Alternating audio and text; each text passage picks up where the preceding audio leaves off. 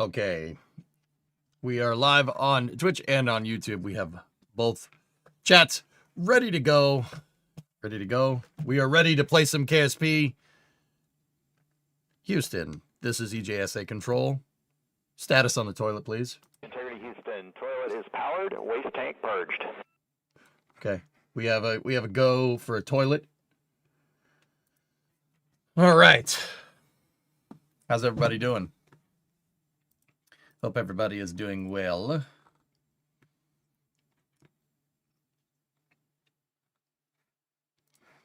Let's play Kerbal. I'm just gonna jump right into Kerbal because we have a long day today. How was the birthday supper? It was great. Great, dude. Yeah, everything's good. Everything is a-okay.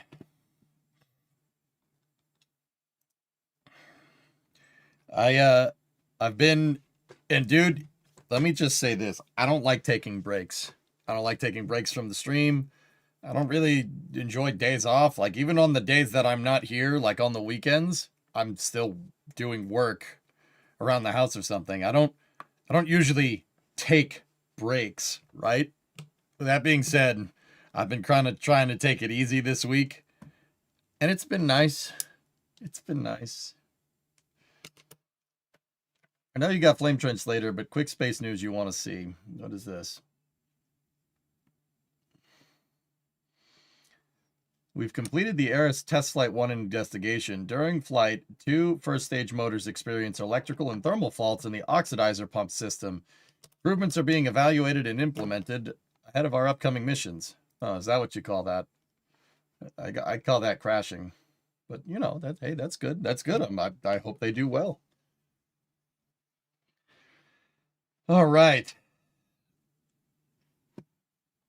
Morning, Country Cooks. How are you?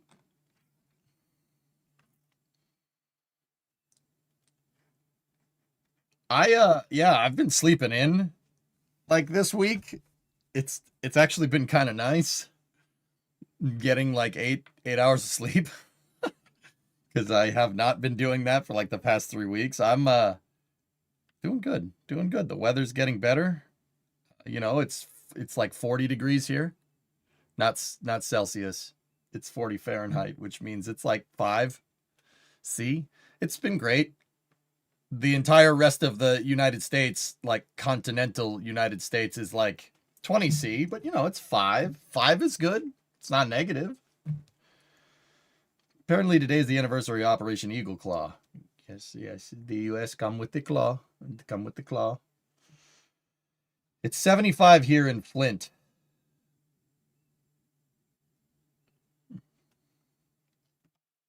You come with the claw. The claws. Yeah, it's like, I think it's like Mexican for like a flattened lizard, flattened chicken or something with claws and a beak. Dino, I have a strange question for you, if you don't mind. Trying to get to Flint from Detroit, do you take 75? Or do you take, what's the other road? 23. Which one is it? Which one do you take?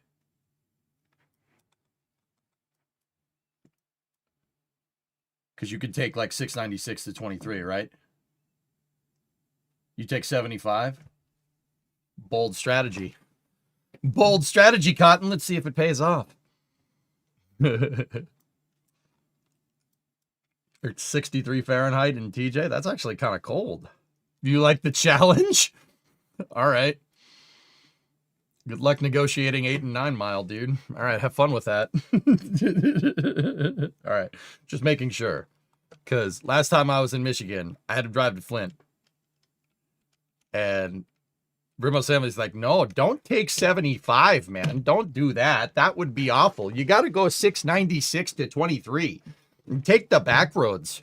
Got to take the back roads, bud. Yeah, just like that. Just like that. They're like, no, don't drive up that road. You don't want to do that. Why do they sound Canadian? Because they're in close proximity to Canada. Oh, just gonna scoot right past you here. Why not? Have you ever been to England? 75 is like the main road through Detroit. It's like, yeah. 75 is the only answer, Josh? All right, okay. Have I ever been to England? I've been to England once. And it wasn't even, you can't even say like I've been there. I had a layover at Heathrow. So that's basically not being there. Yeah, that's what I have to say to that, Fluffy. I live in New England, though. Does that help? Oh, okay. Doesn't help that most of 696 construction is hell right now. Yeah, I noticed that when I was there in December.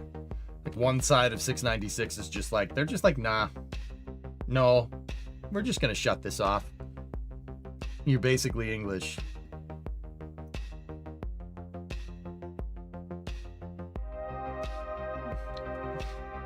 No.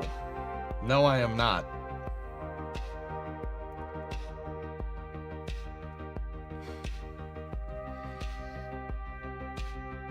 All right. So, we were in engineering mode here. What were we working on? I'm just going to pretend you didn't say that. I forgot when you were in the Netherlands, did you use public transit? And if so, as an American, what did you think of it?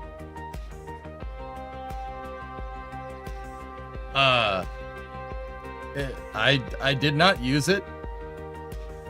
We had a car to drive everywhere. It seemed nice though.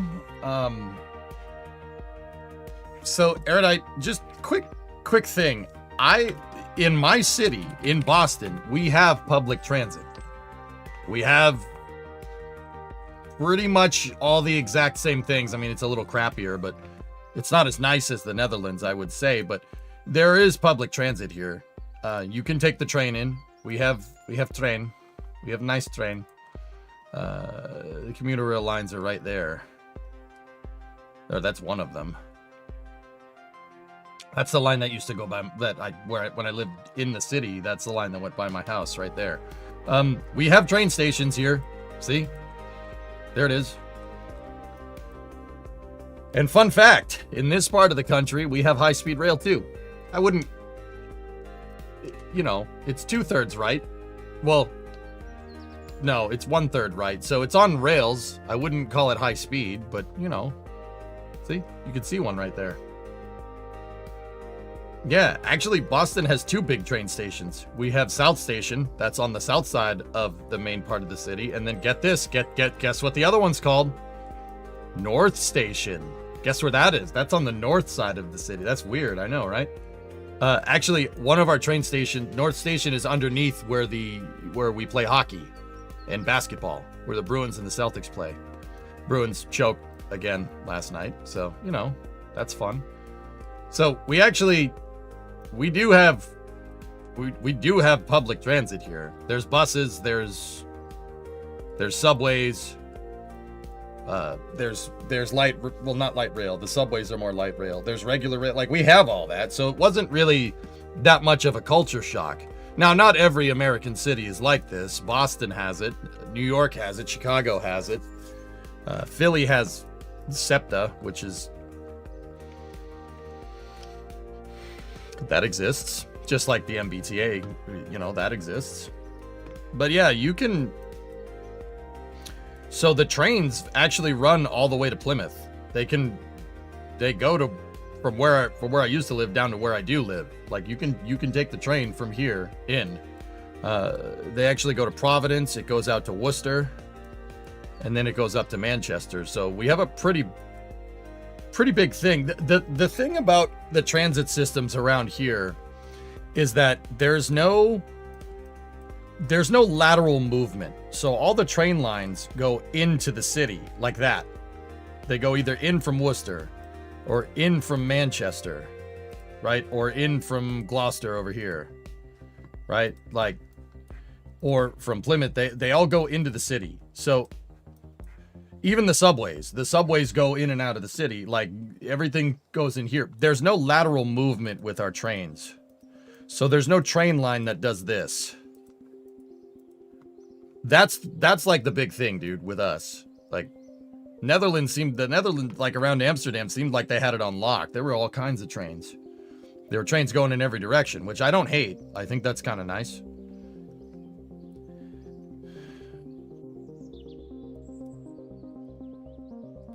So that's the kind of problem. We need a train line that does something like this.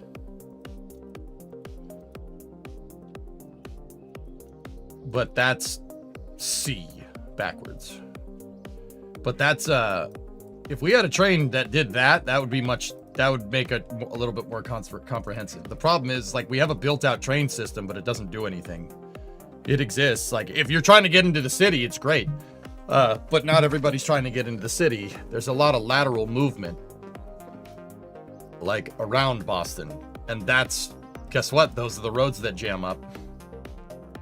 So, see this road right here? That's 128. That road jams up pretty much every day.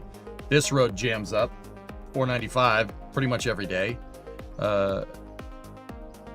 There's only two main highways to get into the city. There's 93 South and 93 North. That's the north-south road. And then there's an east-west road called the Mass Pike 90.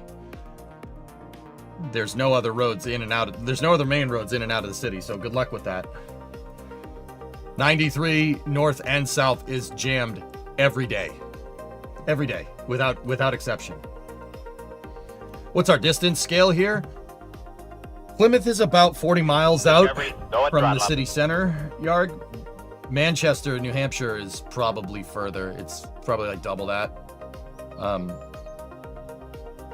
There's no traffic in KSB. There isn't. I can't believe that you guys don't have proper rail infrastructure from DC to Boston. We do. There's high-speed rail. I can take the bullet train to DC if I really want to.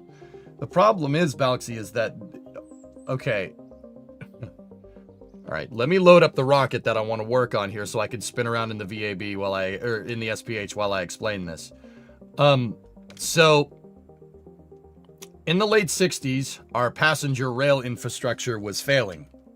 It was failing pretty badly. The reason why is because the airplane's pretty much better in every way, shape, and form, which is true. Like, I'm not going to sit here and pretend like it's not. It is. It's better. It's better and faster. For, I'd say, medium to long distances, right? So the government, instead of subsidizing the railroad industry, chose to subsidize the airline industry instead because that was the wave of the future. Not necessarily a bad idea. And they tried to, instead of subsidizing the railways, passenger rail, right? The decision was made to consolidate instead. And the government forced two of the biggest rail carriers in the country, New York Central and Pennsylvania Railroad, to form a company called Penn Central.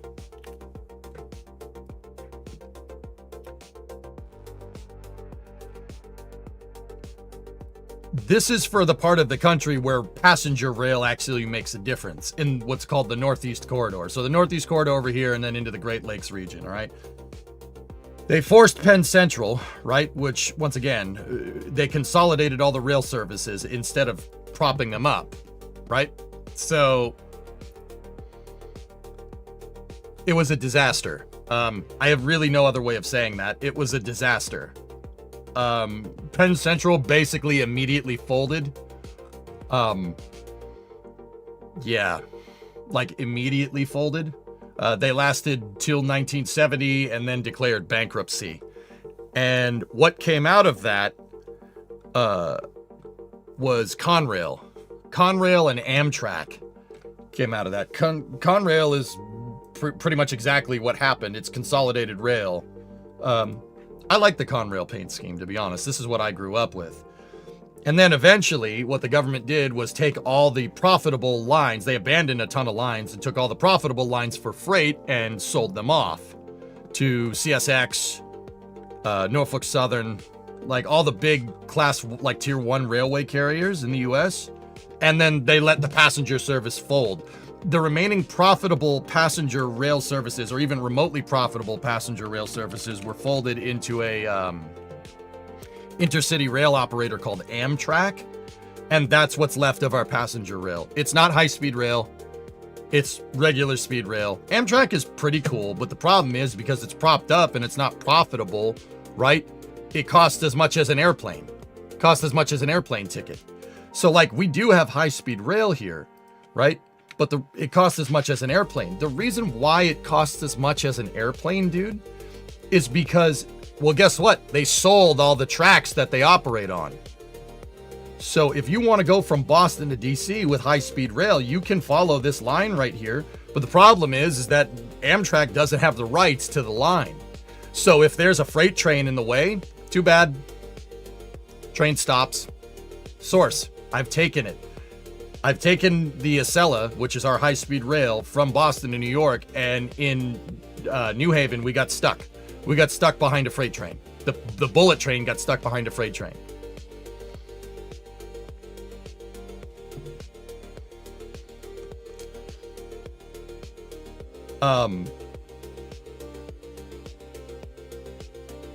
So we do have high-speed rail, and when the line is clear, you can get down to DC pretty quick. Heck, the passenger train, if you have a clear shot to New York and nothing gets in the way, it's way faster than an airplane. Problem is, it costs as much as an airplane, and there's no guarantees there won't be traffic on the rails.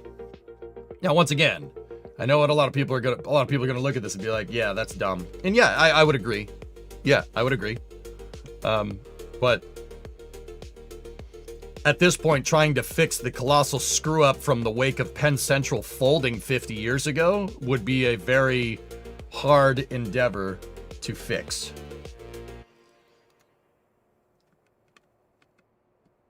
Yeah.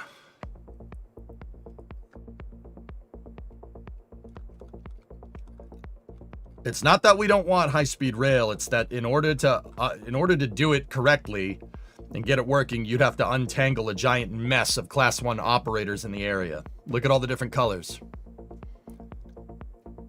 And that's the result from the result of that is the government consolidating the railroad instead of backing the passenger service in the late 60s.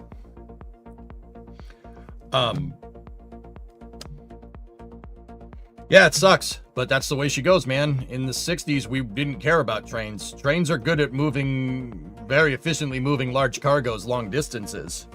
So we just, yeah, they let it fail. And to be fair, like, it's not some like grand crazy conspiracy or anything either. Like, in the 1960s, the car is the future. Decentralized transportation was seen as the future. Decentralized with airplanes, like, and then leave the railroads to freight, which is, I'll tell you guys, like, people aren't going to want to hear this, but that's not a bad idea. Like, I really can't say that's a bad idea. I hate it as a train fan. Like, I love trains. Trains are awesome. I love bullet trains. I had posters of bullet trains on my wall when I was a kid. Actually, I still have the damn poster. It's in my garage. If you look on the back wall in my garage over there on the left, see the train poster? That's the poster that I had on my wall. And it has an SNCF TGV on it. I've liked bullet trains for a long time, dude. So, yeah. I mean, we have okay trains. Like, you can take Amtrak pretty much wherever you want, but it's gonna take days to cross the country, dudes. Days. Like, if you can take the train, you could take the train from Boston to Los Angeles. That's totally doable. You're gonna have to transfer a couple of times, but it can be done. It's gonna take a week to cross the country via train. Even if we had high-speed rail, it would still take 2 to 3, probably 2 days. I mean, it's a big country, dudes. Like, I'm sorry, the airplane kind of completely screws that. Like, but in higher population areas, guys, like, okay, so if you're from overseas, the important thing to understand here is that if you draw a line on the Mississippi River, which is right here, see this line that goes between Louisiana, Mississippi, Arkansas, Tennessee, Missouri, Kentucky, Illinois, that's the Mississippi River. The population density east of the Mississippi is way different than west of the Mississippi. The population density gets very sparse in this area right here, to the point where high-speed rail doesn't really even make sense. Heck, regular speed rail doesn't make sense there either. The plane is king here. No one's gonna take the damn train across the entire country, dudes. Unless it's for fun, for like tourism or whatever. No one's gonna do that. Like, even if it was high-speed rail, no one would still do that. There's also the challenge of the Rocky Mountains being there. That's a big mountain range. Building a train track that goes through that is a high-speed rail that goes through that. A little bit of a challenge. Now, I know what people are going to say. There are high-speed rail systems in Europe that go through the Alps. Absolutely. The Rocky Mountains are bigger than the Alps, guys. Like, not necessarily in terms of height, but in terms of depth. That's just a gigantic mountain range to get past. I'm not saying it can't be done. Like, in the past, I would have said, like, no, screw that. Like, I'm not saying it can't be done. That would be super cool. You know? But I would contend to say that a nice railway system at the national level, like a federal railway system, would be a good feather in our cap for infrastructure. But not everybody's about that life, dude. And that's fair. I get it. Hey, Lyson, what's up? So yeah, if you want to understand why our passenger rail system is basically non-existent, it's not that we don't have the tracks. It's that the government in the 60s did not subsidize the passenger railway system because they saw the car as the future. Once again, I don't think there's any malevolence there. That was a fair thing to say in 1968, right? Like, the car is king, man, for decentralized transportation. But I would argue that driving a car across the entire country is slower than the damn train. People still do that, but whatever.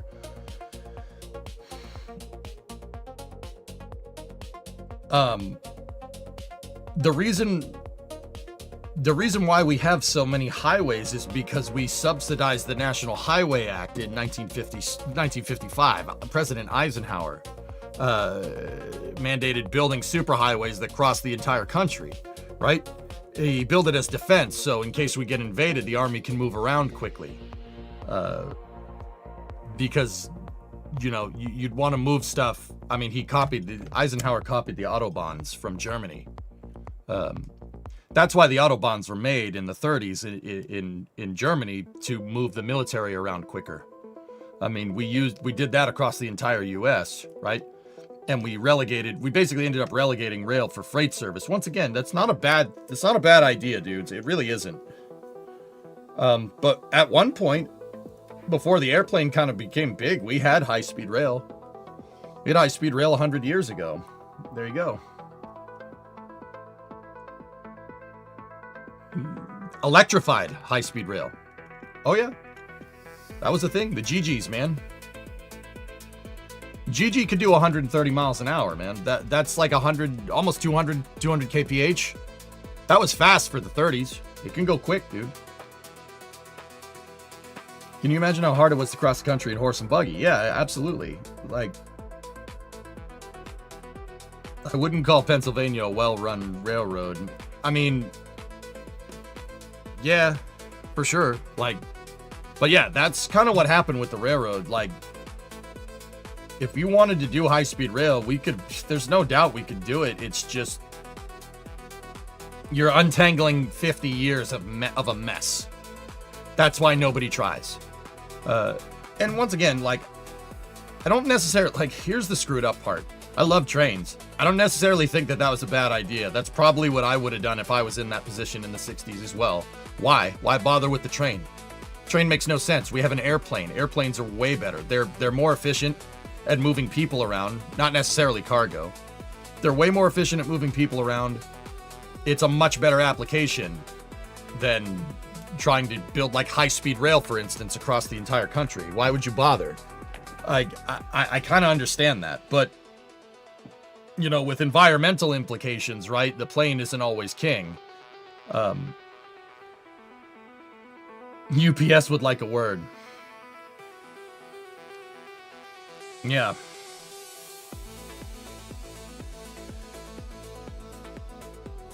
Would trains be better for the environment? Yeah, Neo, a train is a very efficient way of moving things around over medium distances. Long distances if it's freight.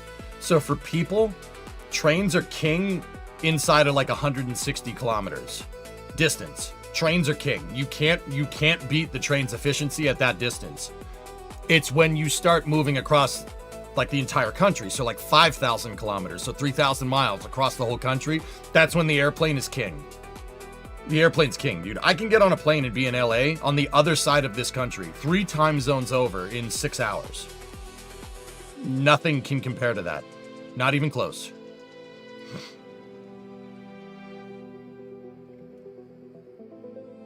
Yeah, Don's exactly. We're not the only ones that came to this conclusion. The Australians move everything via freight, and then they move people around with cars and airplanes. Like, we're not the only ones that have come to this conclusion. It's not the worst conclusion in the world. People may not like it, right? Because of the environmental implications, but it's still not the worst idea. Trains are better than cars for the environment. Hannah, it's not like it's a blanket statement, you know? I've always said that every single type of transportation system has its merits and demerits. Like cars are not really good at long distances. That's awful for the environment. That's a terrible. That's like not even from an environmental standpoint, from just a straight like efficiency standpoint. Like an engineer would tell you that driving a car 3,000 miles compared to driving a train 3,000 miles that's a way. Like, why would you do that, right? Why? That makes no sense.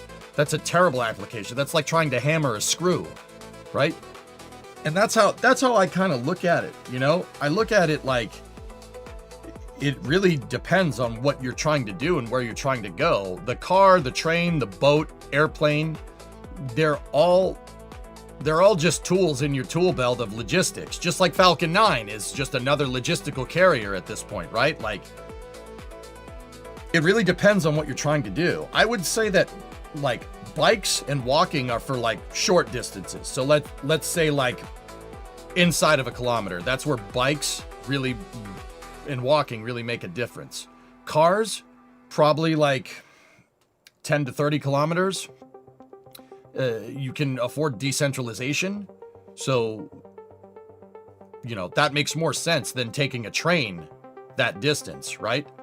I mean, there are asterisks to this, population density, etc., etc. Yes, I like urban planning. If you guys haven't figured this out, I'm not just a space nutcase. I love civil infrastructure. If we weren't such space nuts, we'd be playing cities every day. But there's always an application for everything. Walking and bikes are for short distances and smaller cities. Or cities with an older setup, like Amsterdam. Bikes and walking makes perfect sense. Even Boston, to an extent. Bikes and walking makes perfect sense, which is why we have bike lanes, right? Cars are really good for, like, short to medium distances. Trains are good for medium distances. So, like, if you're moving something, I'd say between 30 and 50 kilometers for people, that's when trains really come into their own. But people still have to get to the train stations, right? So either walk to the train stations or drive to the train stations, right?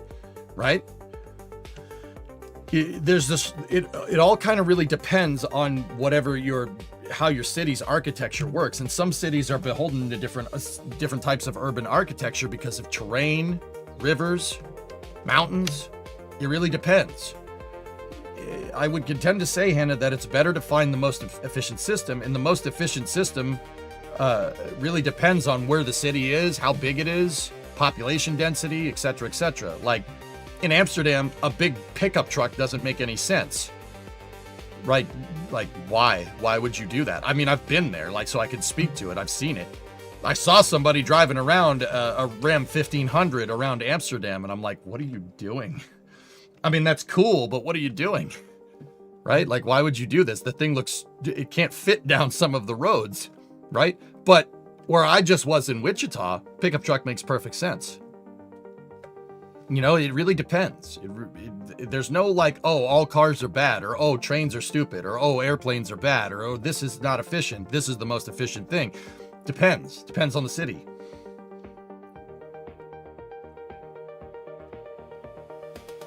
Yeah, exactly, SCJ. If you're out in the country, you're out west of the Mississippi, get a big pickup truck because you're going to be going 30, 40 miles to the damn grocery store. So it's more efficient to go to the grocery store, go into town, get everything you need in one shot and drive back rather than taking multiple trips. That makes no sense, right? Like, so a bigger vehicle is favored there. That is the most efficient application in that with that type of population density, right? Like that's what makes the most sense. So go get that damn F-350 dually, baby. Let's go. You got cattle to move. Let's freaking roll.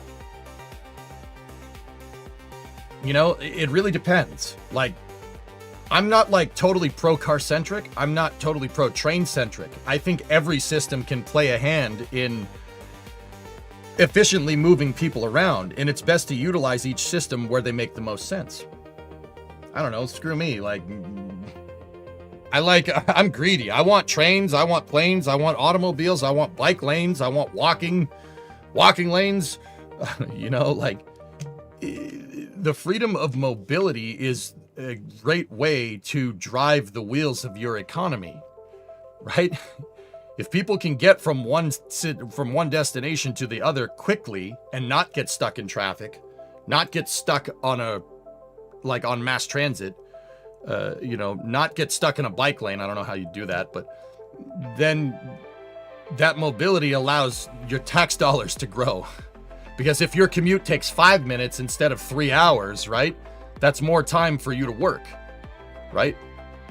And actually, it's not more time for you to work. You got to work the same amount. That's more time for you to be off work, going and doing other things that aren't being stuck in traffic.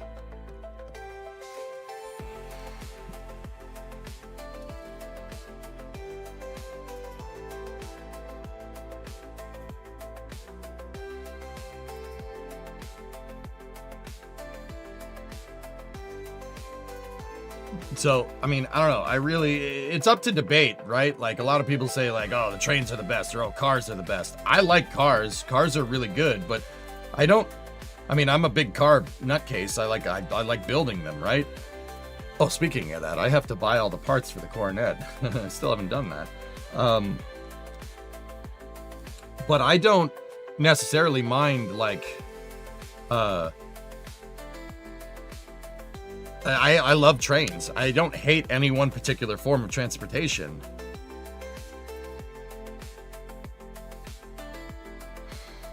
But yeah, Erudite, no, sorry, we got into the weeds there with transportation. I love civil infrastructure, bridges, tunnels, roads, cars, trains. I love that stuff. Erudite, what did I think of the Netherlands? The Netherlands has a pretty damn good built-out train system, you know? But one last thing, the Netherlands does this. That's what a lot of people don't realize. The Netherlands has everything. You could take the train, you could walk, you could take the car, you could take whatever you want. You could take a boat. I think this is a really good way of doing things. The Netherlands has ridiculously big train. You have crazy built train infrastructure. I mean, the Amsterdam Central is beautiful. It's a beautiful train station. But look, you have your beautiful train station, and then you have trams to disperse throughout the city and bike lanes to disperse throughout the city because high population density, or you could take a boat. But right next to all of that, if you go down here, you got a big highway that goes through the city too. It all depends on what you're trying to do. And I think that's entirely correlative to population density. So how thickly is it settled? Amsterdam, it has high population density.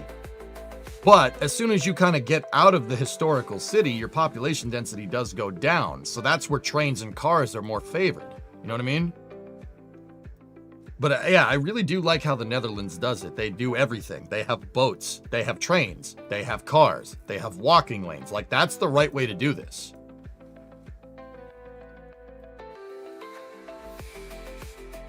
I mean, Tokyo is the same way, dudes. Tokyo can't afford to... A city like Tokyo can't afford to have like one type of transportation system. If everybody used a car, everybody would get clogged up. Tokyo needs subways. They need above ground rail, high speed rail. You need everything for a city that large.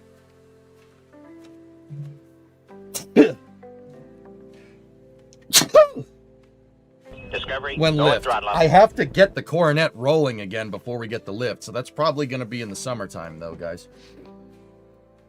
Anyway, sorry, allergies are starting to get me. So we were building out a 5-segment booster here. Yeah, well,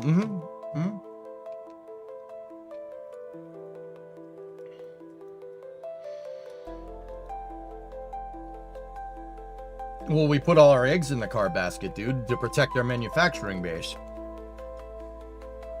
That kind of worked, I guess. Repaid, you live for the conversations that you have here. Yeah, dude, exactly. Yeah, there's a bike parking garage by Central, which is super cool. Das and I just went and walked into the bike parking garage just to see a bike parking garage. You guys want to hear something nutty? Look at this.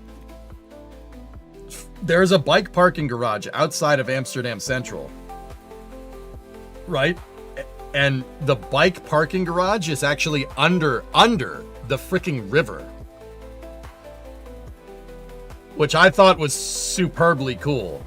If you look right here, there's a little channel that goes through and around Amsterdam Central Station here. The bike parking garage is under the river. I can't say that any better. It's underneath the damn river, which is cool. I think that's super trick. That's really neat. Really smart, man. If you go and look at the timeline, you could see some blurry pictures.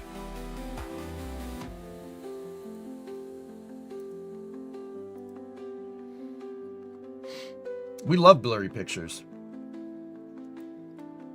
All right, whatever. It's there. There's the...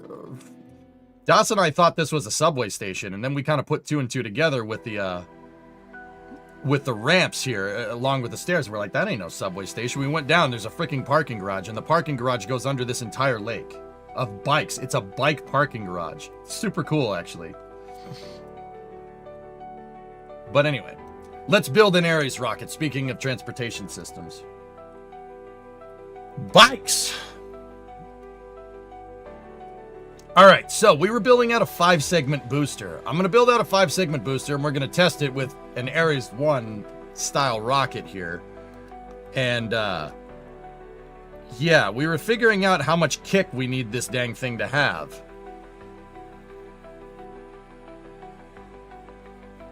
Zidane, I was shocked when I visited the USA and saw the difference in public transport. It depends on where you go, Dusty. Depends on where you go, dude. Like, that's really important to understand, man.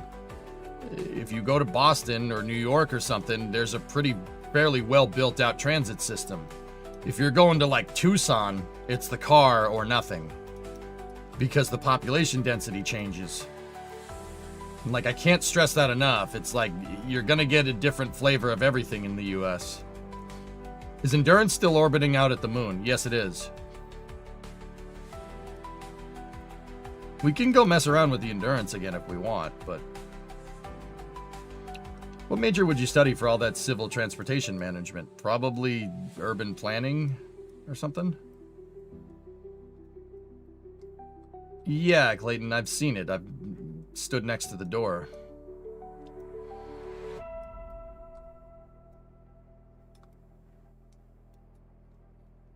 All right, so... Let's think about this.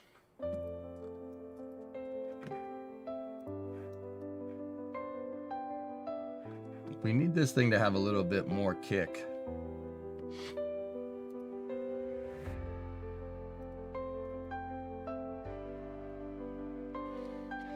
Geek, it's not just the size, it's the terrain. We have to negotiate 2 gigantic mountain ranges on the east and west sides of the country. Like, it's not just that, like... You know, I was about to say, you know, most of Europe is flat, but that's not entirely true. There's the Alps and the Pyrenees and all this other stuff, but that's a tiny mountain range compared to the scale of the Rockies, dude, right? Like, tiny. And I ain't making excuses either. Like, and I'm not gonna sit here and pretend like the decision to kind of abandon the railways in the 60s wasn't a good idea. That was the right call. Like, as much as people don't want to hear that, like, I know people don't want to hear that, but that was the right decision. Seeing a 5-segment in KSP is strange. Yeah, we ended up building out a fairing for this. Now we got to figure out how much thrust we should give this thing. I do have a programmed cal controller here. The programmed cal controller is going to modulate thrust to simulate the tail off of the SRB, right? But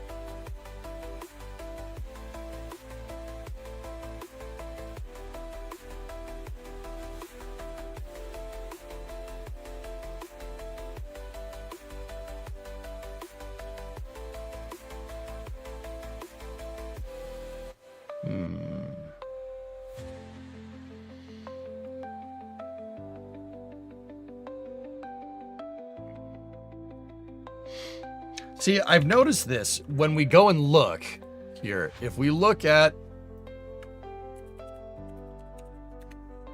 right, if we go at the look at the shuttle SRBs, the 4 segments, burn time is 123 seconds, right? Specific impulse 268. Max thrust is 15. These things here, look. Each booster had a liftoff thrust of approximately 12 meganewtons, 2.8 million pounds force at sea level, increasing shortly after liftoff to 14.7, 3.3. Yeah, and then they tailed off. So, if we... Let's open up another window and let's look at the 5 segment.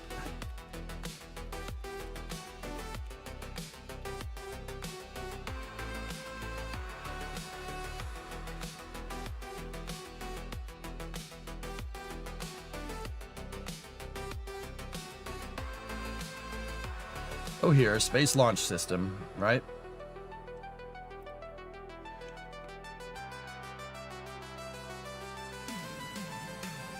The 5 segments have a liftoff thrust.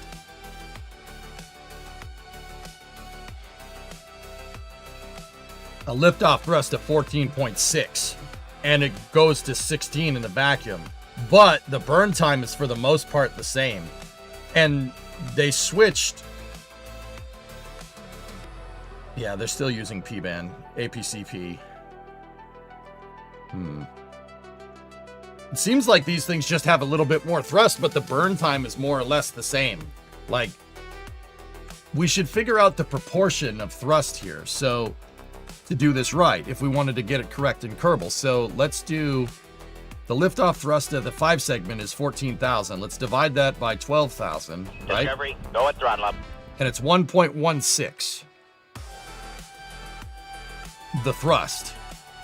Okay, cool. So now let's go back into KSP here. That tracks for SRB lengthening, right? Yeah, exactly. So let's go back over here.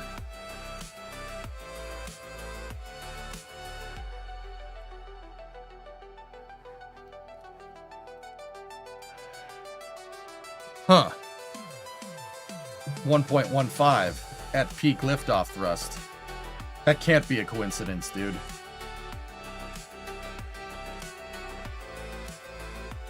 Dude, I'm almost wondering if I did this on purpose.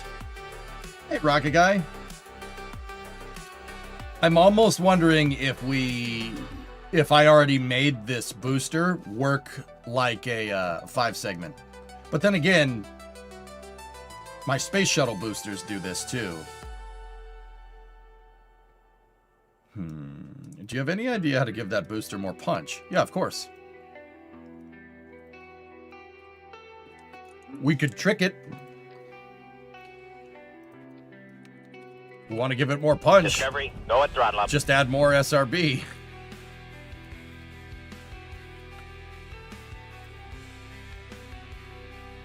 Just shoehorn that in there. It'll give it more thrust. Hey, Pizza King, 58-month resub.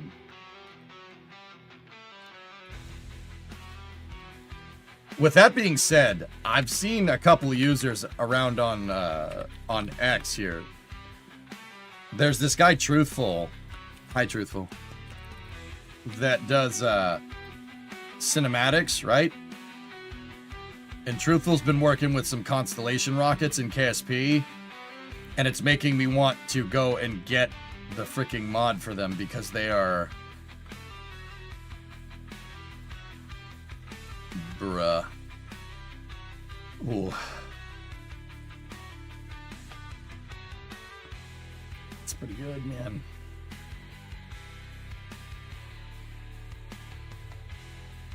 Freaking Altier lander is ace, dude. I don't know. I kind of like building stuff myself. I like the fun of building in stock, but man, that Blue Dog, I think he's using BDB, which is...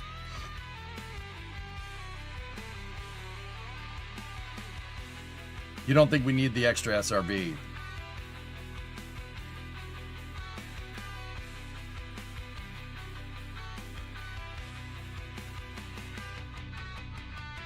Do you have any idea?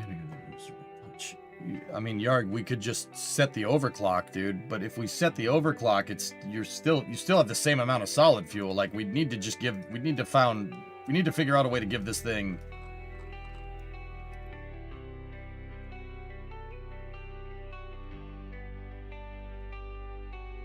I can't believe they built some of SLS near your house in New Orleans. Tony, yeah, of course. Every space shuttle external tank was built at Michoud. Every single one of them, dude.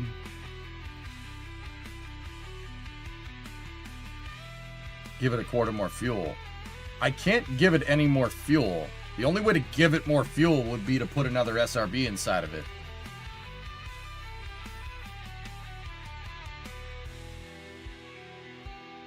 I'm thinking.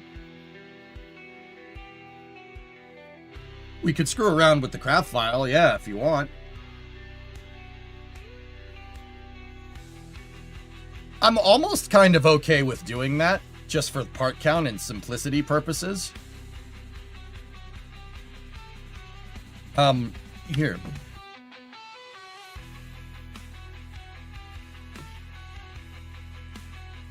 Give me 1 second. Let me go find where Kerbal is.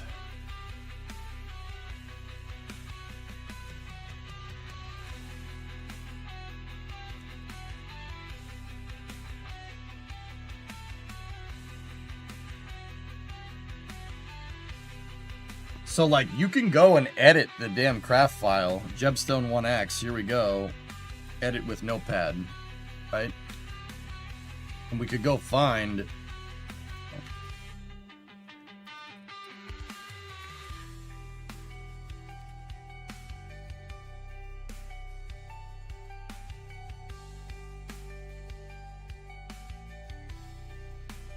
I didn't spell Clydesdale right.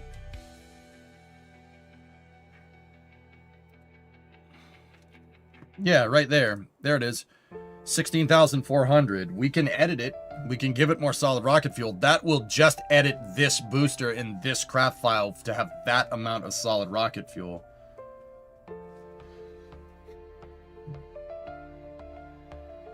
I kind of want to do that.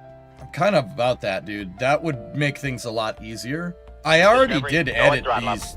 I already edited these boosters to have... Oh.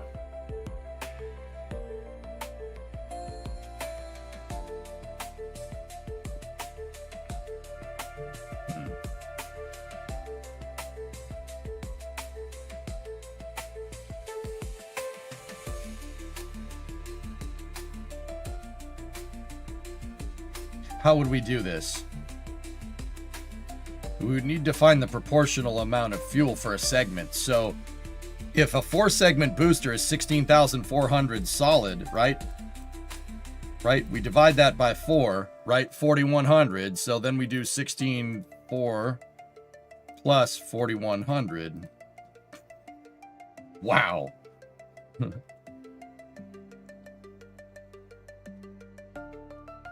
All right. Wait, how much was that again? Hold on. 20,500? Oh, no, no. Here, I'm going to do it with the 20,500.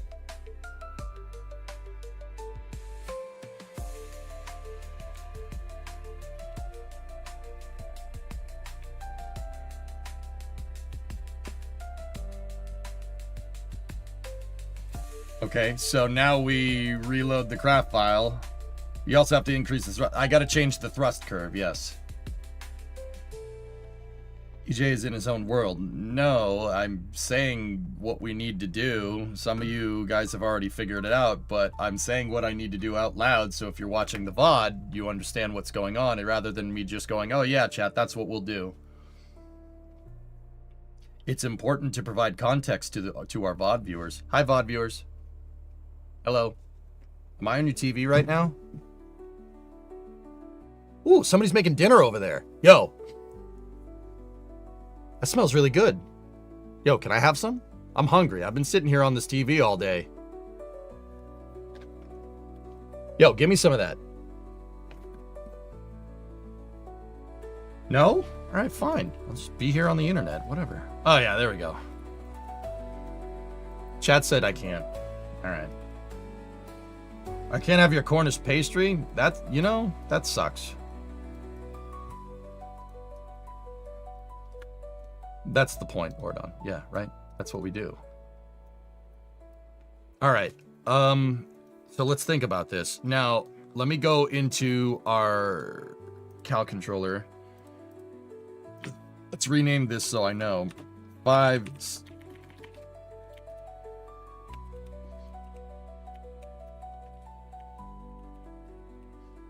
Constroller. 5seg SRM controller. That's your... Thanks, your sister's cooking apple pies. Oh, you're welcome. Let's go here.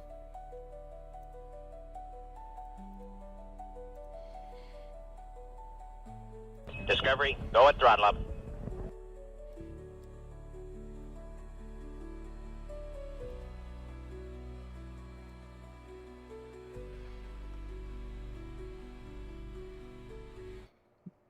Appreciate you, big dog. Thanks, Grizz.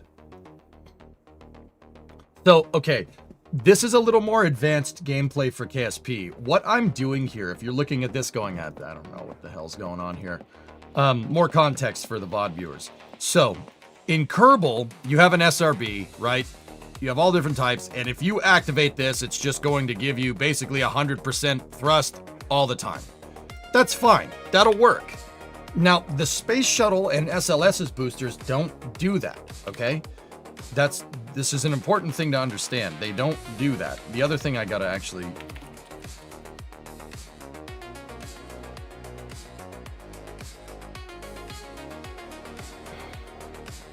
set the gimbal limiter to 500. Or 800, because 8 degrees of gimbal.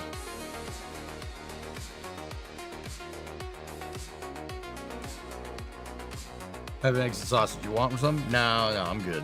Bod EJ might be hungry in the future, but current EJ's fine.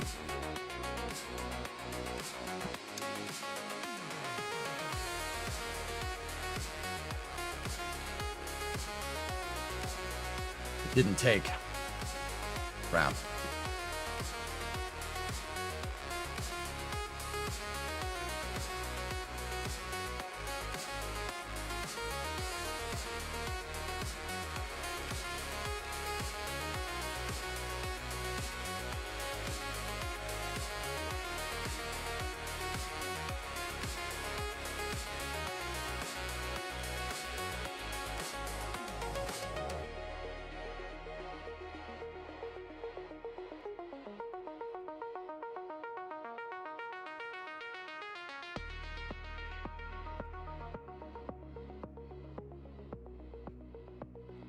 Just leave that like that. That's Notepad++. There is an SRB fuel tank mod. Yeah. No, but I'm not worried about none of that. We won't have side fumbling. There we go. Alright, now she's tooled up.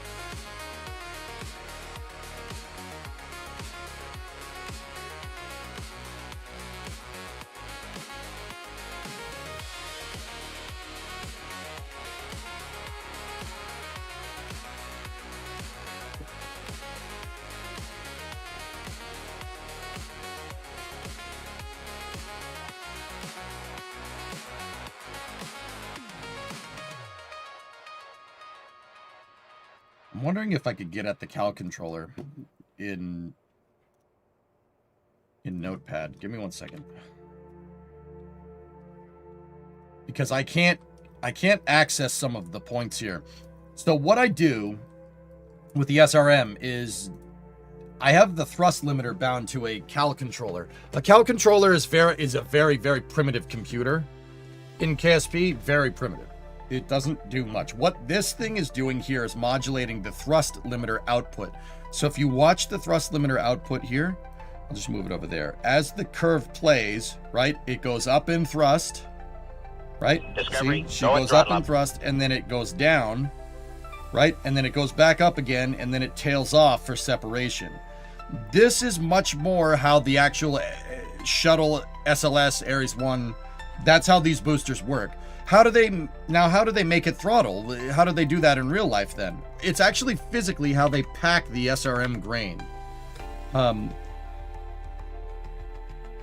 Solid rocket boosters, these ones are made out of segments, right? Those segments get moved in pieces. There's one of the segments right there.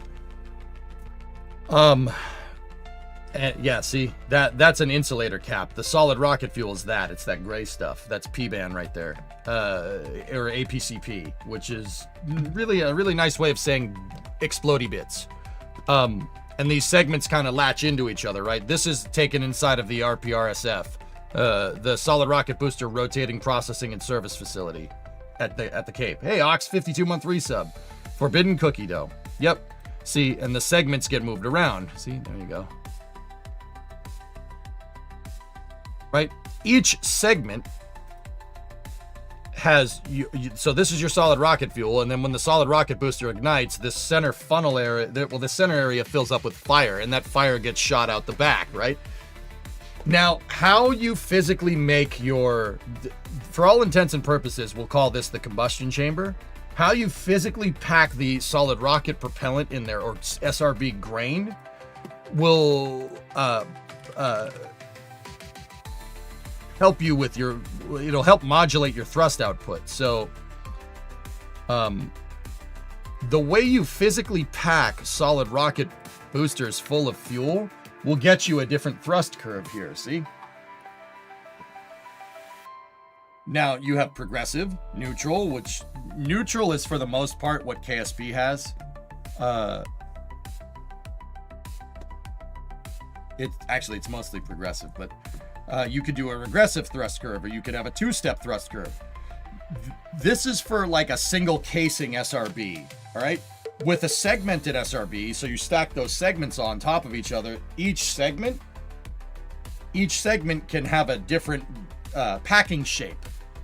And that will create a thrust output on the SRB that actually is modulated. It can go up and down, right? So the way we built that in KSP, the way we got that working is I used a cal controller with a thrust limiter to simulate the different segment packing. So it works just like a real one. This solid rocket booster actually throttles down for maximum dynamic pressure.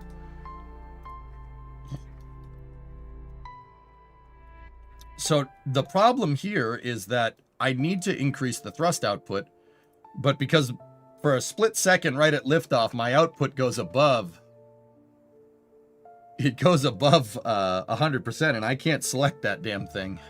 It goes up to 115, as we discussed. That might give us the TWR that we're looking for. I mean, 1.12 at liftoff now. What is it with payload on board?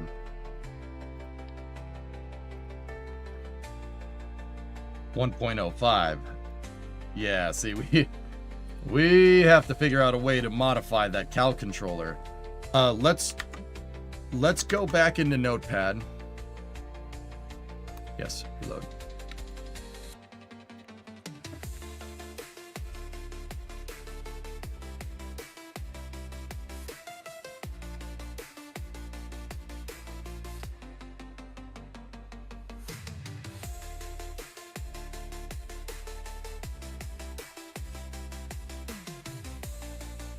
Art controller. All right, I'm gonna go ahead and guess that that's probably it. Let's look around here, see what we can find. There it is. Sequence position, controlled axis. Controlled axis is thrust percentage. There's my key right there.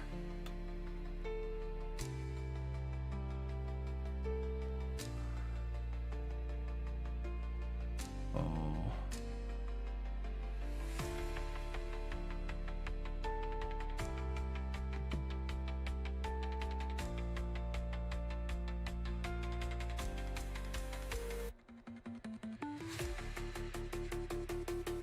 $88.80, 70, 770, 88.80, 77.70.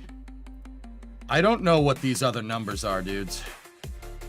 I'm gonna go ahead and guess that that's curve position.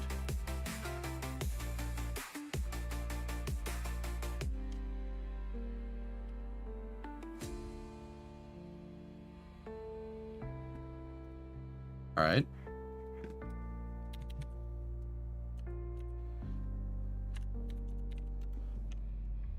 Okay, so if we set that number right there to, hold on, calculator, come back.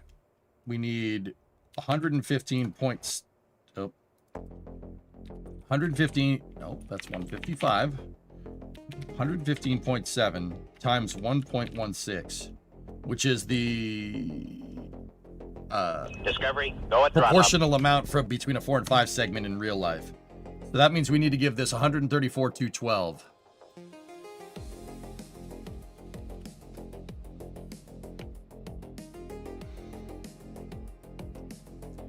Save it.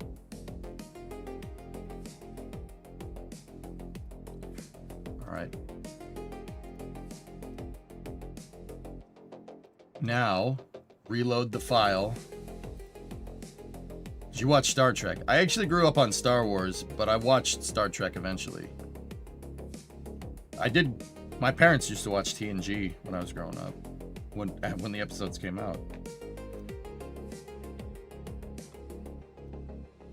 All right, now let's go check our controller here. Open. Now the first curve should push us up to 134.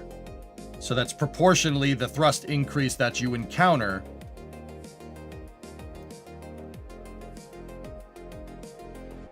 Proportionally, that's the thrust increase that you encounter on liftoff. Now I'm wondering if we should bump up all of these.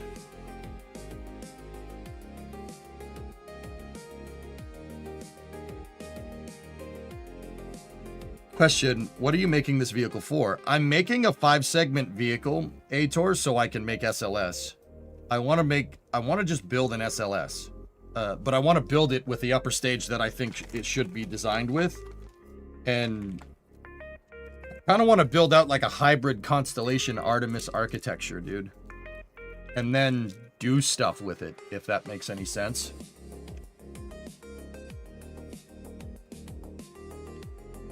Yeah, Bim, I'm pretty sure we're going to have to modify all of these numbers. Just basically bump that entire curve up. Or else our fuel consumption isn't going to be proportional. So yeah, that's what we're going to have to do. So we're going to have to just run some numbers here. 88.8 times 1.16 gives us 103, right? So 103.3. Or no, it's 103 on the dot. All right, now let's do the same thing again. Shut off the other calculator so we don't get confused. 77.7 times 1.16. That gives us 90.132. And then we have 70.3 times 1.16, 81,548. Right? The reason why I'm bumping every number up is to be able to deal with the increased fuel. We increase the fuel amount, but if we don't change the thrust curve, then we'll get to flame out on the SRB and there'll still be fuel left in the SRB and it'll keep firing. This is getting into some quackulous here. But we're just gonna kind of brute force this for the most part. 85,921. Hopefully most of the behavior that we had with this thing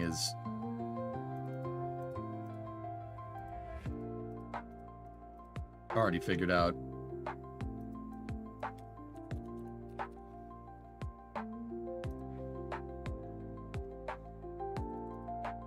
$74.07 times 1.16, 85.92. Yeah.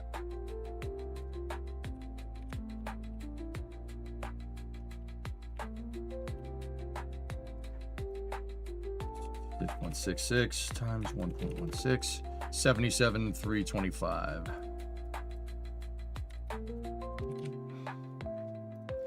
And then here comes the tail off, so that's 59.25 times 1.16, 68.73.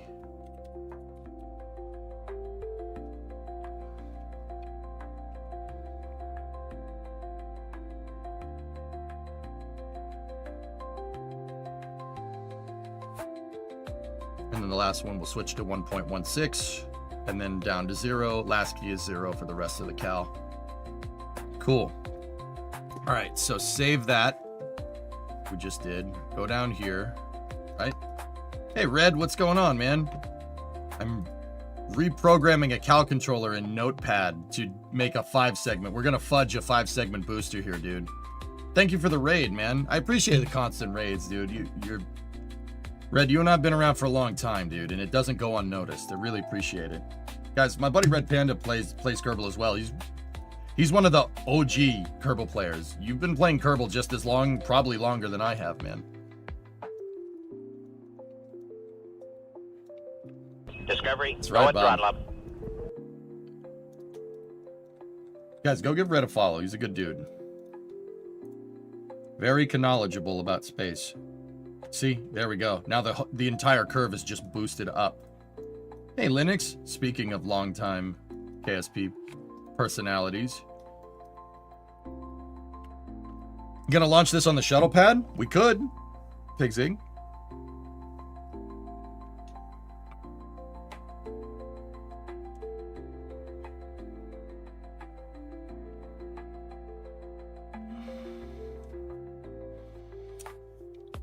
You know what? I'll just knowledgeable. Yes, right? Yes. All right. So now see, now we're at 1.12 on liftoff. Oh man, this thing is gonna freaking rocket, man. But see, here's the thing, guys. My Jebstone rocket with the 4-segment booster, a 4-segment. So the Jebstone 4 rocket here, right, is kind of, I used this in a career mode save once, and it is, dude, it is disgustingly good. It made me a pretty big Ares-1 fanboy, but not Ares-1 like moving people necessarily. This thing moving cargo is disgustingly good. What I essentially did was take a shuttle 4-segment SRB, and then I put a Saturn V 3rd stage on top of it.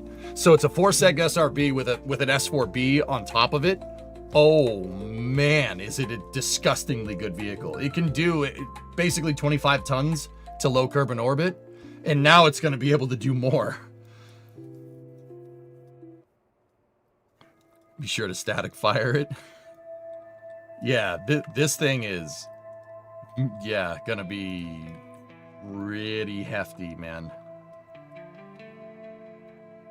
I have to redo the stage here, just a smidge.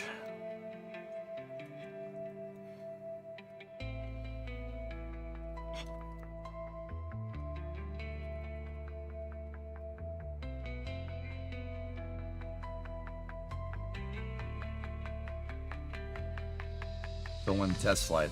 Give me a second. Yeah, my strut work in here is all dookie now.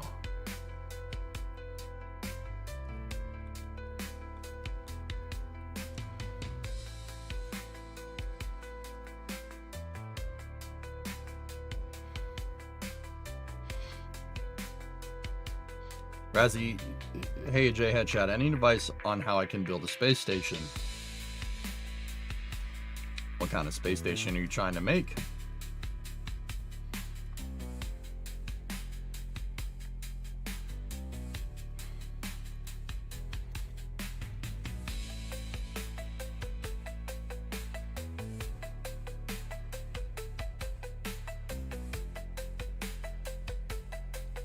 Did you get the shuttle to work? Yeah, Aitor. Did the mass scale up when you increased the fuel capacity? Yes, it did. It was showing in the thrust away at liftoff.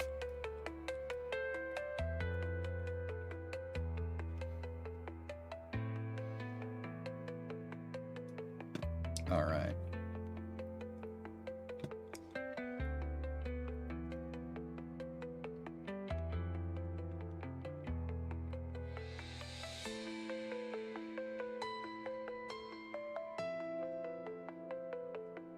I'd like to build a space station like the ISS, something that is in orbit where I can expand it with various modules. So in Kerbal, it's going to be easier to build a modular station. It's going to be easier to build something like Mir. Mir is just a bunch of modules that each have their own RCS and they just dock to each other. It's easier to do that. Trying to build something like the ISS gets to be a little bit difficult because now you need a space shuttle and a robotic arm to put it all together. I would suggest trying to build something like Mir first. Actually, you know what, dude? Don't even build Mir. Mir was not the first space station that the Soviet Union ever tried to make.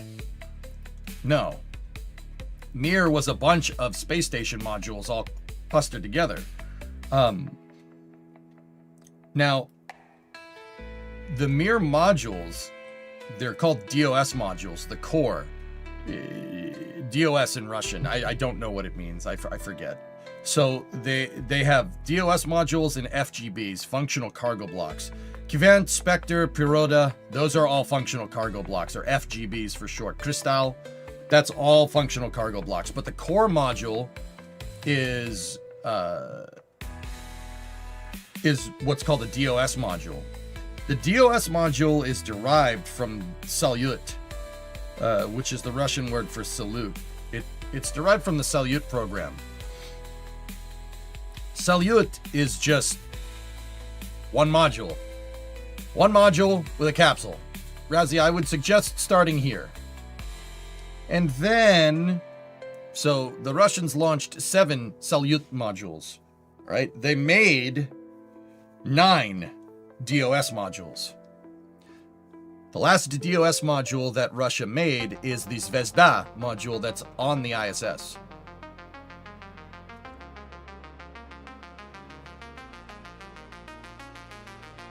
So start with something simple like this. Or if you want to go a different route,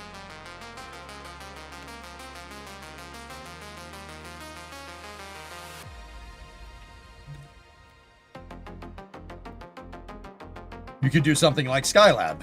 Skylab is well, you can't necessarily do this in KSP, but you can make something like this. Skylab is an upper stage that they decided to build a space station. NASA decided to build a space station module inside of it before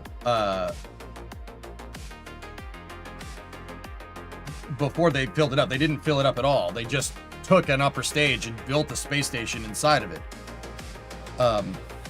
And then launched it on a Saturn V, and then used an Saturn 1B to get the people up there. People docked to the thing, and then there you go.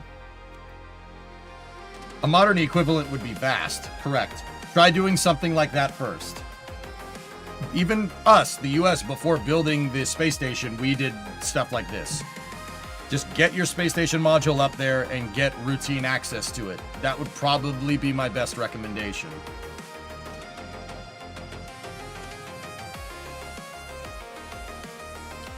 I still think Skylab is a good idea. If it was up to me, I would do this with the EUS. Yeah, there, I said it. So the idea, just in case you were wondering who came up with this idea. So this was a von Braun idea. And what von Braun wanted to do, guys, is use this as a prototype spaceship. Skylab was a prototype interplanetary transport vehicle. Now, how? Why? What are you talking about? So, what von Braun wanted to do was build a wet workshop. So, what is a wet workshop? What does that mean? So, I told you that this was a converted Saturn S4B, Saturn V S4B. It's a third stage that they converted into a space station module and they launched. What von Braun wanted to do is make a wet workshop. Now, what is a wet workshop? What does that mean? A wet workshop is we'll build this out right now. So build the space station module, build it inside of the gigantic hydrogen tank on the S4B, and then launch it with fuel inside of it and an engine in the back. That's called a wet workshop. A wet workshop is where you build a space station inside of a spent stage.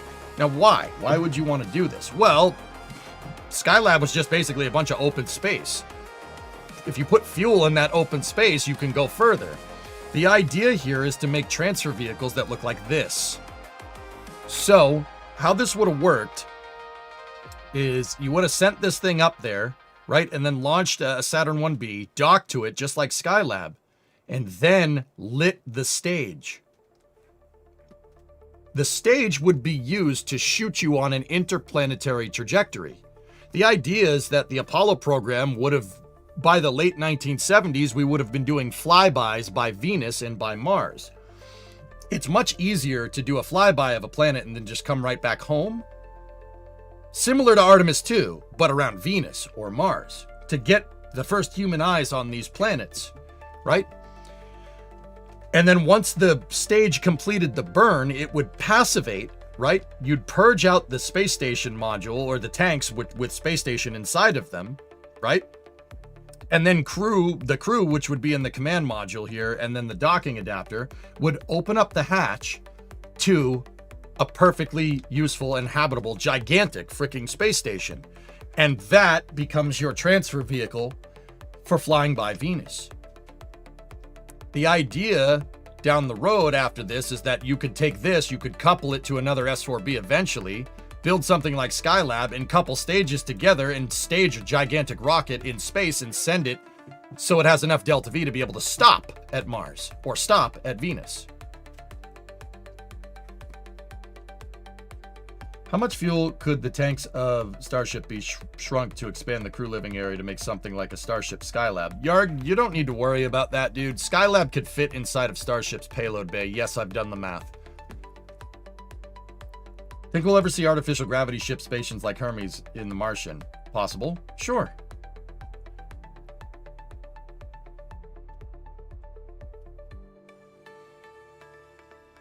Seriously, Yarg, see where that checkerboard is? On top here, on the forward skirt of the S4B, that to there, to the aft skirt, where it mates to the vehicle stage adapter in the S2, that can fit inside of Starship's payload bay. You could put an entire Skylab inside of Starship's payload bay, dude. You don't need to worry about that. You don't need to worry about changing the tanks. Starship could just do this. You could just do flybys. Yeah, Starship's, so this stage is 6.6 meter diameter. Starship is 9. It can fit in there.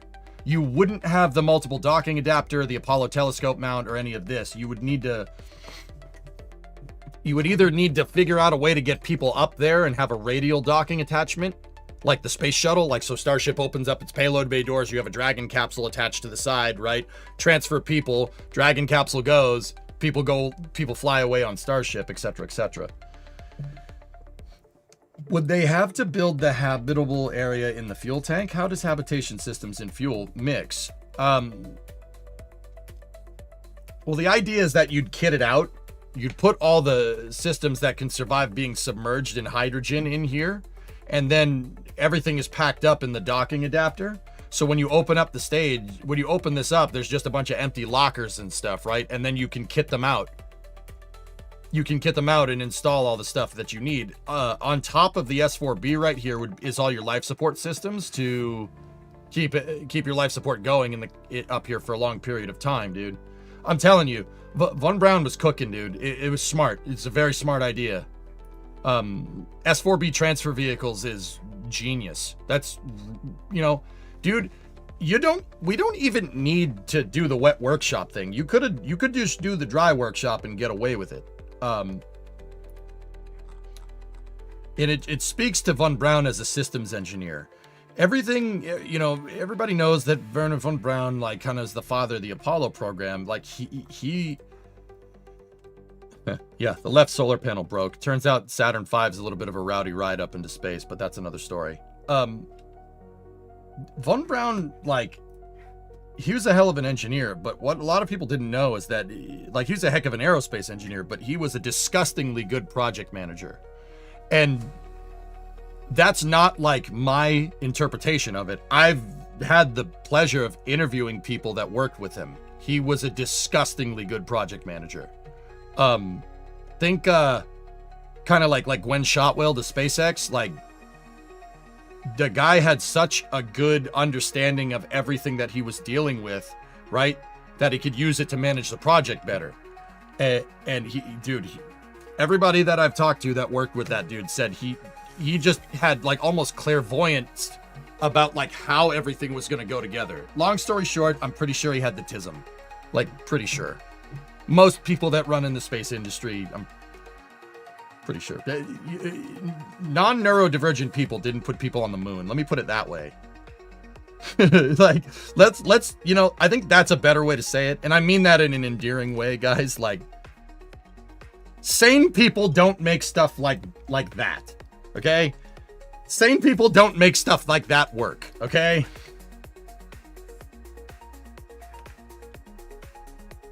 Like, that's not how that works at all. Like not in the least, man.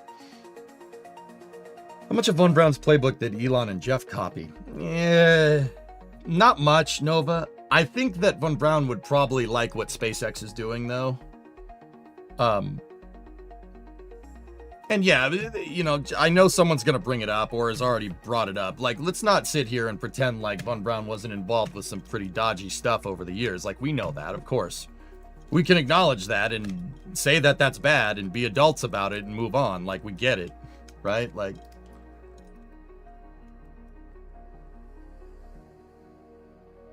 that's right, Deep Fried. I think Von Braun would like Starship. He would really like Starship, especially the reuse. Von Braun was a big proponent of reusable spacecraft. I'm pretty sure he didn't. I don't know this for sure, and I don't speak for the guy. Pretty sure he did not like expendable rockets. He proposed a reusable architecture for a vehicle like Saturn V sized in the 50s. It was on Walt Disney's show.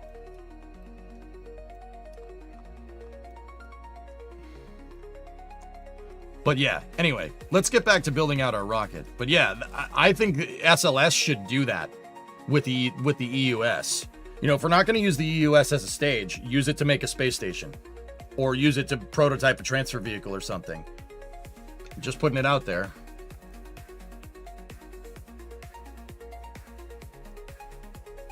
Yeah, Don's just being an adult, you know. Nobody's perfect, and I understand that. And what he's done, what he did in the past before the Apollo program is certainly not excusable by any means, right? Like, it's just how it is, man. All right, anyway. Let's keep going. So we got our 5 segment pretty much ready to go. I'm probably going to need to redo some of the strut work in here to make sure that this works right. So let me just get rid of all these. Oh, what the heck was I doing here? All right, whatever.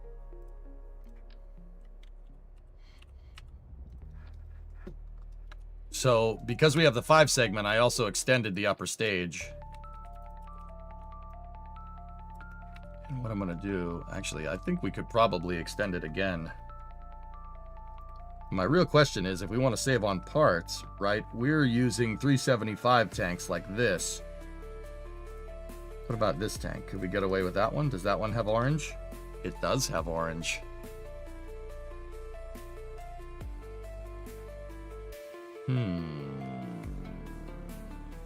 He did, Cal, yes.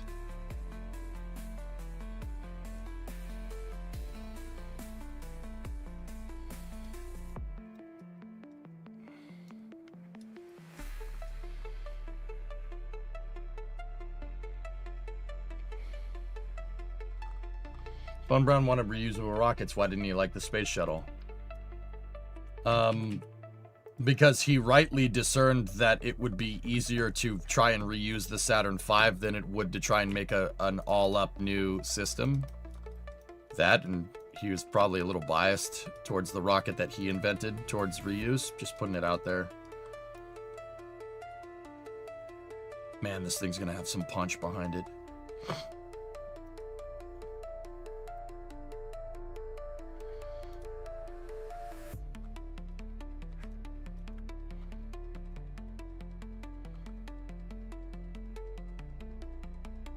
Jeez.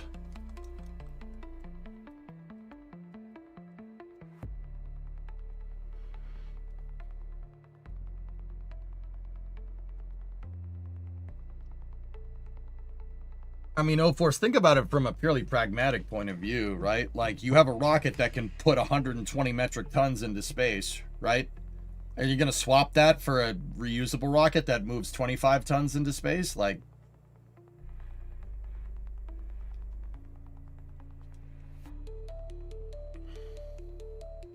I'm good, Nova. Thank you.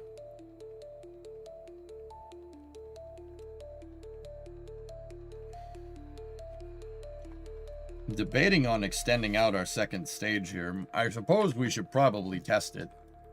You guys want to see a launch, don't you? Don't you?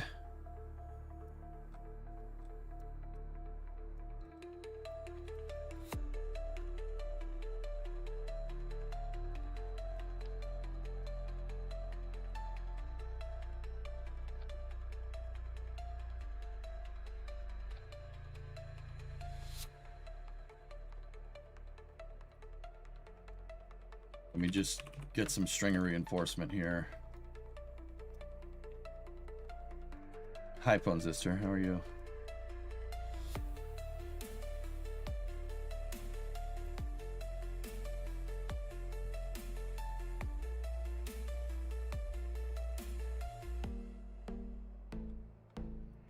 Linux, I like the space shuttle, dude. The space shuttle's amazing. I love it, and I'm happy that it existed. But Linux, I'll tell you, if I had to choose between Saturn V or the shuttle, I will take heavy lift. Probably easier to say that in hindsight, but also, I don't think my upper stage is big enough here. So the reason why I'm worried about this is because we just have, this thing's going to pack a huge punch at liftoff. If this goes too fast, it'll fall apart. It'll shatter into a bajillion pieces on the way up. I'm just worried we're not giving it the upper stage kick that it needs. Let's put 18 tons of payload on there, and let's make sure my action groups are still bound. Place sequencer, activate release clamp.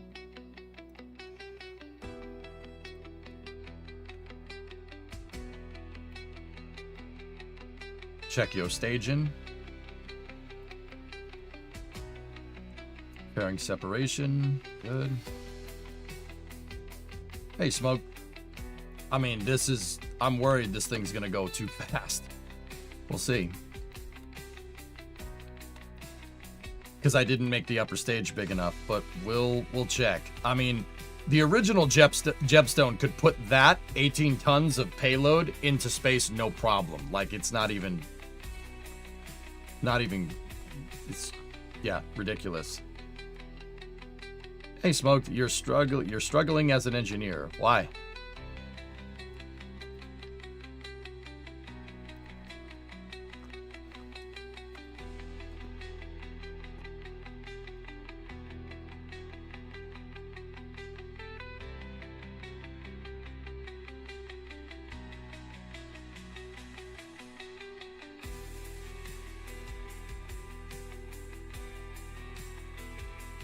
Yeah, Hellfish, I'm pretty sure this design could move way more.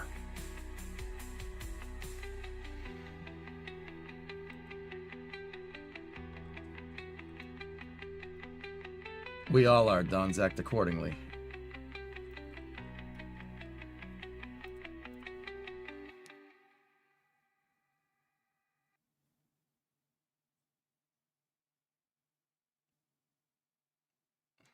Their thoughts of drying out the hydrogen from the workshop was to just open the access hatch to open space. Oh, jeez. Yeah, what workshops kind of, remains to be seen. That's a good idea or not. Oh my goodness, look at this damn thing. That is a big rocket. All right, ready? 10, 9, 8, 7. This might explode. 6, 5, 4, 3, 2, 1. Oh my goodness.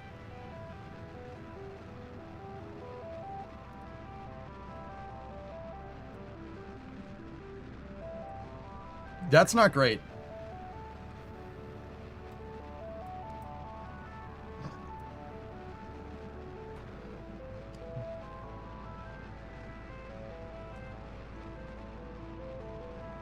Stay with me.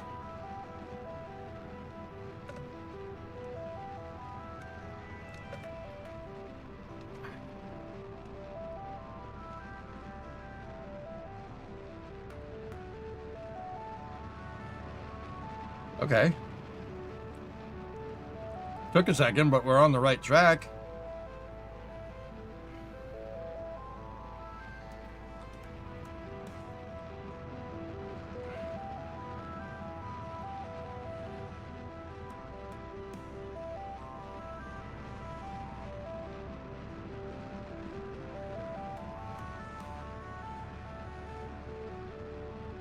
She's a little wobbly.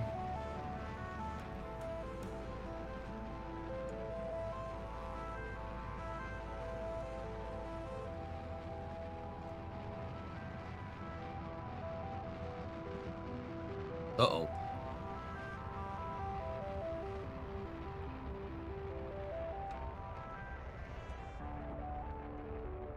Ooh, staging. The staging velocity is not great, dude. The upper stage is going to have to do a lot of lifting.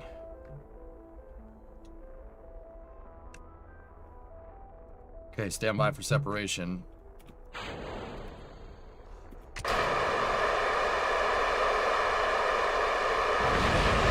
Yeah, that's fine. Just blow it all up.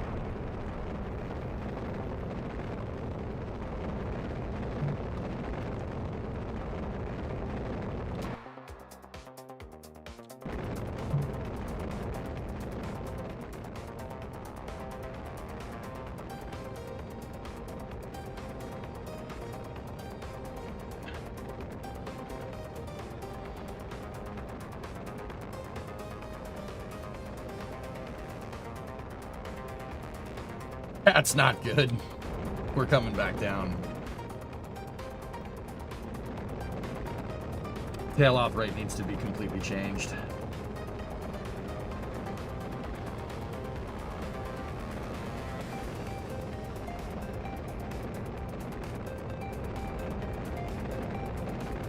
Yeah, we're falling. Not great.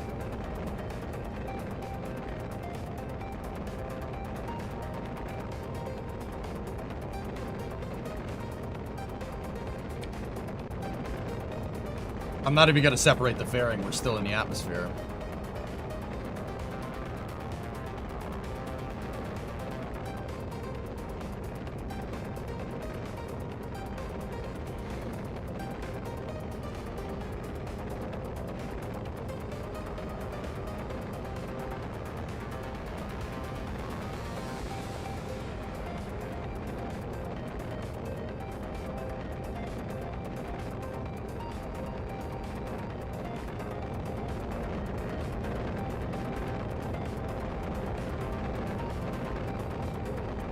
So what's the issue? The tail off thrust, Doc, is not. My staging velocity is too low. I gotta keep the thrust up on the SRB for a longer period of time if we're gonna move this type of stage. Aero is gonna overcome my stability assist right there.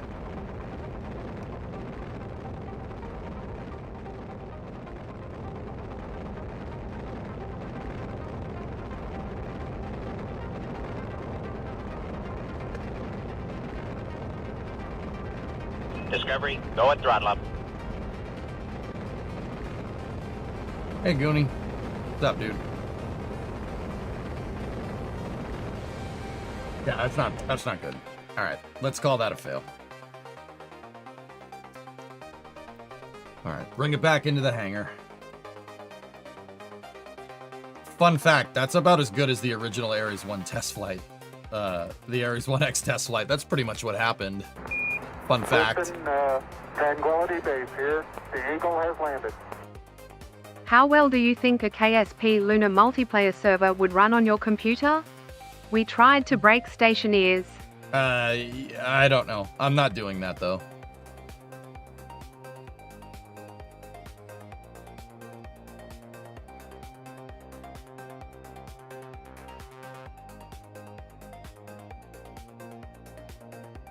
All right, let's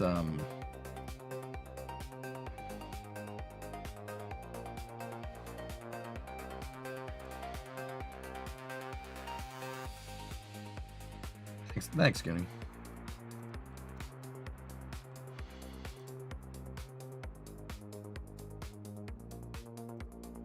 Honestly, like right here, 100.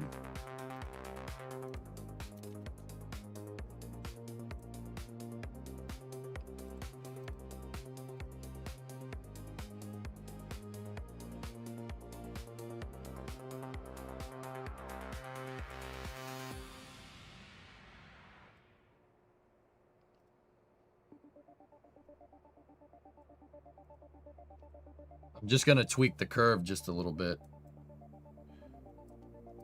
We need to get our staging velocity in order to pump the, like, this is just me speaking from experience. In order to get this stage to do anything useful up in space, we need to be staging near 700-800 meters a second.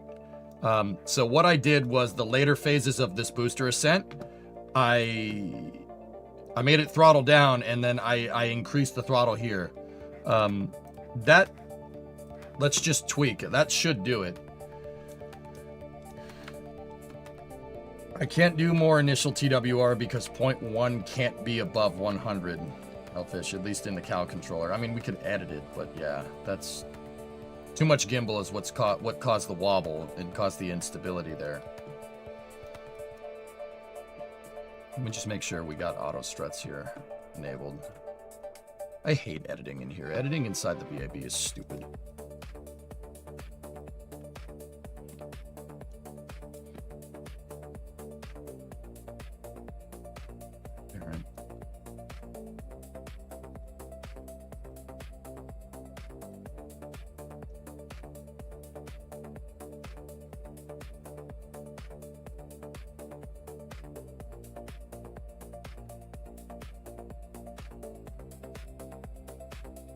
Nice, Goonie. That's cool.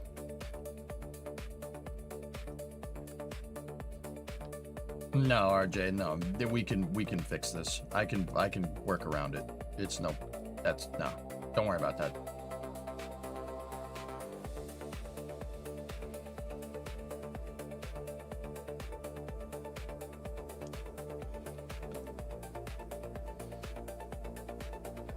Bored. Why is it when I play KSB my vehicles look like a Picasso painting? I have 20,000 hours in the game, dude. Yeah, Blue's jealous of the mishap investigation. Ooh, that's bad. All right.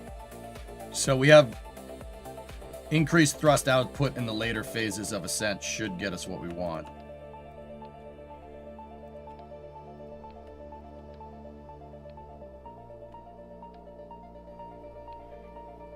Let's try this again.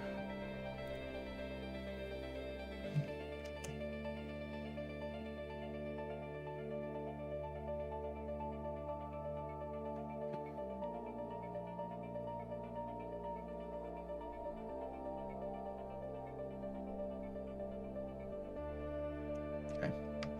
Ready? T minus 10, 9, 8, 7, 6, 5, 4, 3, 2, 1. Yeah, okay.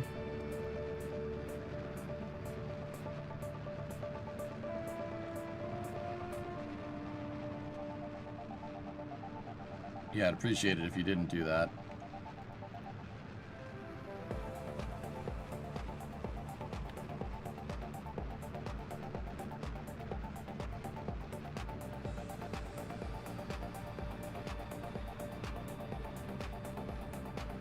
Come on, baby.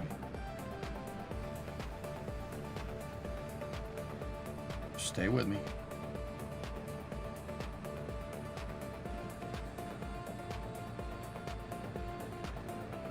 It looks good, reads, but yeah, does it work good? That's kind of really what I'm more concerned about. Yeah, it looks great.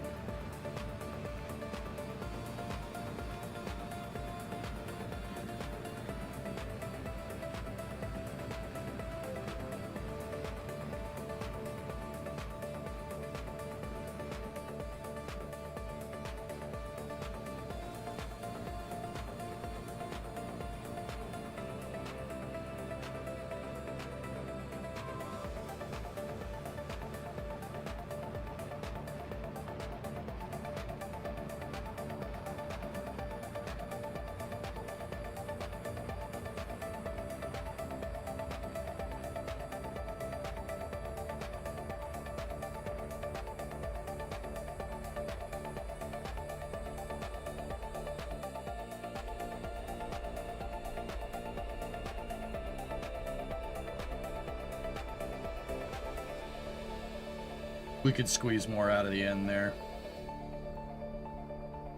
Okay. I'm not even going to stage this. Well, we can if you guys want to see it. But, yeah, there's plenty of fuel left in that SRB. 1,000 units. We could... The ramp-off curve can be a lot lower. We only went below 1.0 TWR, like over here. That's when we started to slow down. As long as we keep accelerating, that's fine. Once again, that we got to about 418. What was our max speed? Or 480, excuse me, not 18. 484. Yeah, we just haven't used up that extra bit of solid right there, and that'll work really nice. You guys wanted to see staging.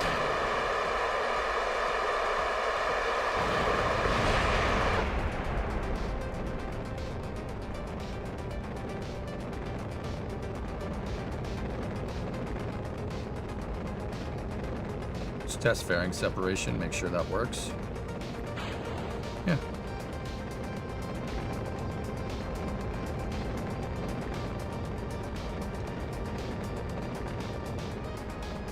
See, we're just not going fast enough. Gravity's gonna pull us back down.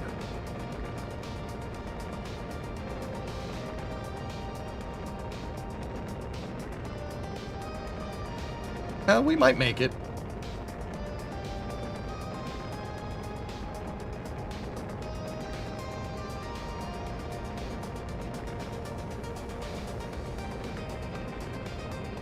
Gotta gain more speed.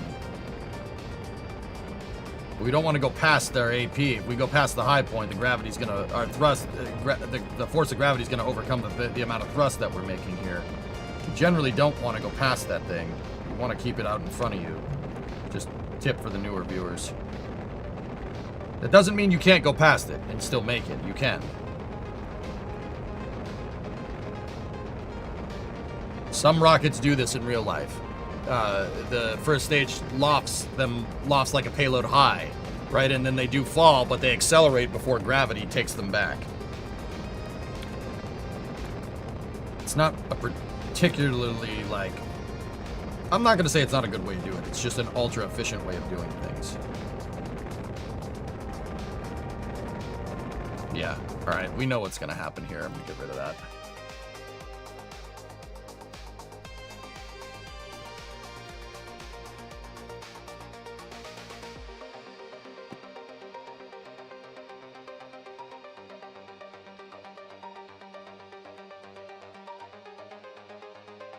Remember, you just added like 25% of the mass to the SRB.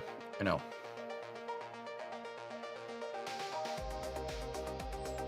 You opposed to redoing the curve from scratch? Yes.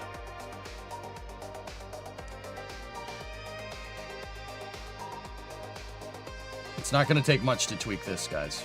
It's really not.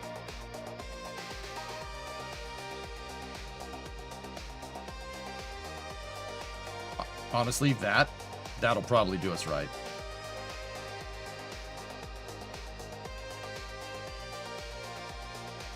At least it'll get us a pretty good order of magnitude closer.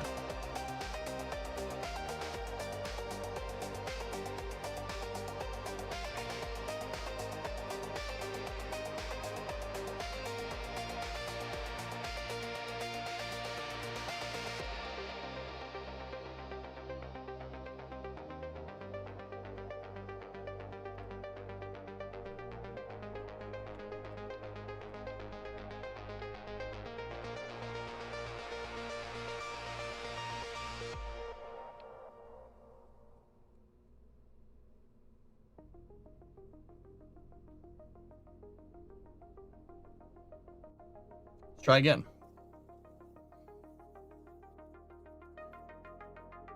JP, your dad was the senior systems engineer on Ares-1 up the Ares-1 upper stage at Marshall until they pulled the plug on Constellation. He said one of the problems they had and the Orion teams was dealing with the excess vibration. Yeah, they would have need to put a vibration damping system into the interstage adapter on Ares-1, but JP, everybody gives Ares-1 a bad rap because it was canceled midway through development. They figured out that they had vibration problems, so they, you know, it's not like it would have taken a long time. It's NASA. They would have figured it out. Like, my thing is that everybody, because it was canceled before they solved those problems, everybody gives Ares-1 a bad rap. And guess what, man? If Starship was canceled after Flight 1, everybody would call it a pile of junk. You know? Like, I don't understand the hate for the Ares rocket. It's a good idea, and I'm sick of pretending like it's not. Frankly, I've never pretended like it's not, but you get the idea. Ready? 3, 2, 1, let's jam. That's gonna be something we need to figure out.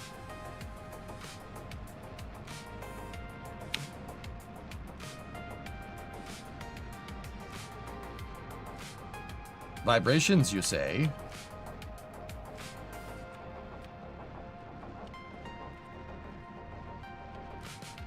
I gotta see if we can fudge the Cal controller to give us more liftoff rust. That's happening because of aerodynamic instability from low airspeed.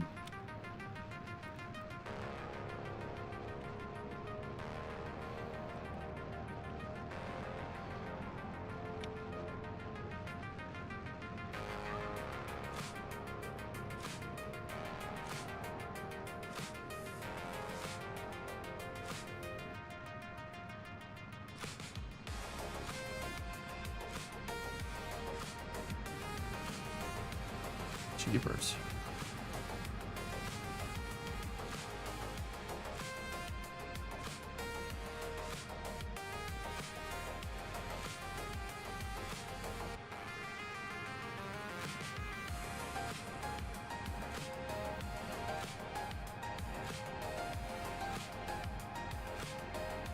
GWR is down around 1.5. I know, that's literally what I just said.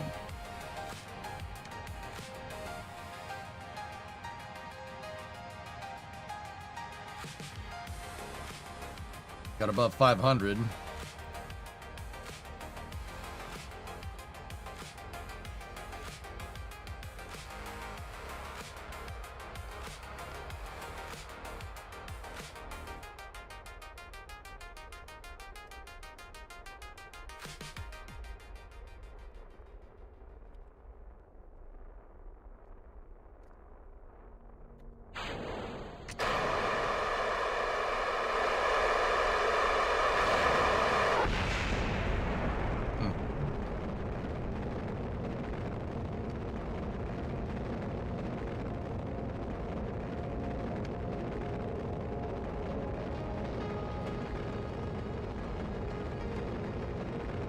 Trench today? Yep, that's the idea.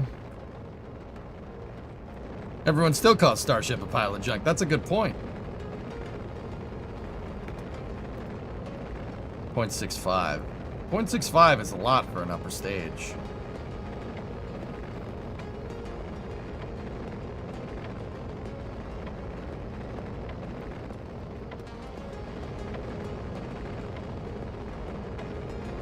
Hey Tech, what's going on? Hey Chief, how are you?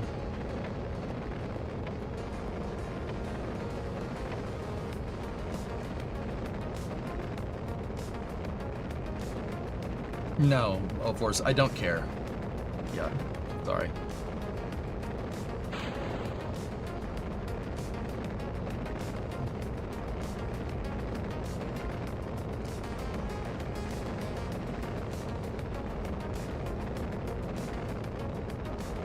Everybody's good, Chief.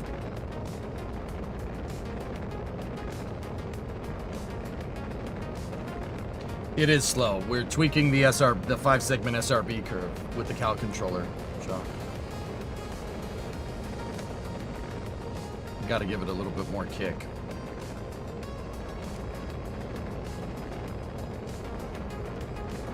See, we're getting a nicer trajectory every time here.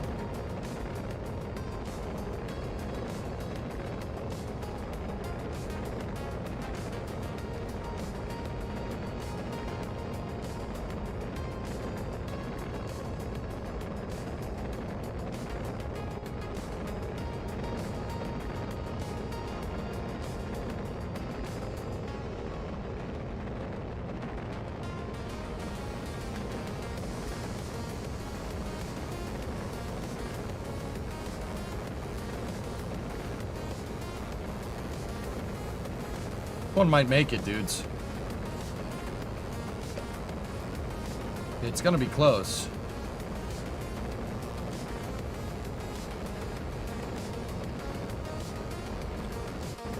I'm not really burning very efficiently here. We're burning out of our prograde velocity to try and, well, long story short, I'm using some of the rocket engine to keep me up, and some of the thrust is being used to keep me up in the air. The other, like by pointing at 45 degrees like this, the other part is being used to accelerate. It's not the most efficient way to accelerate. And what did I tell you guys from the tutorial the other day in KSP?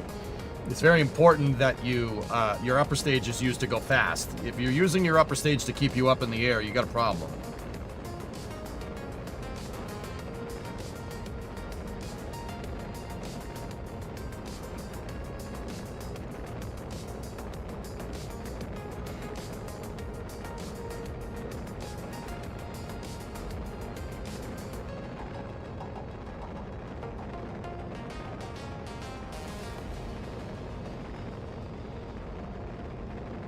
Yeah, we'll make it. Barely. But we're pushing so much against the atmosphere now. We're just on the edge of it, which really sucks. We'll get it, though.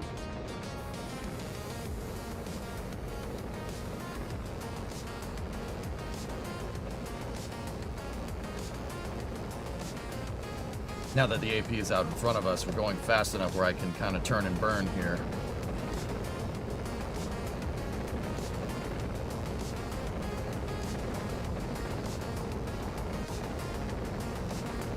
Barely still counts.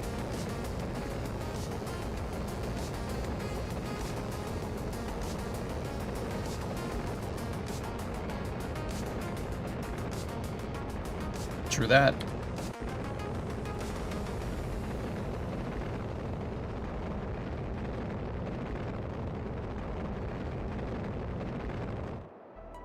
We can shut the engine off.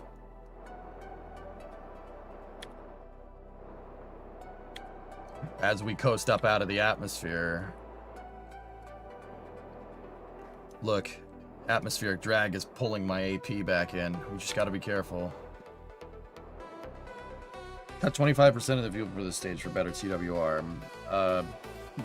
No? No, why would I... What? Why would I do that?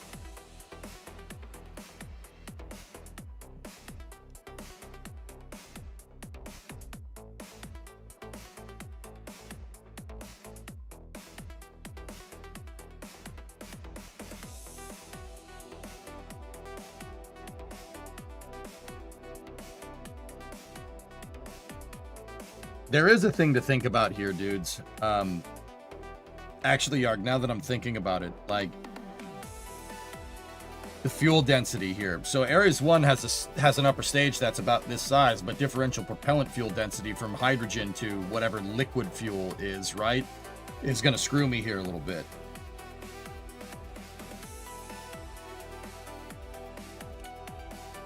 Yeah, we kind of brute forced it, Reeds.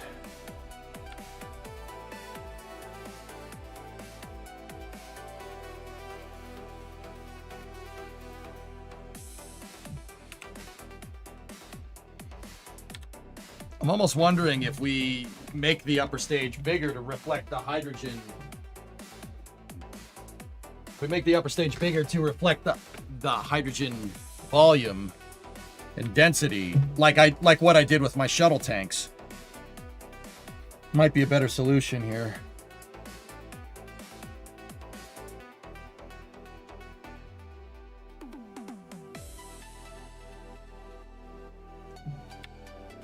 All right, let me revert. Nice tunes. Thanks, AJ. So let's put that theory to the test by doing this. Yarg, let's do what you were saying. Half the fuel load. So the thing is, guys, in real life, hydrogen tanks are... You can't... Well, we know from SLS that you can't store hydrogen at a high density. You really can't. It'll start to leak. It has... You can only pressurize it so much before it'll just leak everywhere. We know that from SLS and that damn tail service mast umbilical, right? Got to be careful with your leak rates. Now, because of this, liquid fuel in Kerbal is... It's much more dense, like me. And you can store it at... In Kerbal, you could store it at a much higher density. And so, here's the thing. We can make the tank look like Ares-1, but it wouldn't perform like Ares-1 because we basically have too much fuel in the upper stage. So, Yarg, now that I'm thinking about it, like, we could... Where my mind was at is I could try to squeeze more performance out of that SRM by tweaking the thrust curve, right? But what I'm basically doing if we do that is chasing a rocket design, an Ares-1 style rocket design with an upper stage that's like twice the size of an actual, proportionately twice the size of an actual Ares-1 tank. So here, look. The Ares-1 rocket went through a lot of different design studies. What we've essentially made in Kerbal is this one. Actually, this guy right here.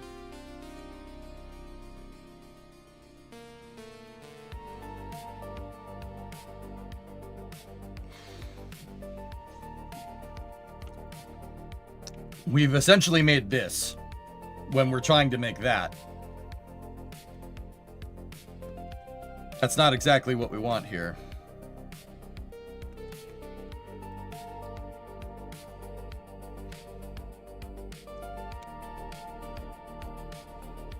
Have you ever heard of the game Launch Window? It's not out yet, but it's amazing to be aiming to be across a Factorio Dyson Sphere program in KSP. I saw somebody post about it on social media yesterday, Bean. Yeah, interesting.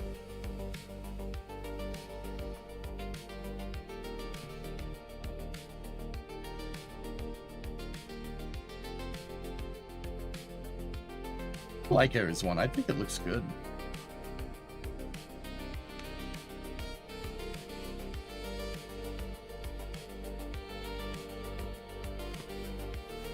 Let's try this with the tanks halved. Let's see what happens. I have a feeling this is probably going to accelerate a little too quickly, but we'll see.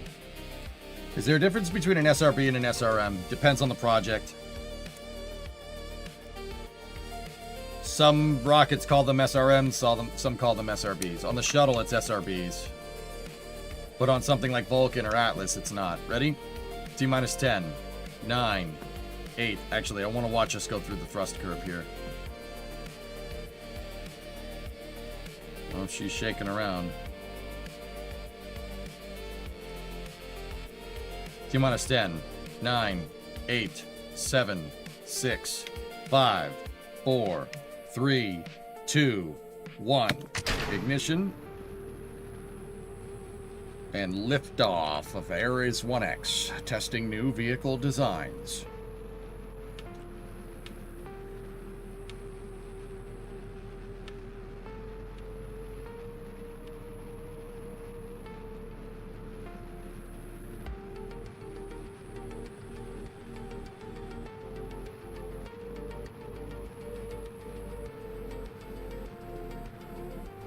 Actually much better.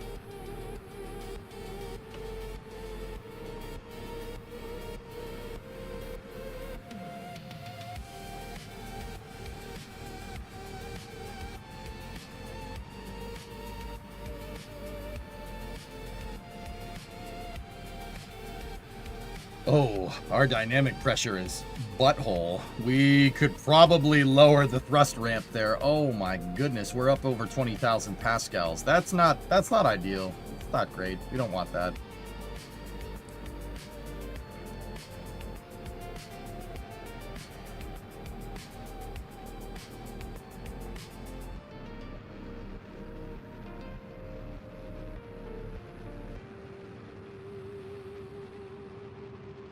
Look at our staging velocity now.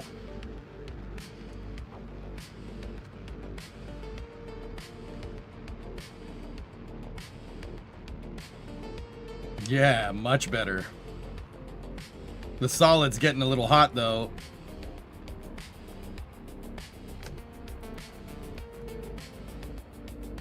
Oh yeah. Oh yeah, much better. There we go. 20,000. No, it's 20,000 pascals. No, so that's 20 kPa. All right. Tailing off. Ready? Let's see if the separator works. Ready? Separate, damn you!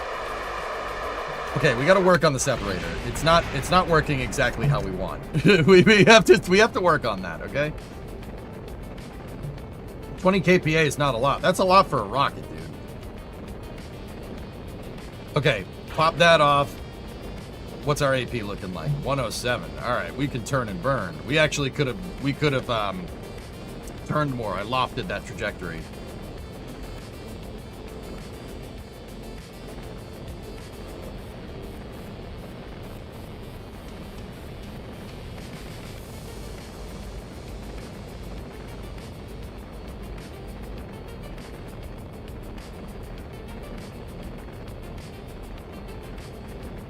Don't you find it strange you're fixing the SRB by changing the upper stage?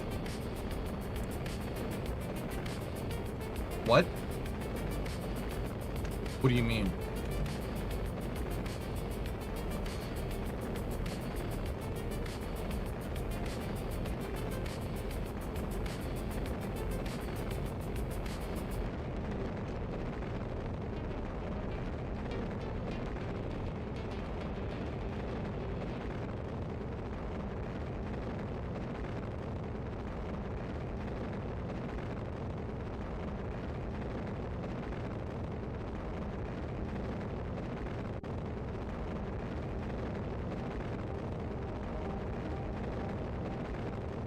Change the upper stage mass. Did you not hear the part about fuel densities? I'm confused. You've been watching this whole time, no?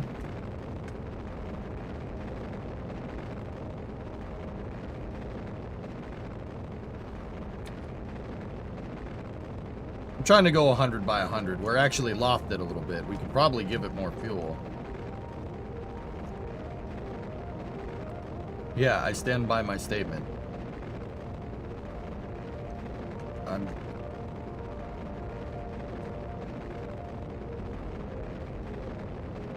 Okay, you do that. You can stand by your statement over in the wrong statements area if you want.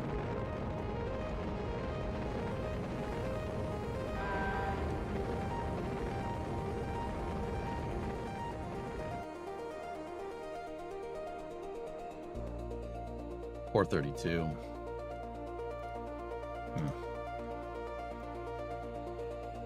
Created a 5-segment SRB that's just a 4-segment with extra steps. Hey, Hellfish, I don't really understand what you're trying to get at here. We only increased the thrust by 1.16%. We can't double the upper stage fuel capacity and increase thrust on our first stage by 1.16%, but you seem to be insisting that that is what you can do. No, I assure you it is not. That is not how physics works at all. What you're suggesting is scale the upper stage to this ridiculous fuel requirement in our second stage. I understand that, but that's not really what I'm trying to do here. Asking again, does anything use a solid fuel like aluminum with liquid oxygen or other oxidizers? Every SRB uses aluminum. They use aluminum as a fuel stabilizer to make a more uniform explosion. Aluminum flakes are there to potentially fill any gaps, that air bubbles in the SRB propellant when it cures, Pruin. Yeah, that's a thing.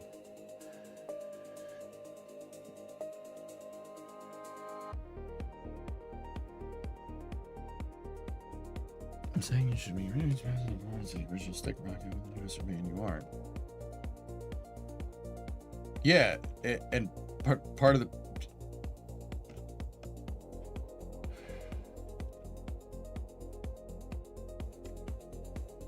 I don't understand.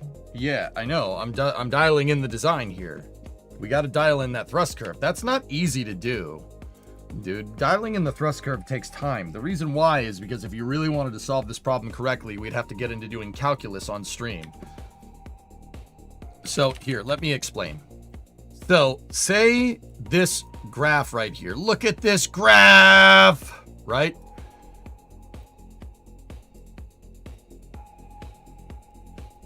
That's change in thrust, and this is change in time, right? Okay. Look, so say our SRB, actually it'd be better to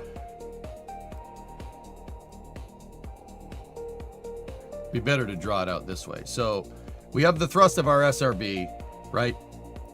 And the full burn, we could just do at 100% thrust the whole way, right?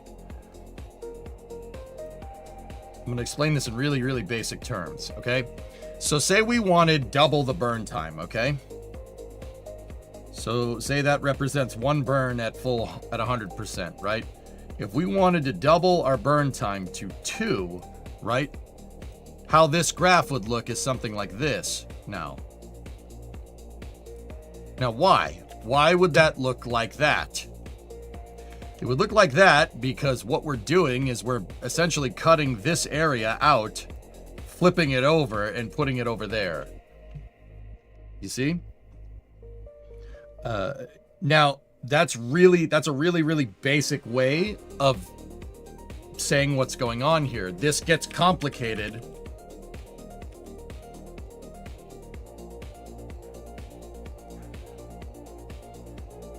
This gets complicated when your thrust curve does this, right? You have to figure out essentially your surface area over here, right? And then you have to add that over here into a different shape. Calculus.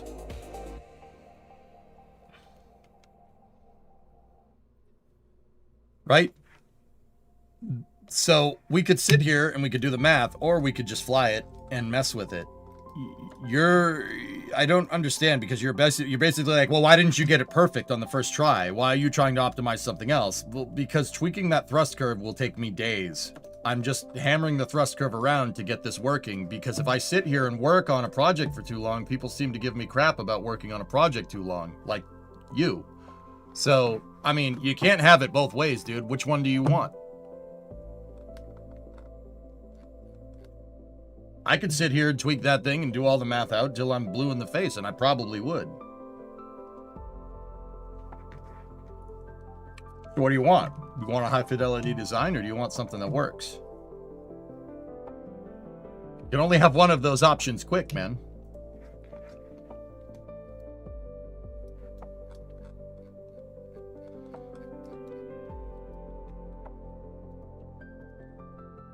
Calculus is boring.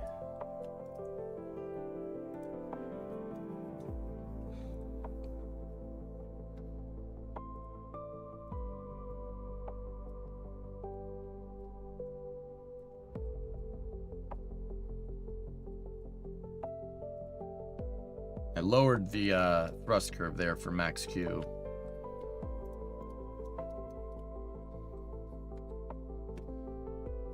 Kerbal favors the iterative design, like what SpaceX does.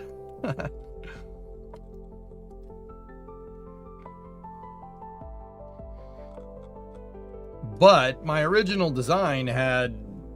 This is how this would have worked with the original Jebstone stage.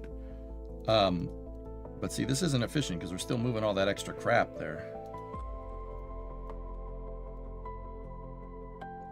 Yeah, Angelic. Mm-hmm.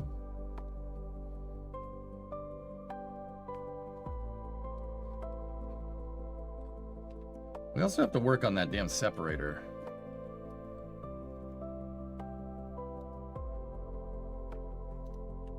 So remove a tank from the upper stage. Well, I halved the tank amount here.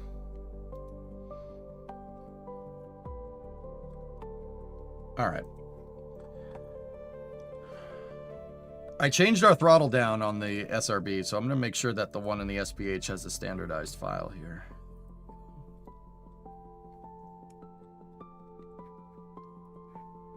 The point that I'm trying to tell you, dude, is that it's gonna take some time.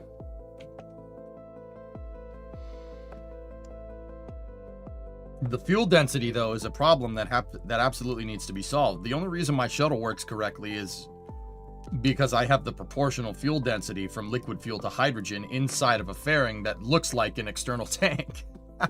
We might have to do the same thing with this. In fact, if we wanted to do it right to transfer into stock KSP correctly, we would have to do something like that.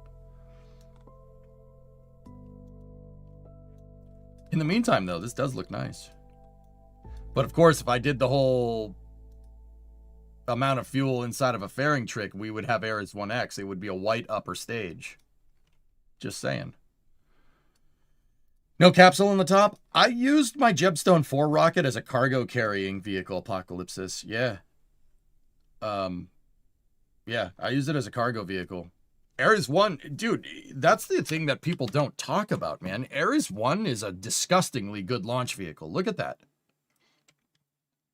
25.4 tons to Leo. That's really good. That's more than Falcon 9. And, you know, I know what people are going to say. Oh, well, EJ, the Falcon 9 reuses the first... excuse me. Excuse me. That's refurbishable. Excuse me. No, this does too. Partially reusable vehicle. Yes, it's a technicality. Shut up, but it's still a thing. You could make this work. You could probably get Ares-1's cost down somewhere analogous with Falcon 9. Yeah, I did. Yeah, I said that, and it's true. People don't want to hear that, but you could. If you were aiming for a high flight rate, just make more SRBs. It's the exact same problem that they would have tackled during the shuttle program.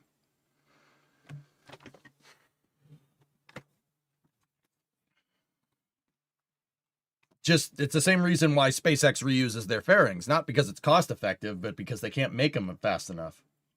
Pad-related question. I know that they use water to keep the sound down on the pad for the rocket, so the sound is to not destroy the vehicle. Do they recycle that water and use it over and over again, or do they get fresh water every time?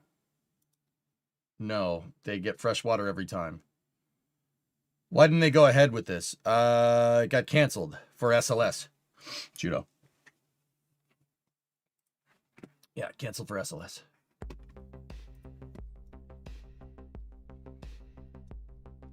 All right, let's try it with the dipped thrust curve. Ready? T minus 10, 9, 8, 7, 6, 5, 4, 3, 2, 1. And yes, Ares-1 is absolutely shuttle derived. Okay, 1.3 liftoff thrust. There we go. Roll program.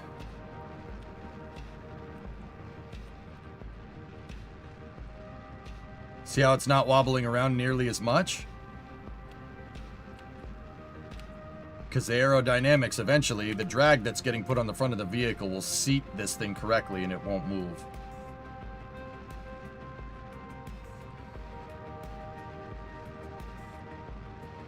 "35 seconds in is where we really want to start throttling down.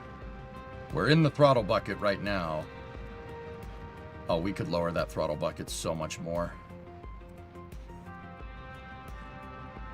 So what I want to do, guys, is I want to develop this vehicle out, and then when this vehicle is made, I'm going to take that booster, I'm going to build an SLS with it. And we'll make Ares-1 working with SLS, because that's hilarious.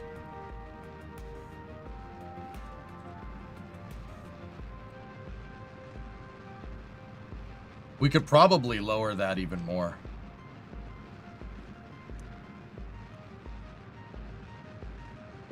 600 meters a second staging velocity. Everything's looking good here. Actually, this is a pretty sweet little trajectory we got going. 700 meters a second staging velocity. Great. Thrust tailing off, though. Oh, yeah, dude. This is fantastic. The end of the curve here, we could keep higher thrust for a longer period of time. We can move some of these points up. 990.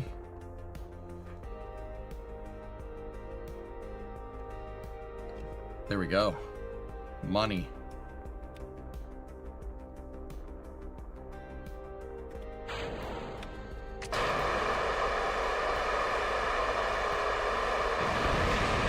That's fine. Hot staged Ares-1. Don't worry, hot staged Ares-1 isn't a thing. It can't hurt you. Bearing separation. Mint.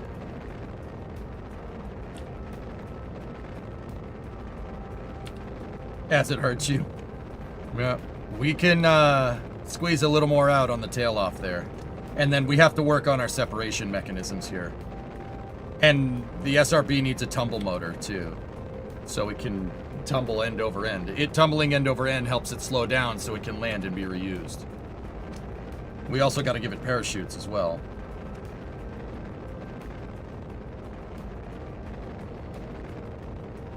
How did you make the thrust curve? I used a cal controller and I bound the thrust limiter to the cal controller to give it a thrust curve. It's a programmable thrust curve. You can't throttle it in real time, Dan. Once you hit the on button, it's basically gonna fly that trajectory and that's it. Did any of the shuttle's SRBs come back scorched? Oh, not really.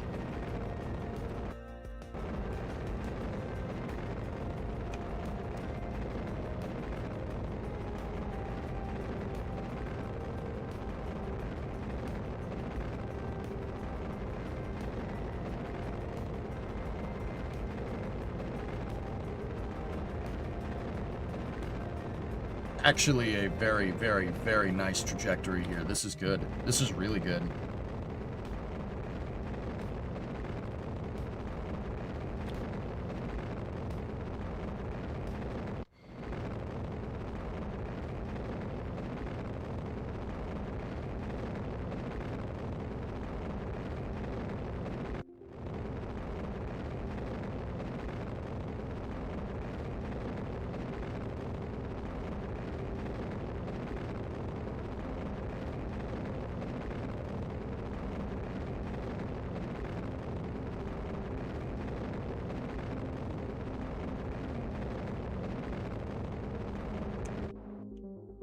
(102/68). We could just do a quick burn up there. That's really good. Really good trajectory there. Nice. I'll deorbit the stage. I want to see what happens to my first stage here. Judo, come play. KSP is more popular right now than it's ever been. I'm serious. Ever. I don't think I put parachutes on this thing. This is not Earth. Where is it? It's Kerbin. Punky, KSP uses analogs. The planet Kerbin is an Earth analog. It's kind of like Earth. It has similar gravity and similar atmosphere, but it's 1/10 the size. That's for gameplay purposes. And also the game was first kind of devised in like 2011. There were hardware restrictions to building like the actual solar system. But look at that. Look at our beautiful 5-segment booster. Beautiful. Beautiful. Are there multiplayer mods? Yes.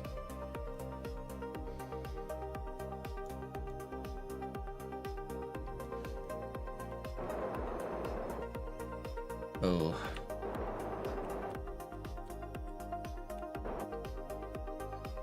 There we go.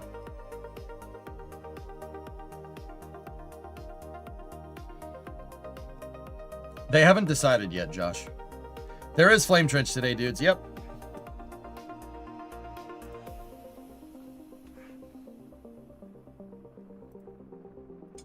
Clouds. I wish we had chutes. Could bring this thing back. But let's see if the Jello water is going to do it. Hey, just in case, guys, headphone users, sometimes when stuff hits the ground or hits the water really fast in KSP, it overdrives the sound, so just turn the sound down during landing. Sometimes it does. It's kind of random.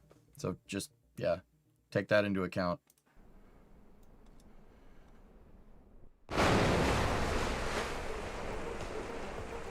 Jello water did not, in fact, Jello water.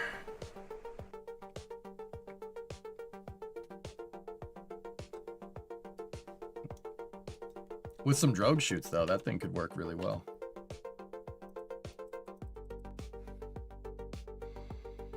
Hey, Matt, what's going on?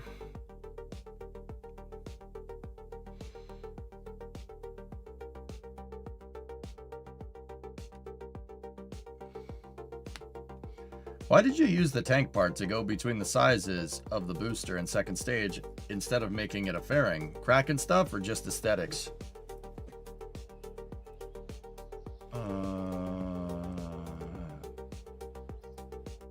I don't remember. Probably just because it looked nice. Discovery, go at throttle up. Naki, tier 2, 2-month resub. I love watching your live streams and VODs. Thank you. Jax, the reason why I probably did it was so if I made that all out of one big fairing, dude, you would have been able to see to the top of the SRB, and that's not really what I'm going for. All right, let's deorbit this stage. How much delta V do we have? We have 692 meters a second delta V left. You see the rally race video I sent you the other day? Yeah, I think so. Dougaloon, welcome to Mission Control. You go at throttle up.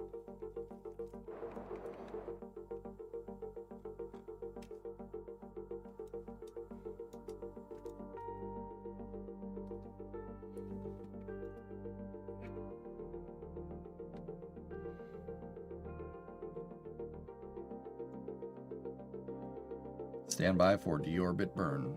Boop. There we go. That will burn up. Cool. Good test. Play it, Judo. Play it. I wish they kept Ares-1 and not SLS. Ares-1 would have been insane. In some other timeline, Ghost Vera, we go ahead to make Ares-1, right? In some other timeline. And Falcon 9 works as our Ares-1 with Dragon. That's good. That's good architecture, man. I would take that. That'd be fine. Falcon 9 and Dragon and an Ares-1 to put the lander up there. That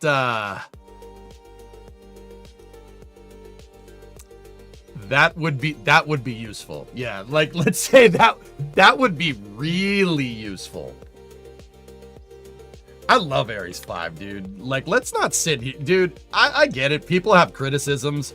You know, you have criticisms of Ares-1, etc., etc. But also at the same time, dude, like, I don't think anybody's dumping on Ares-1. Ares-1 is a monster. That freaking thing. Oh my goodness. That's not SLS, dudes, for what it's worth.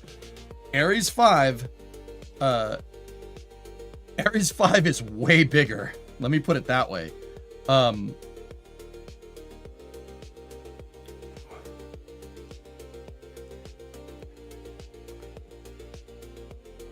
This thing.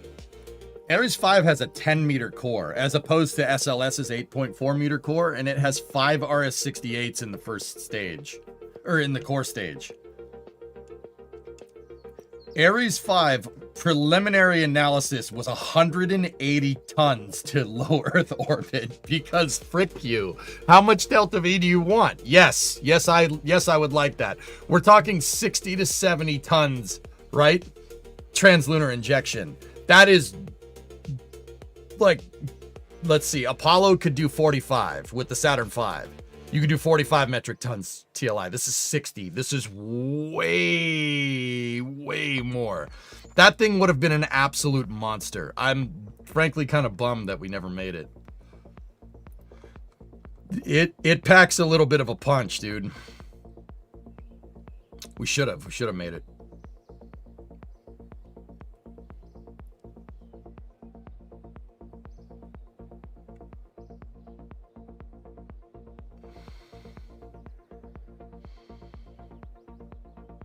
And then they proposed Ares-4 as a coping mechanism to not cancel the program, which is Ares-5 with an interim upper stage on it from Ares-1, which is just dumb.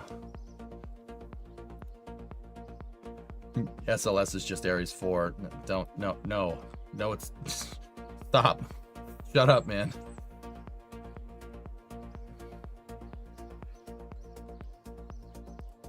No, this is the superior architecture. It would have been great if we could just do all three of those at the same time. Don't say it can't be done. Of course it could have been done. Just idiots. No, we could have done that. We should have done that. We should still do that.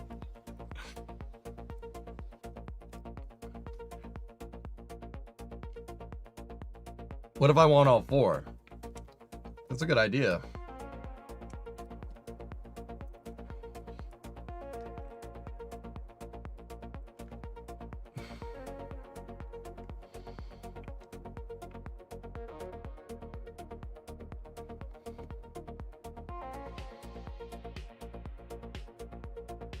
We're going all the way.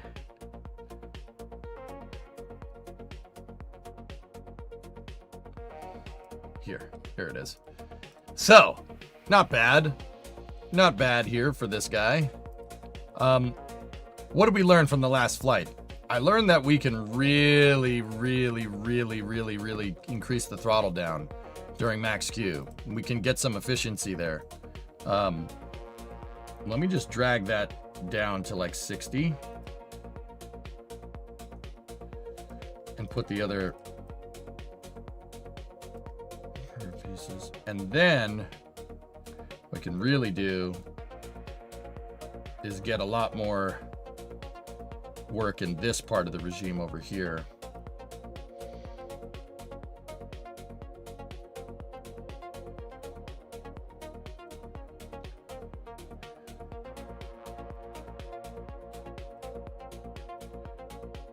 Probably don't even need that one.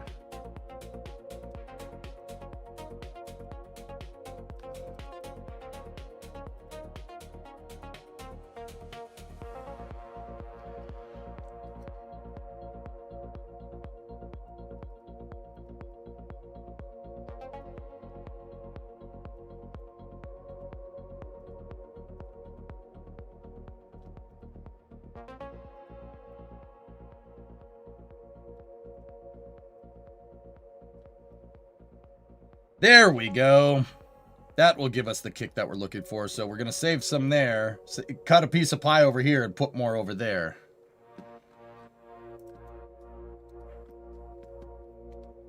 What does max Q mean? It means maximum dynamic pressure.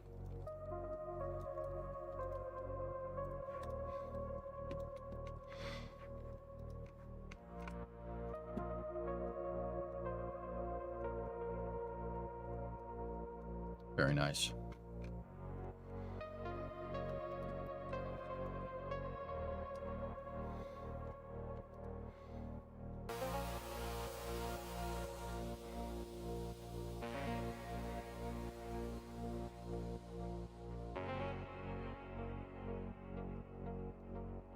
Ooh, you know what I can do?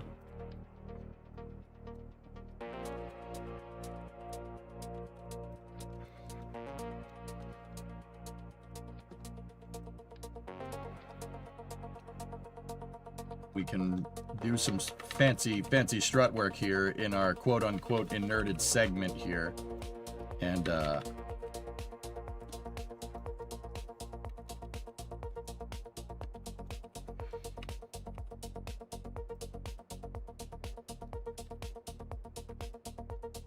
this should remove some weeble wobbliness from the stack. So what I did was I strutted the SRB to this fairing right here. And then attached to the fairing is the cone. And I strutted the cone to the SRB. Yeah, that should make that really strong. There we go. Do we know why EJ doesn't use the joint reinforcement mod? I don't need it. I don't need it, Dugaloon. So, fellas, if you're wondering why this rocket is really wobbly, it's because the only thing that's connecting everything together is docking ports. Small docking ports.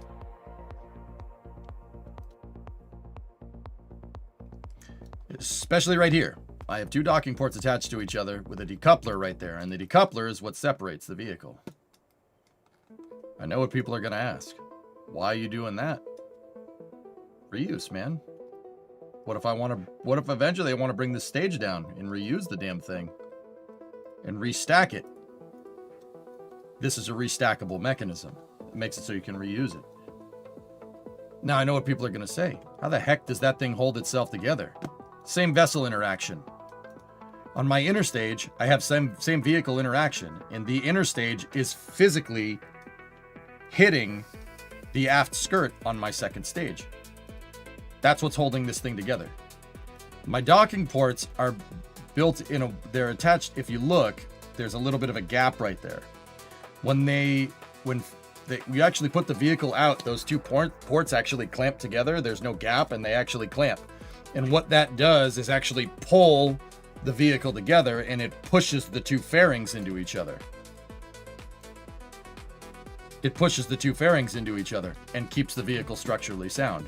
There's only a docking port and a decoupler holding my first stage to the second stage. The reason why is because if I do want to rebuild this and I want to restack it, right? Running struts, we figured out you can do it in Kerbal Construction, but it doesn't do what you want it to do most of the time. So, yeah, that was the solution. What's the mission today? I'm working on building a 5-segment booster for an Ares-1 style rocket so I can build an SLS. Is it possible to receive Avatar from NASA? I don't know. You'd have to go ask them. I'm not NASA. I'm EJ. Fix your separator.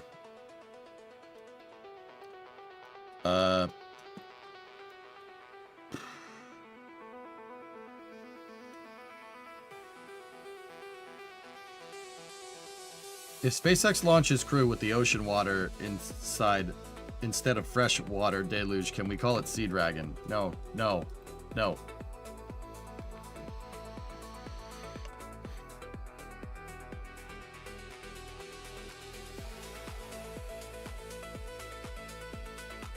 So the real Ares-1 has separator motors down here.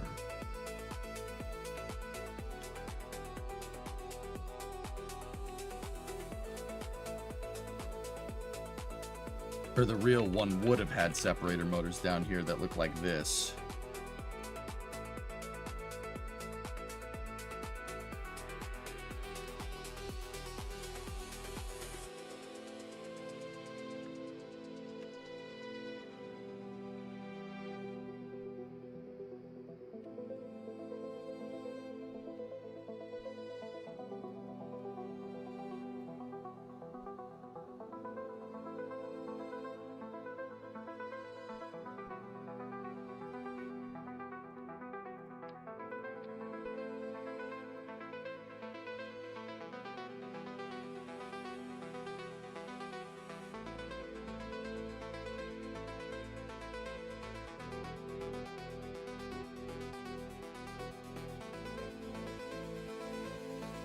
Why can't you just use a decoupler? Why the docking ports to hold the rocket together?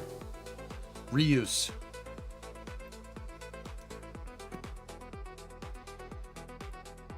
If I want to go and grab my SRB stage and bring it back, I'm going to have to put a new upper stage on it. How are you going to do that with a decoupler? I like reusing things if you don't know me. I'll go build the recovery vessel and go and get the damn thing. That's what I like doing. When I play with my hardcore rule set, that's what I do. You land it in the water, good, go get it. If it doesn't land back at the Space Center, how can you recover it? So it just sits in low Kerbin orbit and you go grab it and bring it back down?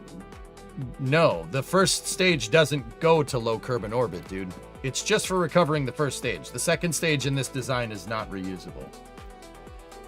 At least reusable in that you could stack it on another rocket. If I want to bring it up there and reuse it, I have docking ports to do that. Is this standard KSP or are there a lot of mods in it? This is mostly stock KSP. These are all stock parts in the game, dude. I just tweak them and abuse them. Yeah, this is all stock parts. It's just fairings and SRBs. I did do some text file modification to give the solid rocket booster the amount of fuel it needs to be a 5-segment booster instead of a 4-segment. So this was minimal text editing with stock parts, dude.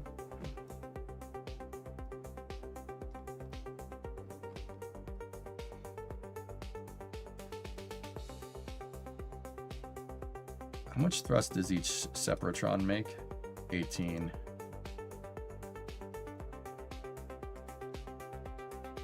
I'm looking to get it. I didn't even know this existed until I was watching Artemis 2. Nice, Wheezy. Yeah. Kerbal's awesome. That's, Wheezy, that's the game that I played to get to, like, make the stream big. I've been playing Kerbal since 2012 on stream.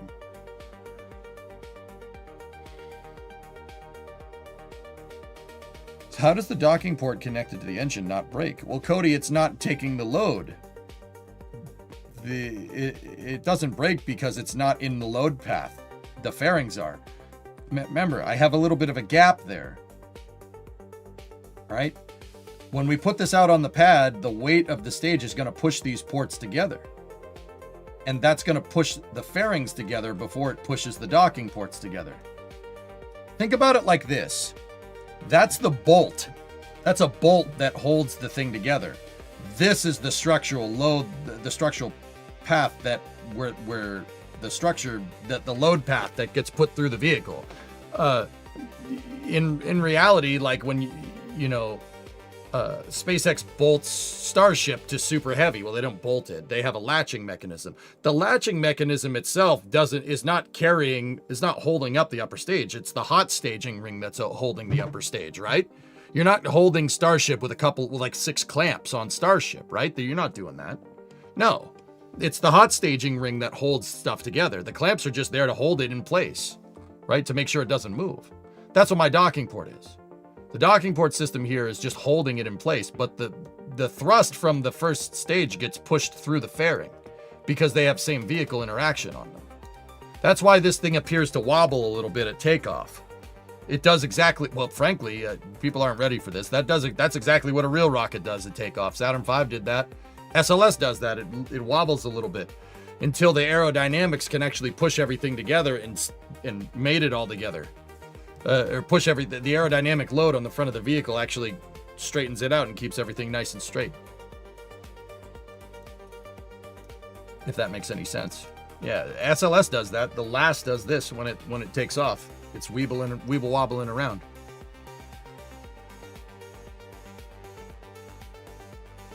The wobbles are just way more apparent in KSP, that's all. All right, we made it. We made our tweaks. Let's try this again.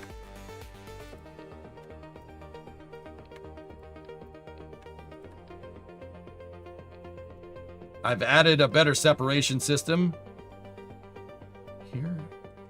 And how much pushback thrust are we going to get? We have 8 Separatrons. We have 6 of them. 18 times 6. 108 kilonewtons of thrust pushing back. That should be good enough. Let's see.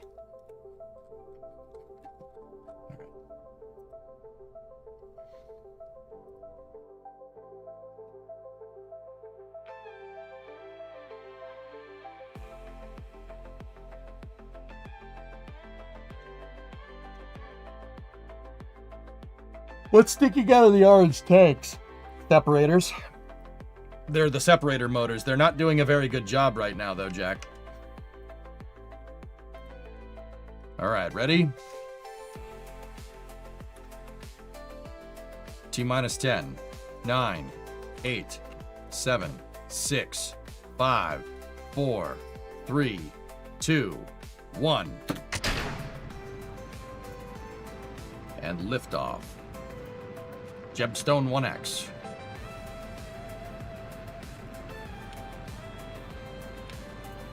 Yeah, see, watch. She's gonna rock a little bit, and then once we start going fast enough for the arrow to take over, it'll iron out the vehicle. See? Much more solid now. Real rockets do that, dudes. Yeah, it's a little bit exaggerated in KSP, but they do that. That happens. Everything's a spring. It's important to understand that in engineering. Everything is a spring to an extent.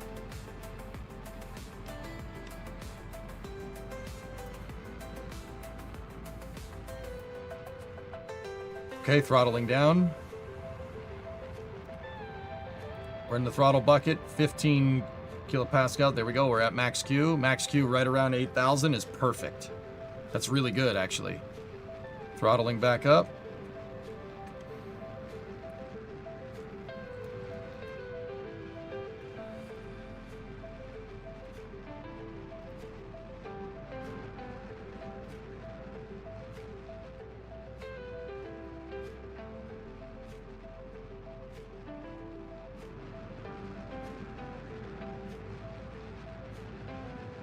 Oh, yeah.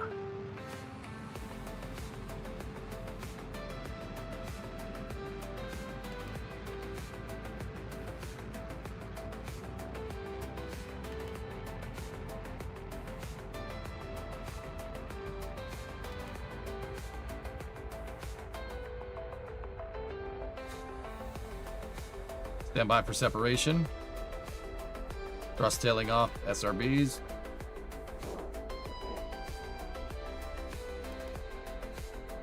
Oh, we got to keep going. Oh, there's much more. There's much more solid to squeeze out here. Ready? Let's test it. Yes! Upper stage ignition. Oh, that was meat. Very good. With the SRB still firing, just like how it should be. It's exactly what it should do in real life.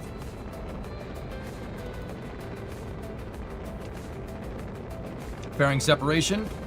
Oh, yeah, dude. That's what I'm talking about.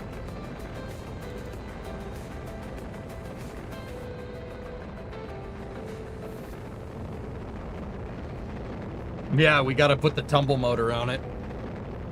Can you use a cow controller to trigger the separation? Yeah, of course. Yeah, man.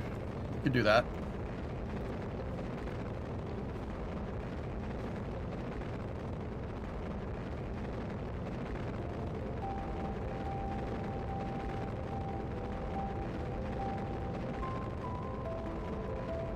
Let's see where the upper stage gets us here.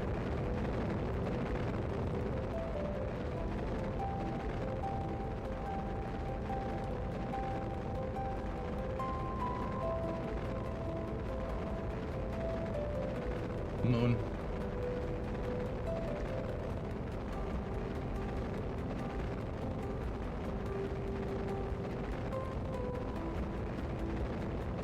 Nice.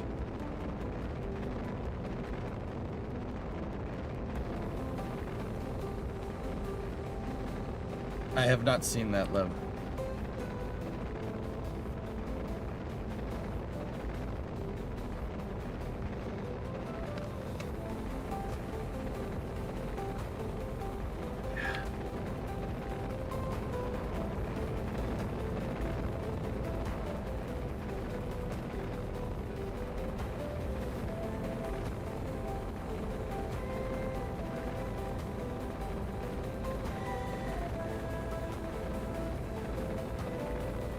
Actually, like, on the money. This doesn't get better than this, dude.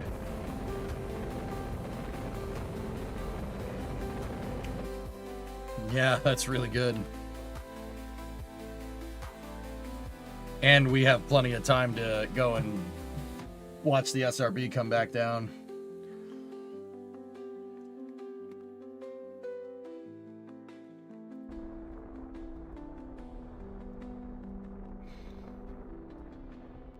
Very nice. Impressive. Very nice. We gotta pretty up the dud segment. It looks a little weird with the raceway and everything going all the way up the vehicle. Did you add a chute? Not this time, no. Yeet. So, like, look, see how the configuration that this is in right now, after I separated the docking port with the decoupler on it, right? If we went and we fished this out, I have ways of refueling SRBs. We could do it. I can do that. All I would have to do is tow this sucker back to KSC, build a launch pad for it, which arguably we've already done, and get a crane to stack a new upper stage and payload on top of it, and then you could reuse this. You just have to go and get the thing. Yeah, drogue chutes would be quite useful at this point.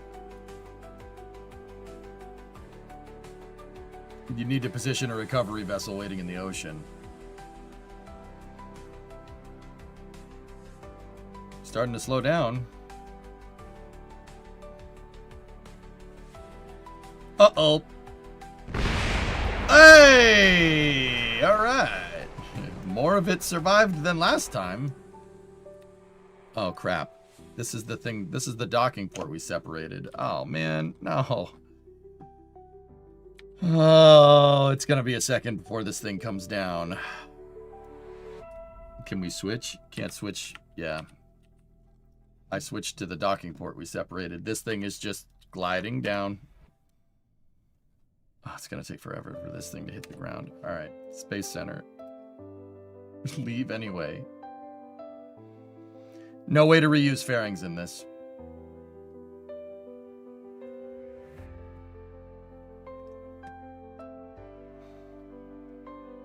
No, there's a difficulty setting to get rid of it. Oh, Force, I just forget what it is.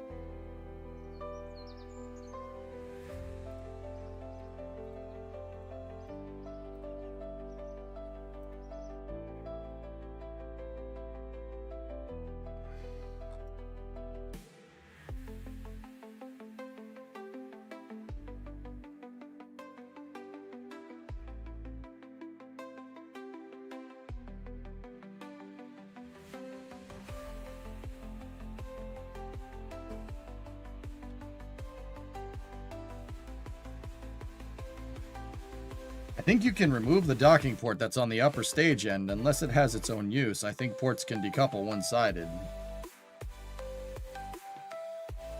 Yeah, the decoupler I found is more reliable with the decoupler I found is more reliable, dude. I don't want to change any of it, dude. There's no point in changing it. It's something we've already engineered and we know that it works. How much do reusable parts degrade in real life? How many uses? It really depends.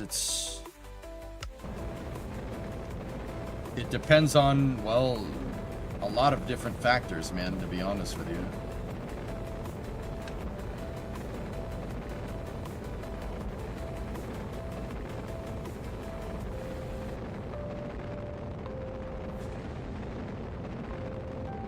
Hey, Dragon.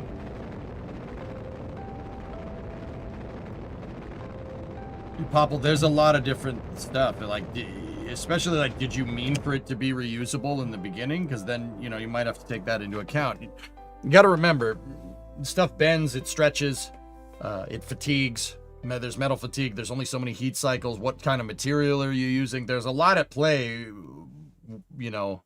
There's a lot at play there other than, you know, oh, how does it degrade?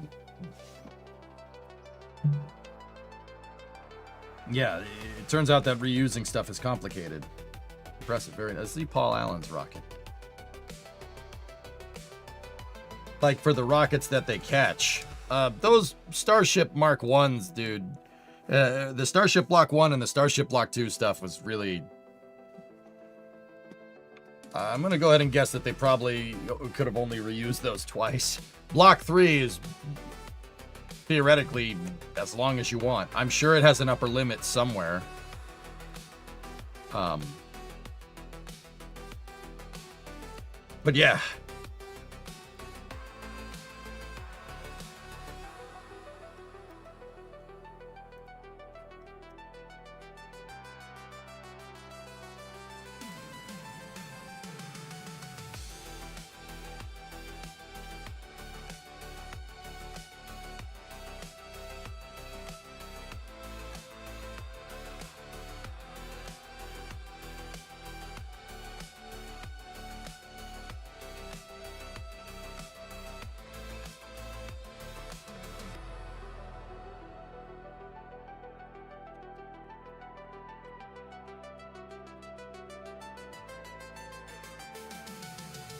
Step away to sequencer. All right, so we'll add a separation sequence to this. So we'll bind the separator sequencer to play sequence on AG4. So when I hit 4 on my number pad, right, we will play the sequence. So what's gonna happen when I hit 4? All right, so what we want it to do,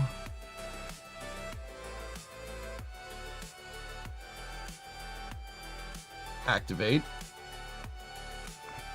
No. Separator sequencer.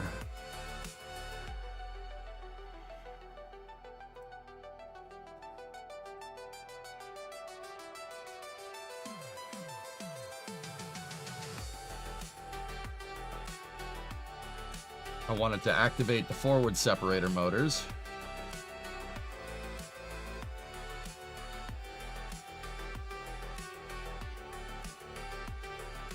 And then I wanted to activate my aft separator motors. Activate engine.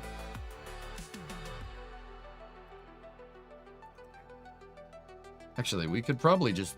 Yeah, no, it's better to program it all on the damn controller. Logically, I think that's better. Now, big one here is that we need Action Group 4 to decouple. That is the most important thing. Let's put that up at the top. So, plus that in. Copy. I need all of these rocket engines to fire.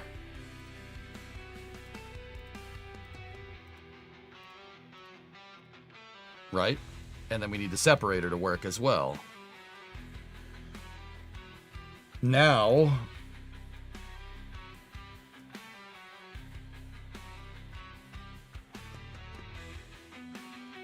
what I want this to do is we're going to need drogue chutes here.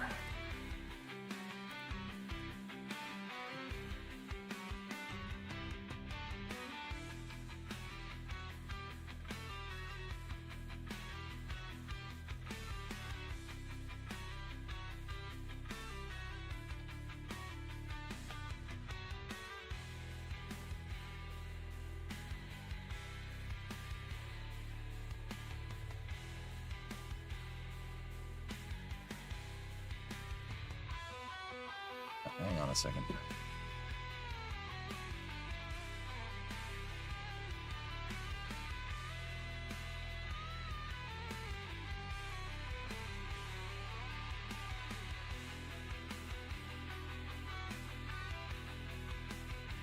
Right? And then we're going to need mains after that.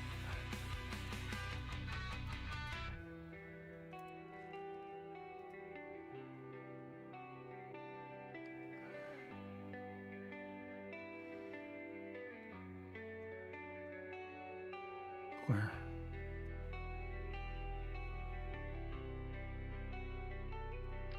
Yeah, these are the chutes I like using. I'm just wondering if putting the chutes on the inside of the fairing is a good idea. Sometimes it doesn't like it. We can test it.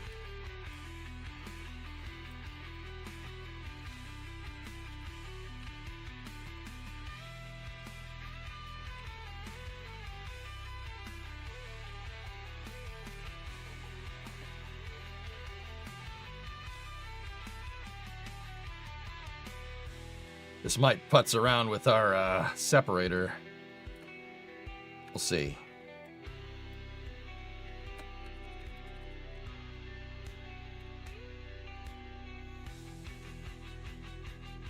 They might, Clyde. They might not. Who knows? All right. So what I want from Action Group 4...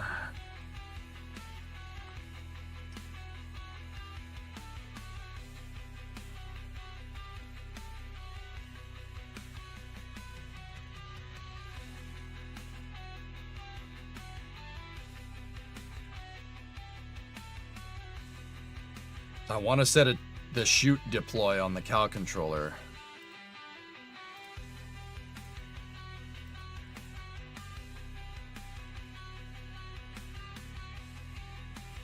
shouldn't arm the chutes right away, though. Then we're going to need the tumble motors.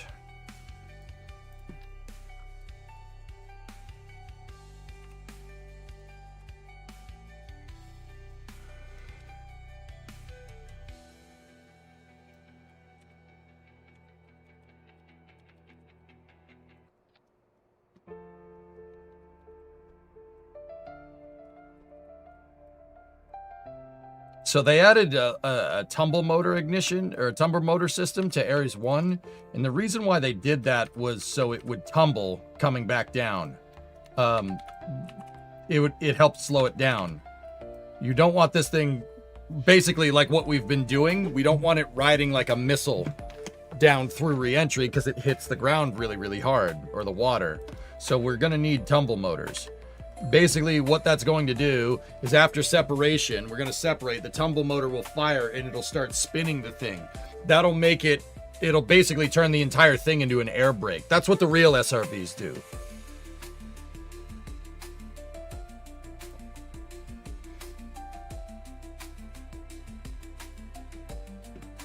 But what we want is to make sure that we separate away. We need to get a little ways away from the thing. So let's go in here, select our separation sequencer, and we want to activate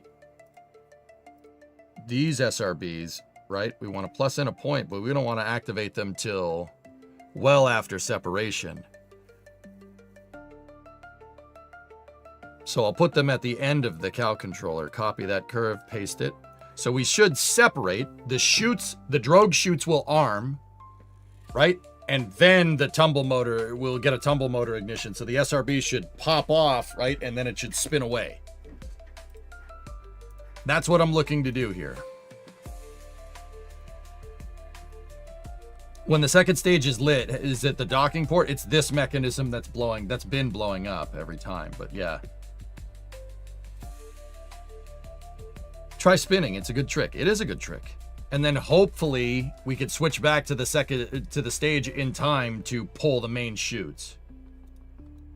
The drogue chutes should deploy automatically because we'll arm them, right? We'll command them to deploy at separation, but we're too high up in the atmosphere and we're going too fast. It won't deploy them. It'll arm them and then they'll deploy when safe. Super useful, actually.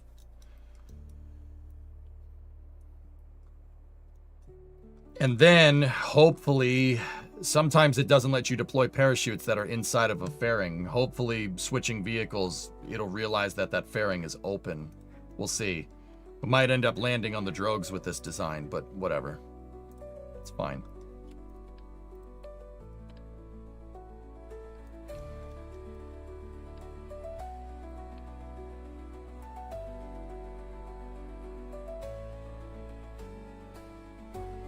I also should redo my second stage thruster package. I don't like that at all. It looks poo-poo. Yes, it looks poop.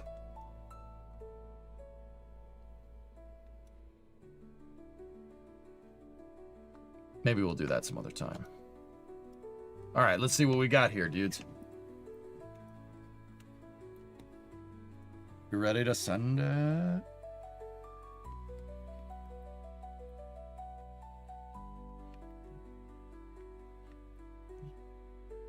Oliver, you're looking forward to Flame Trench later? Flame Trench should be fun, dude. And then I said we would play Battlefield after. You guys seem to want that, so we'll play Battlefield for after hours. Should be fun.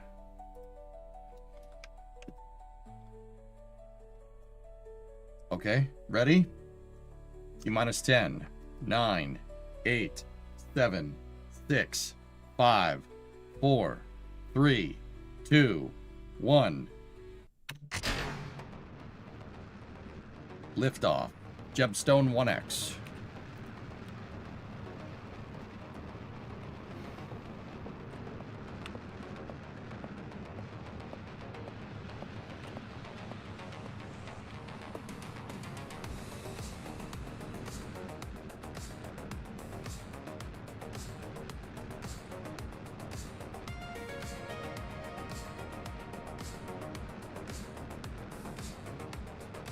Oh, dude. Dude, this rocket looks cool. I don't care what anybody says. It looks cool. Okay? It's a cool looking vehicle. Hey, Winning, what's going on? We're lifting. We are lifting things to go up into space. We're lifting things up and then we're going to put them down right after that.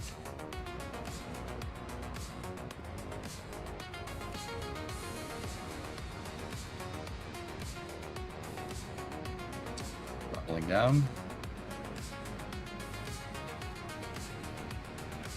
Okay. Increasing thrust again on the SRB.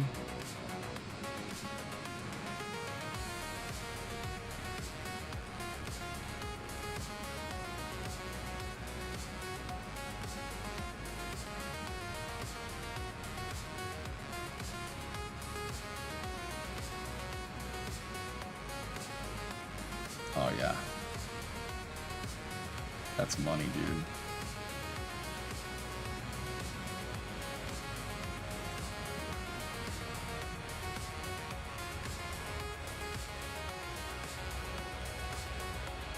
All right, here we go. We're gonna see if our sequencer works here. We gotta wait a little bit longer on the SRB.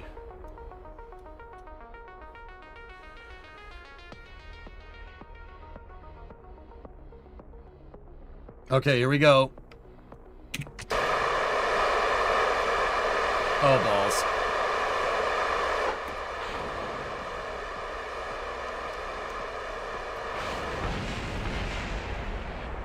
We didn't get a good separation that time. I think we got hung up on the parachutes.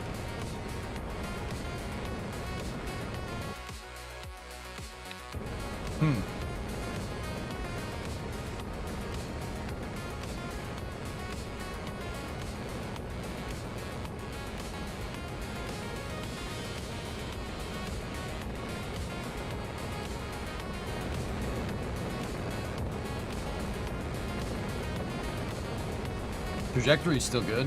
Bearing separation. Good.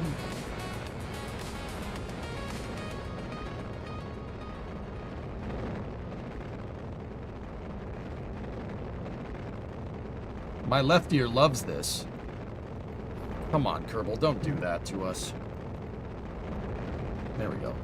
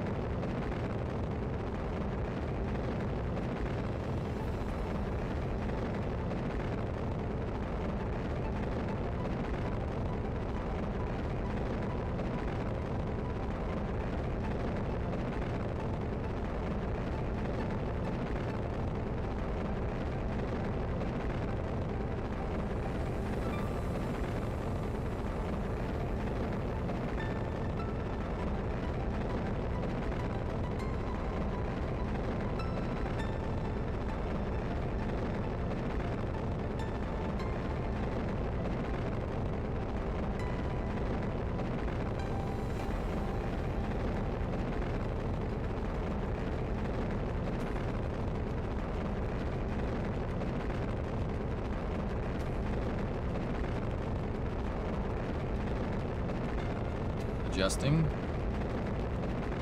I'm gonna stop us right before circularization here, because that is money. That's really nice.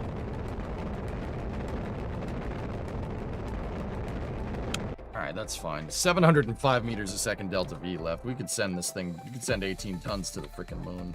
That's fine. Switch back over to the first stage.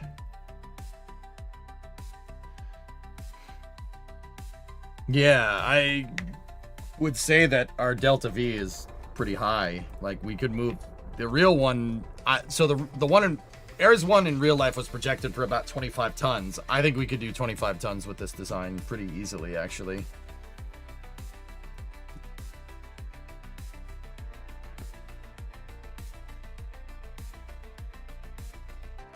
Man, fifth segment, dude. Look at that thing.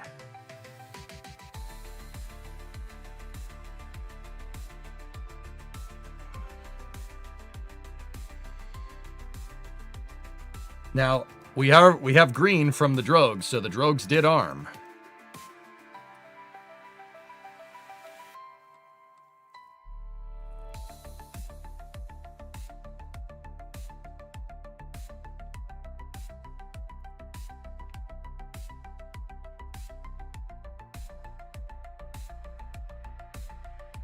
Taurus will easily fit on Jebstone. I want to redo the Taurus capsule a little bit, dude. I'd like to redo it to make it more in line with Orion.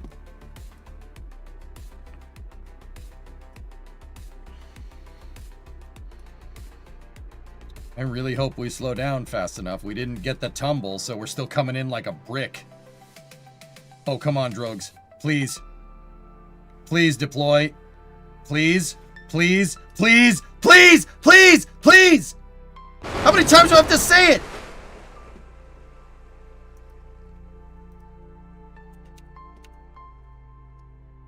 Help. Help. Help.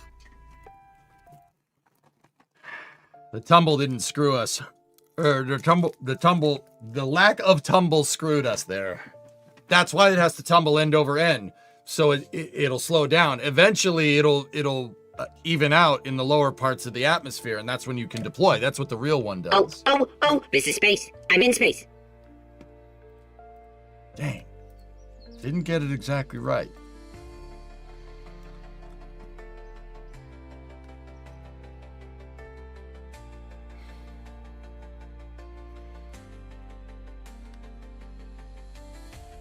With your 3D modeling skills, you could probably edit the SRB model and add a 5th segment. Of course I could. That'd be kind of fun. Ordon, the thing is that the modeling takes time. It has to be something I can get done in a couple of days. And that would mean like busting out like 2 entire model streams. Like, I don't know, man. Modeling in the past seems like a good idea. And I would love to have a space program where I just engineered the parts myself instead of kit bashing the stock parts. That would be really fun. Yeah, I don't know.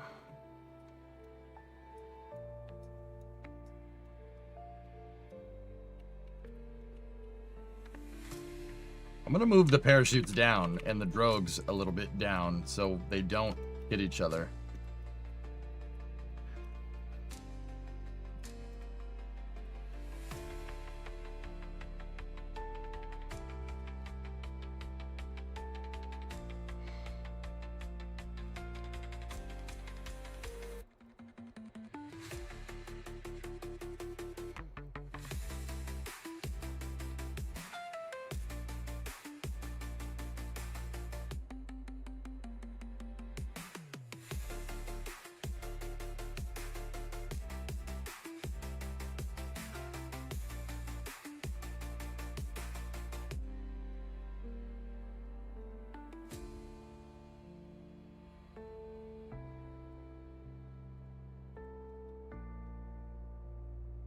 Could extend the raceway using flags. I don't know if I want to do that.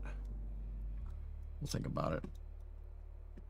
All right, so I changed the shoot position to hopefully not conflict at all with anything.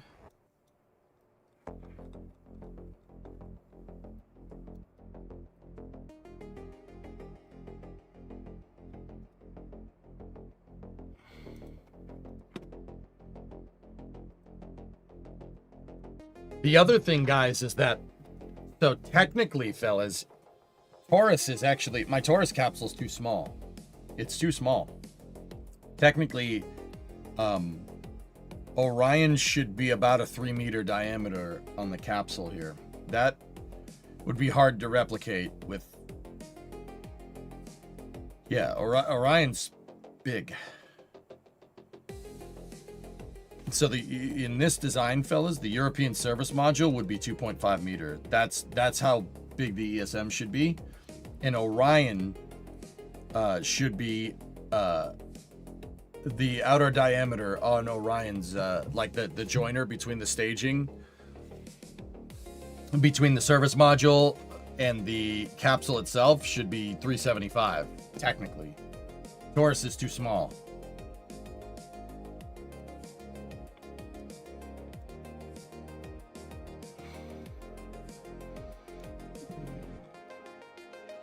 Kerbals are not quarter scale. They're about half. Actually, they're 60% Wookiee. That's right from the developers, dude. I learned that right from Rover Dude a long time ago. Scale is about 60%.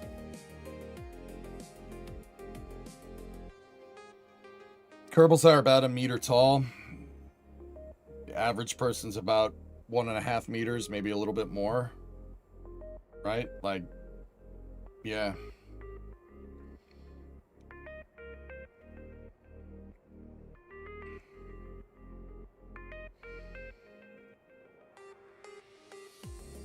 Silly idea, make a capsule in game with the stock parts without using the pre-made capsules. That's what other stock players do, Hellfish. What are we gonna do about a heat shield, dude? We'd need a 3-meter heat shield. If we were gonna do it right. This is the thing that's been kind of plaguing me.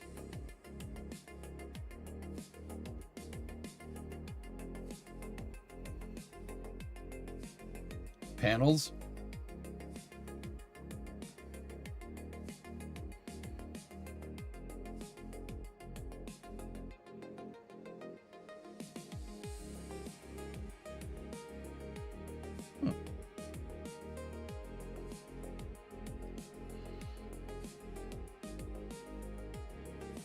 Discovery, go at throttle up.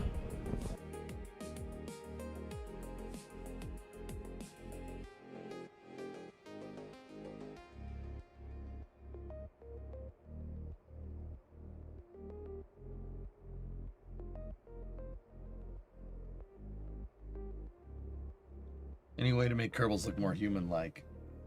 I'm sure there's a mod out there, him. Hey, Transit Biker. He's probably partner home for surgery, so I can't stay. Hope your day's going well. Day's going just fine. Nubs with an 11-month resub. Thank you.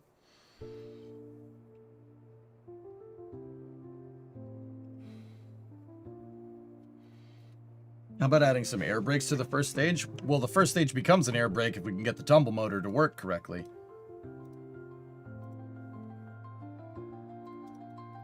Let's try it again.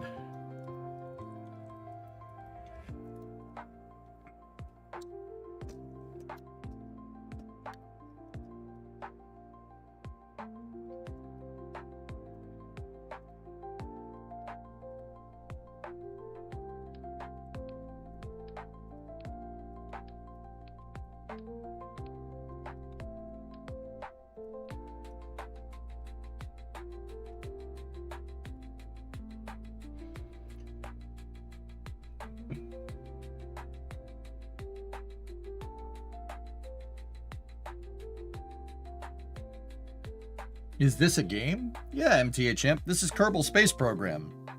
Kerbal Space Program is a game where you design and build rockets, dude. It's a fun time. So you can complete it.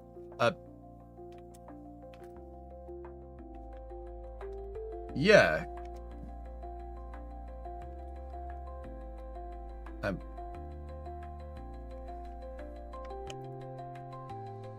Yeah, like if you play the career mode, yeah, of course. Yeah, you can beat it. All right, T minus 10, 9, 8, 7, 6, 5, 4, 3, 2, 1. Right now, I'm just building rockets. I'm having some fun building a Ares-1 style rocket here.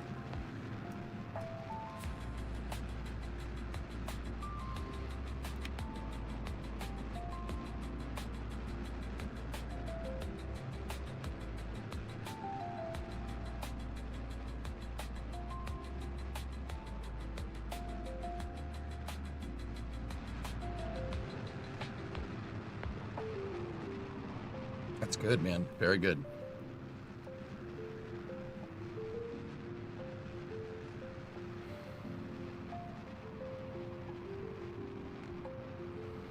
Max Q.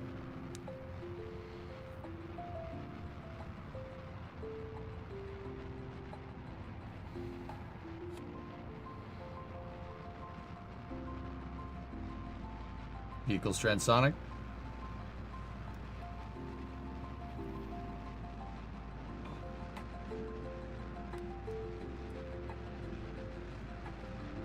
So I built this thing out of the parts that you have in the game. In the game, you have a bunch of rocket parts and a bunch of thrusters and everything. You got to put it together and make a rocket.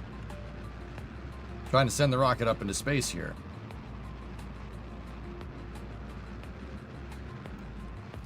Got some oscillations in the stack there. It's all right.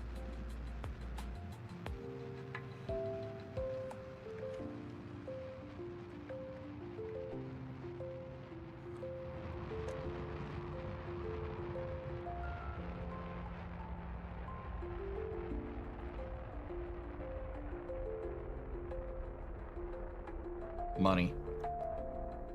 Thrust tailing off an SRB, standing by for separation. Let's see if the separator works this time. Ready?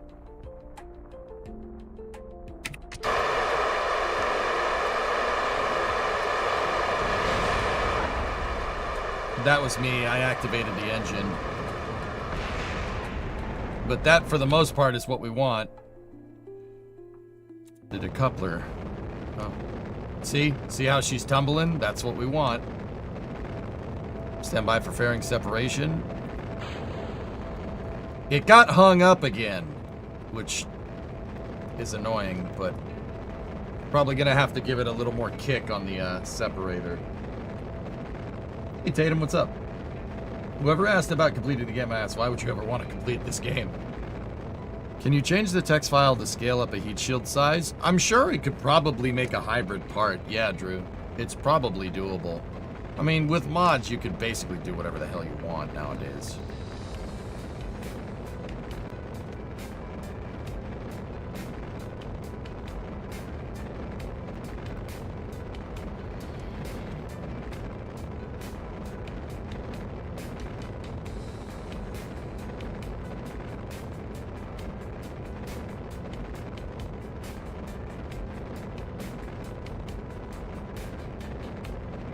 Welcome to the taco truck. Yeah, baby. I talked to Shimmy a little while ago. Haven't seen him in a bit.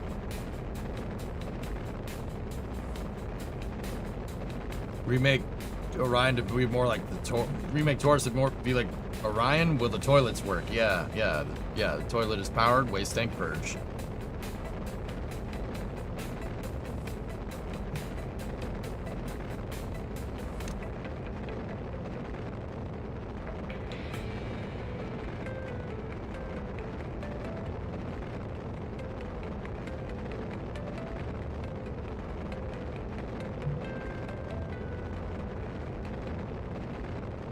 Good.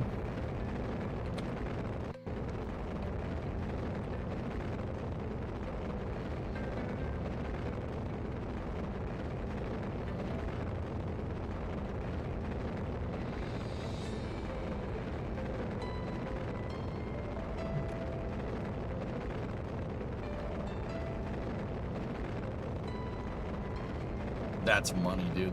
This would be a money insertion. All right, we could stop there. So it comes back down. That would have been 100 by 100 right on the dot. If I had burned for like another 5 seconds, it would have been perfect.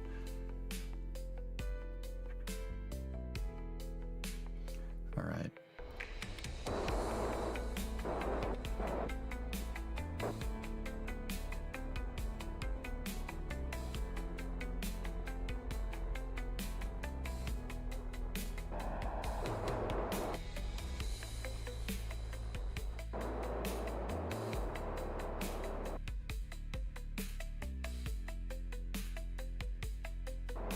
So I'm going to spin the thing because there's no persistent rotation here, but we'll spin it and we'll see what it does.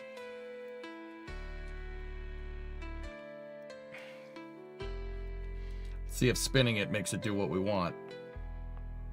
Oh, I like things that spin. So this is what the real ones did. They spun on purpose. And the idea is that its spinning would slow it down. And then eventually it stabilizes out enough to deploy the chutes. Let's see what it does. Spinning is a good trick, yes.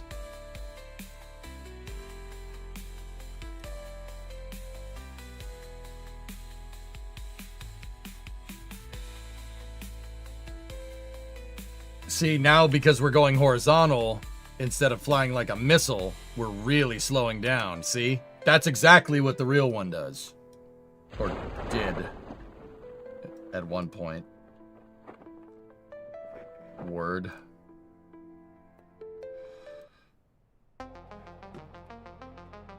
We got 3 good drogues. Let's see if the inner chutes decide to go. Starship does it too.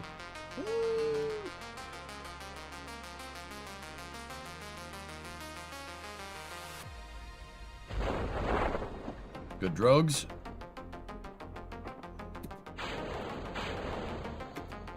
Oh, yeah. Oh, yeah. Oh, yeah. That's so good. I'm going to go stuff my face with Pepperidge Farm. What?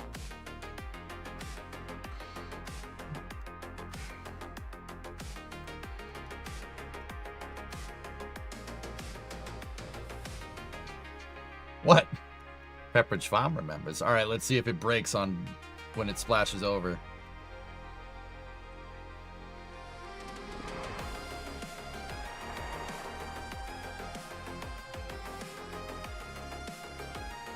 Survive! Survive! No!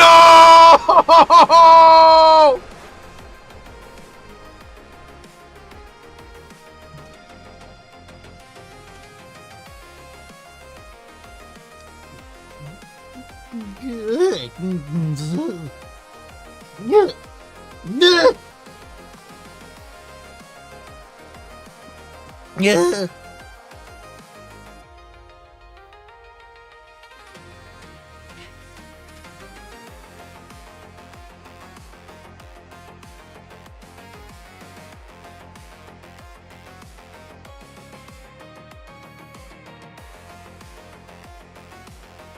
Tip shoot, huh, Yarg? So Yarg, all right, let me I'm gonna lay this one down. How about we don't put the main chutes in symmetry, right? Because if you have 3 main chutes in symmetry, it's gonna come down perfectly straight, right? If the chutes are biased to one side, so not in perfect 3x sim. So like if we have 1 chute here, 1 chute here, and 1 chute here, right? She's gonna come in with a little bit of a tilt, and it'll never stop. It'll just tilt over, and the chute should never undeploy, right? What do you think of that one?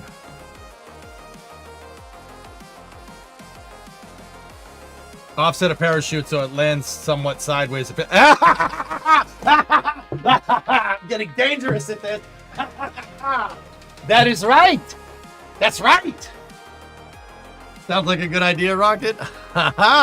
Your boy's getting dangerous. Oh yes, you like.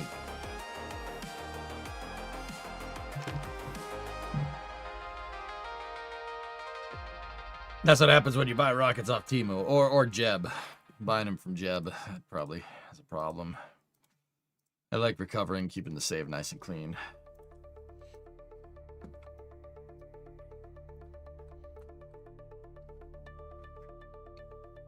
Yeah, Jeb move.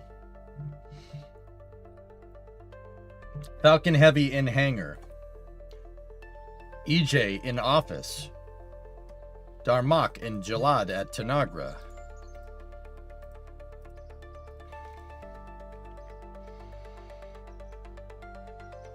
Shaka when the walls fell. What are you trying to say? His arms wide. EJ, his eyes open. Twitter. Okay.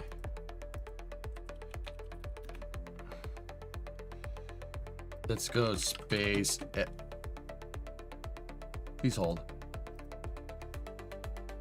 Oh. Nice.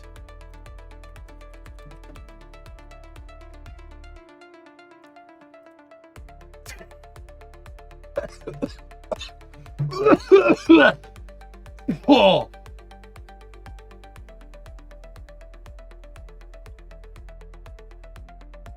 This is really amazing.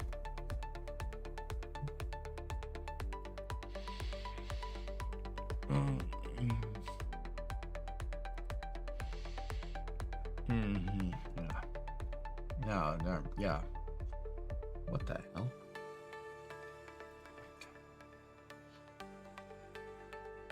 Oh. Reuse boosters.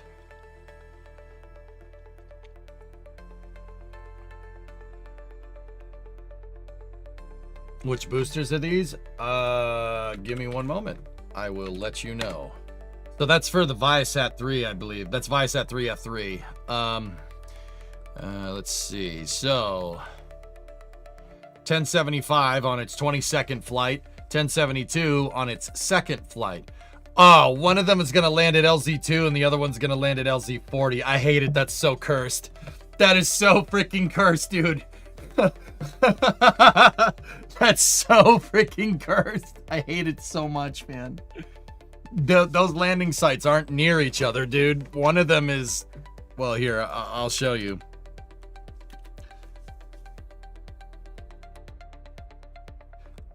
The center core is expendable, yeah. So, one landing site is LZ2. So that's that one. That's that landing site. LZ1 is no longer in use for whatever reason. They're using this one. So one of them is going to land there. And the other is going to land over here.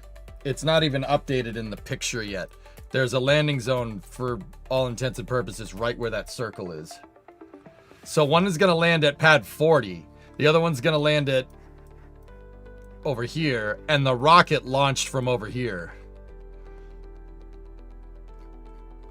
That's going to be weird to see this. One's going to come in over here. The other one's going to land there and it launches from here. So they're just, that's going to, I hate it. It's so cursed. It's so cursed, dude. No, no, it's so cursed. Hey, Can't See Me. Just wanted to say I missed you last week. Hope all's going great. Yeah, everything's going good.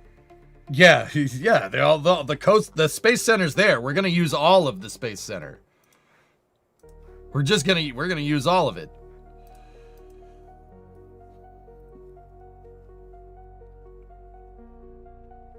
You're pumped, really debating taking time off to work down there. Hey, guys, Falcon Heavy is an endangered species. Like, I would suggest trying to see it at least once. That's all I'm saying. I saw the first flight. I saw them launch the Roadster into space, so I'm good, dude. Like,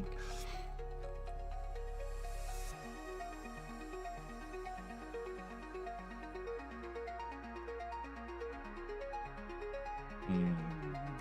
4014 departing Laramie. Attention, VRF live feed. What do we got here? Oh! Train.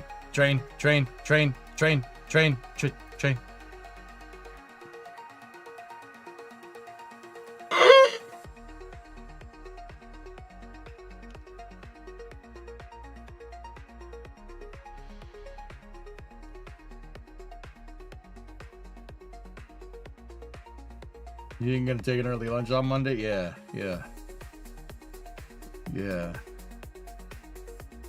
Oh.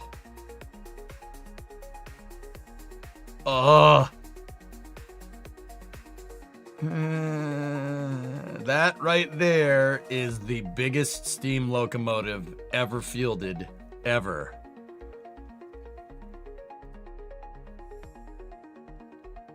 That's the Alco 4000 series locomotive. Slang term is the big boy.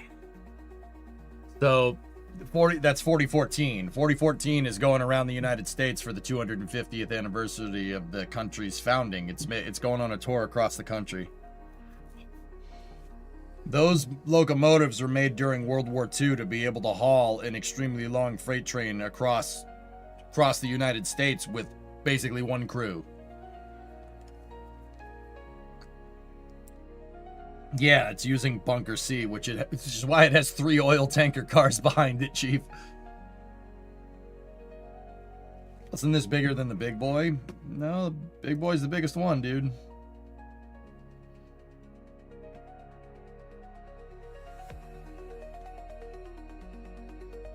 Yeah, see that? It's a 4-cylinder. 4-cylinder. Yeah. There's 2 sets of pistons here and 2 sets of pistons there. 4-banger. It's a 4-banger that makes 6,000 horsepower. Oh.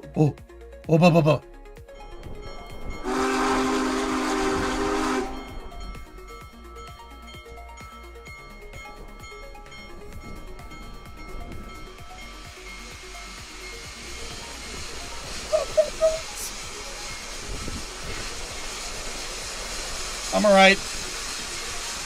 Are those not auxiliary water tenders? No, they're that. Well, actually, I'm not sure. I'm pretty sure those are oil tender. Oh my god, 6,000 horsepower, dude.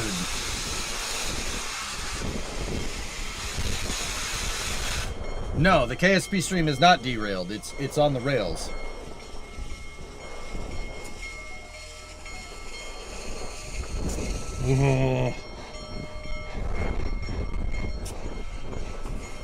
Oh, that thing is so damn cool, dude. That's awesome. Oh, hello.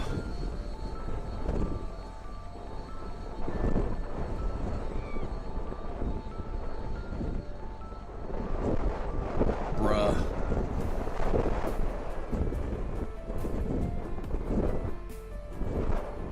Who's a train nerd? Why is the diesel locomotive following it?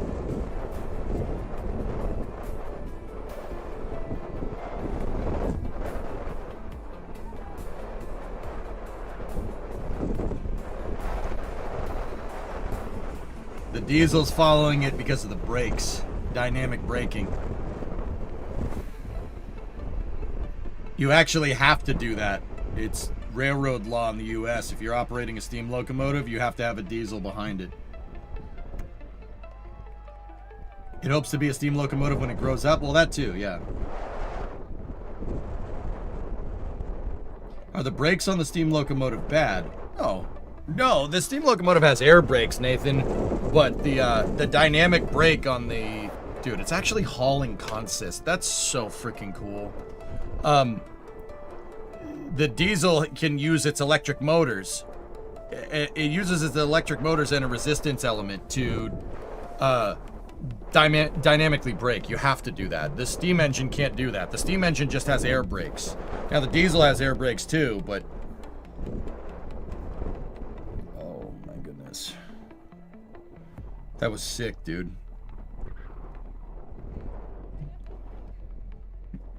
But, I wonder how hard the conversion was. It was converted to Bunker C during World War II, goalie. Don't worry about it. Yeah, that ain't no thing.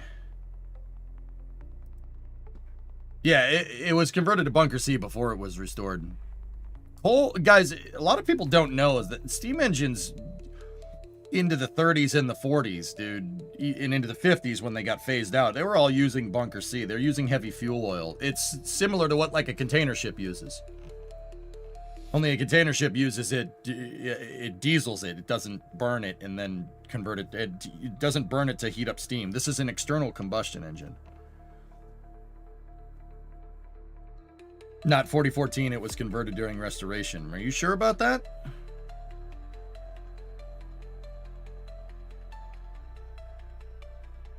That's a train. It's a pretty sick train. Cool. Anyway. I don't know. Maybe I'm thinking of something else. Whatever. It doesn't matter. The locomotive is freaking cool.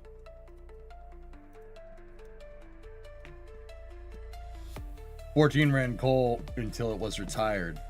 Oh, no wonder they retired it. Jeez. There were, well, wait a minute. There were big boys that were converted for Bunker C, though, weren't there?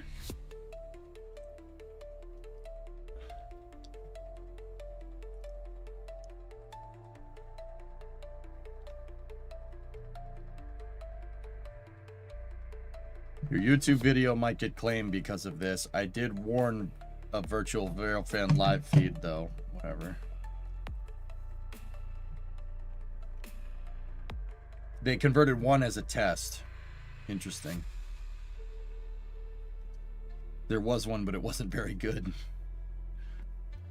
Well, there you go. Can't remember the engine number. Well, let's learn here. Hold on.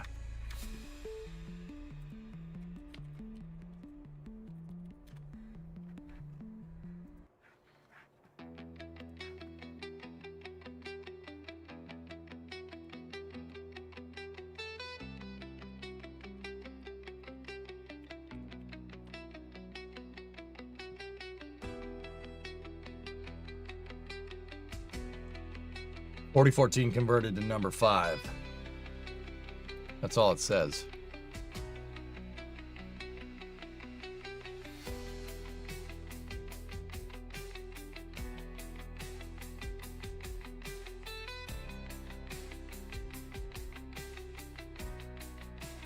Yeah, they're using 3985's car. That's right.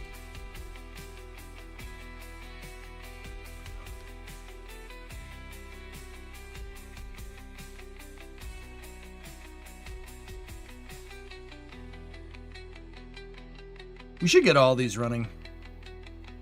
Yeah, we should get all of them running.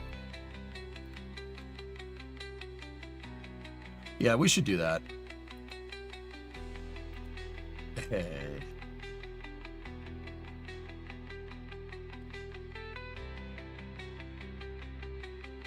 Yeah, we should just fix all of them.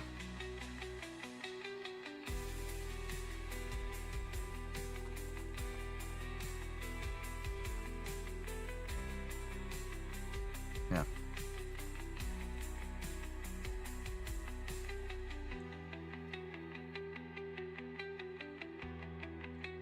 Yeah, we should just fix all of them. I think that's a good idea. We should do that. Who's with me? Can we convert them to run on propane or something?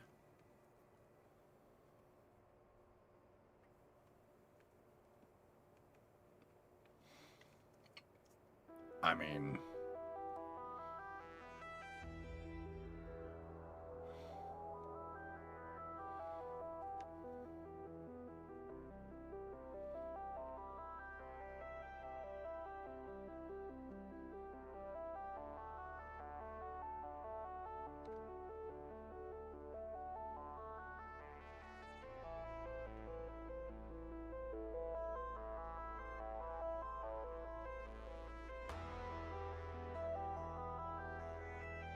You agree, all the UP big boys should be operational, yeah.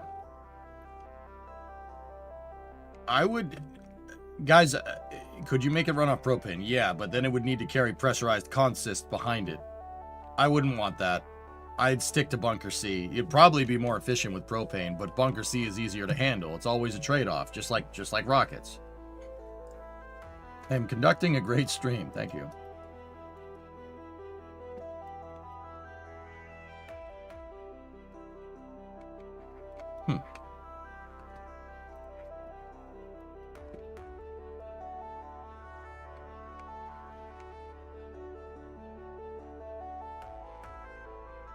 I mean, honestly, the best way to do this would be have a nuclear reactor in there.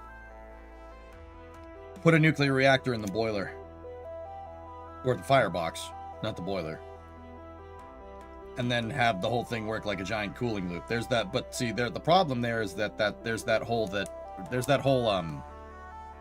nuclear, like being in the firebox, which is where the people need to be.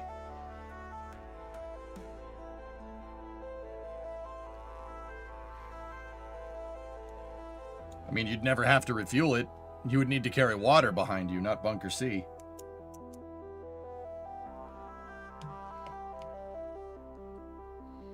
High sulfur content leads to increased corrosion. Mm-hmm.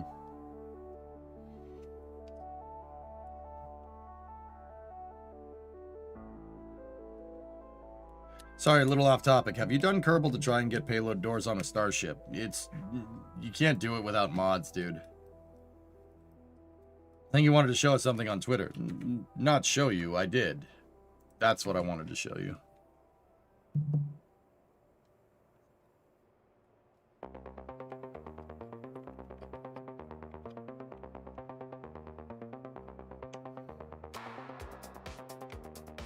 All good, Paradusk. It just gave me an excuse to show it again. Dude, it's all good, man. It just gave me an excuse to show the damn thing again.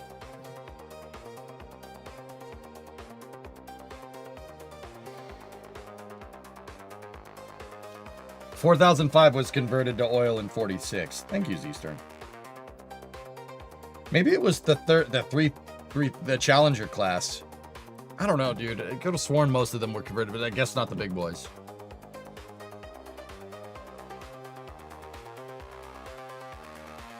Did you do a second chapter of the KSV tutorial? Loved it, even though I know how to play, but it was cool learning further.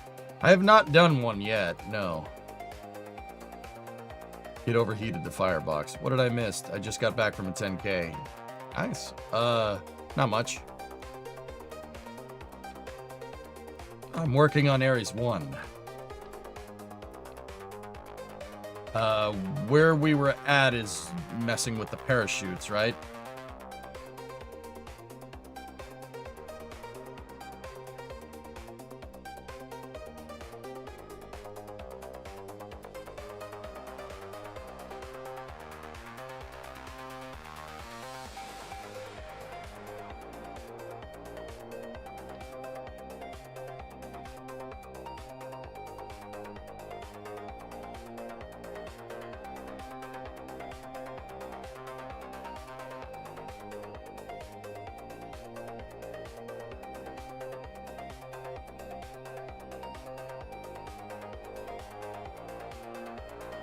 There's the offset shoot. Offset shoot design. Let's just make sure we standardize the craft files between the SPH and the VAB.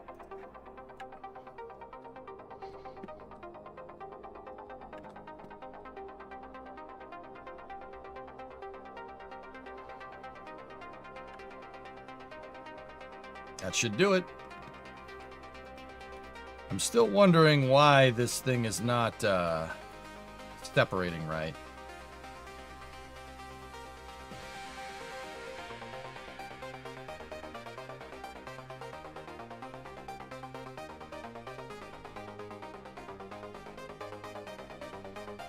All right, let's try it again. You just got back from fishing and drinking a Yingling or two, which they have in Michigan now. Ooh, very nice. Would it be possible to recreate and run the Bluebird 7K7 in KSP? I don't know what that is, Pickled.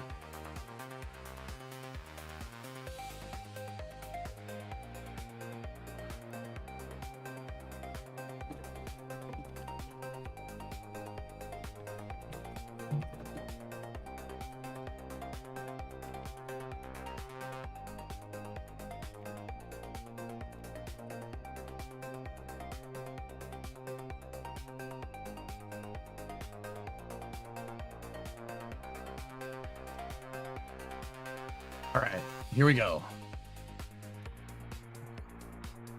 10, 9, 8, 7, 6, 5, 4, 3, 2, 1.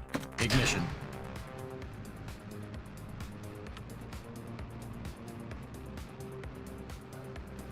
And liftoff.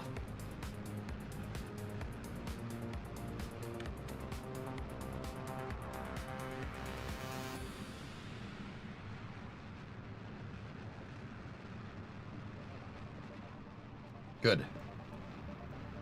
Dude, that 5 segment looks sharp.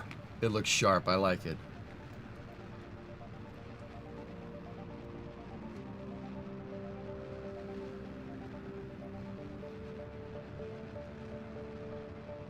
Copy. Wobbly rocket nominal.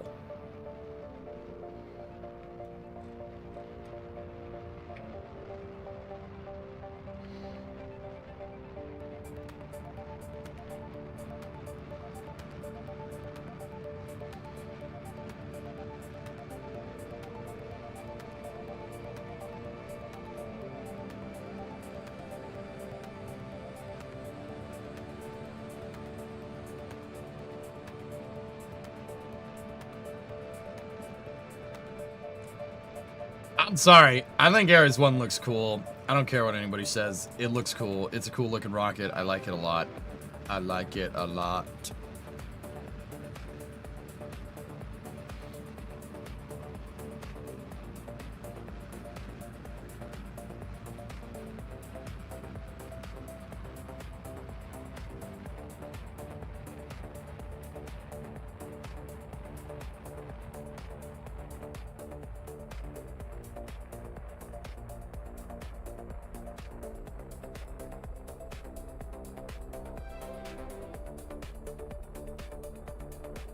Okay.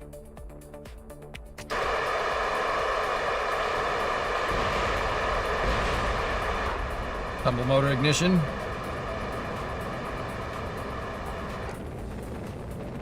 Nice. Very nice.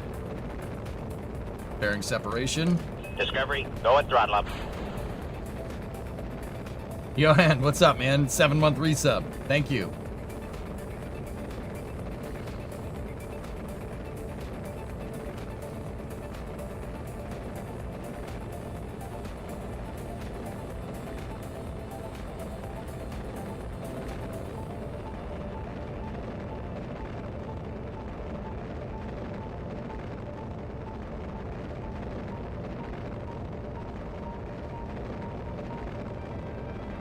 Nice. What's the payload? 18 tons. Have you sent any Voyagers in KSP? Maybe in an old save, Lesky, but no, not really. There's nothing out there, like, incurable unless you mod it.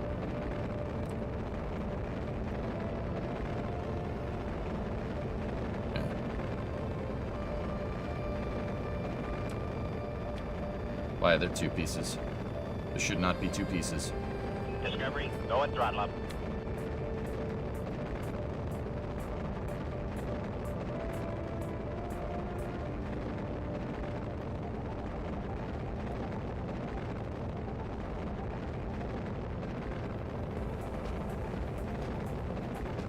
How do you figure out how many relay dishes you need on one craft? The formulas are out there, dude. It really depends on how much power you can generate. If I'm remembering right, RJ. I don't remember off the top of my head. Hey, J-Heap, welcome to Mission Control. You're going throttle up. Thanks for the Prime sub, dude.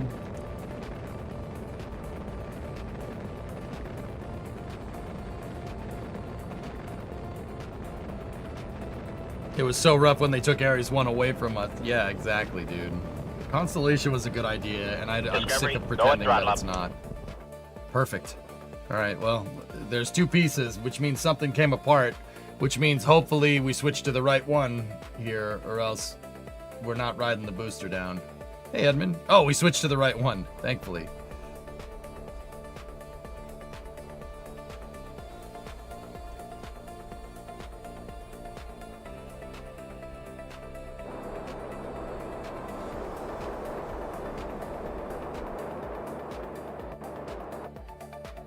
There we go. Nice to see you back after a well-deserved break from the Artemis mission work you did. It was fantastic. Thanks, man.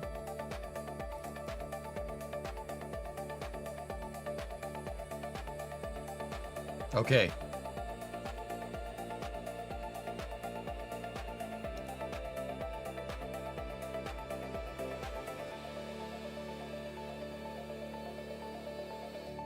All chutes are armed. What are your propeller? I'm replicating the tumble motor ignition. When we separated, it started spinning, but if you switch vehicles, it'll stop. There's no what's called persistent rotation.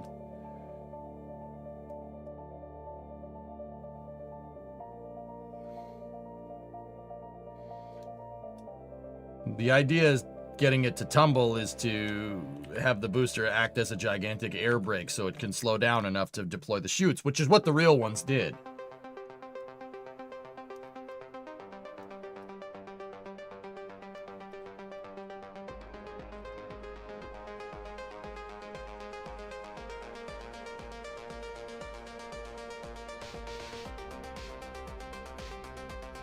See, the whole thing's flying sideways. It's acting like a speed brake.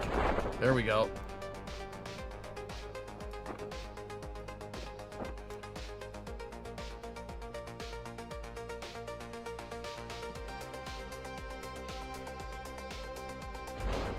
Pretty good, drogues.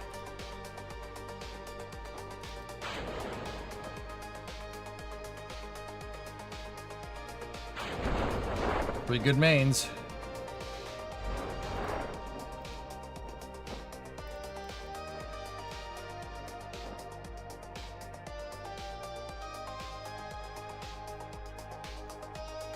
Now the idea here is that we want to induce a slight tip. Might not be enough. So what we don't want is the booster going in the water and then stopping and then the chutes disconnecting. We need the chutes to stay connected.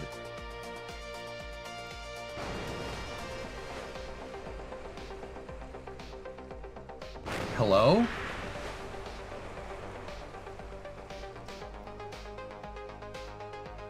Oh, that's half what I want.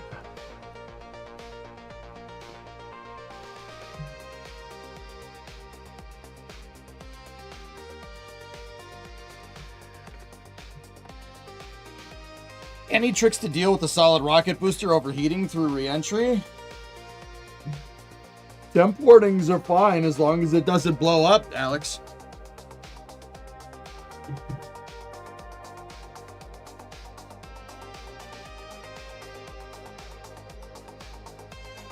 $17, Dino.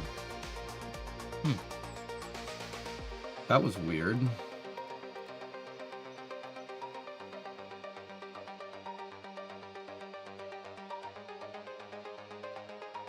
I had the drogue chutes. Oh,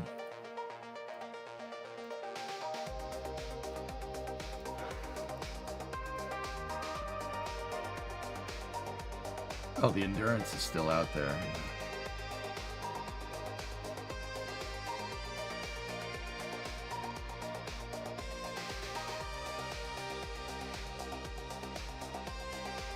Huh.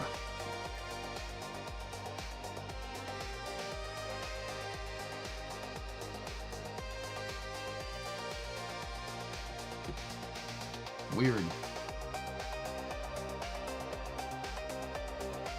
Maybe don't cut the drogue chutes. That was strange. That shouldn't have done that.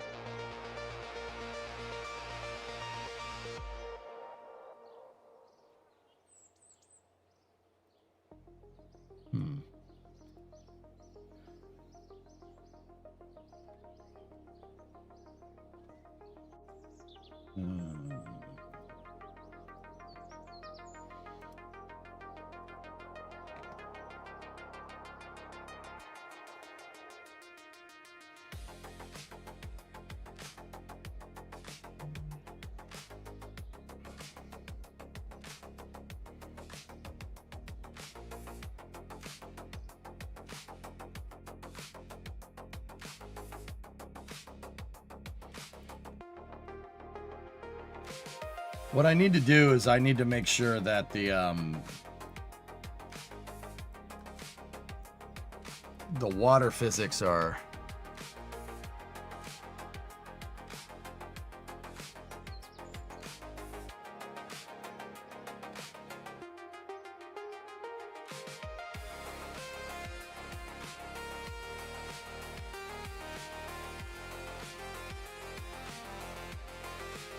there. Yeah, that's what we want right there.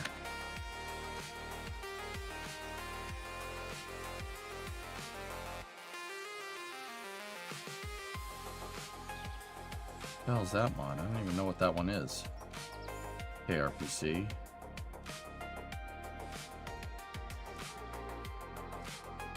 It's Eve.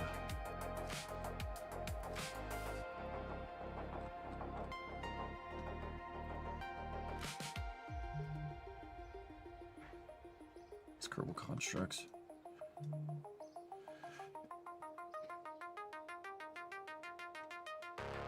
I guess we're gonna need all the chutes for that dang booster.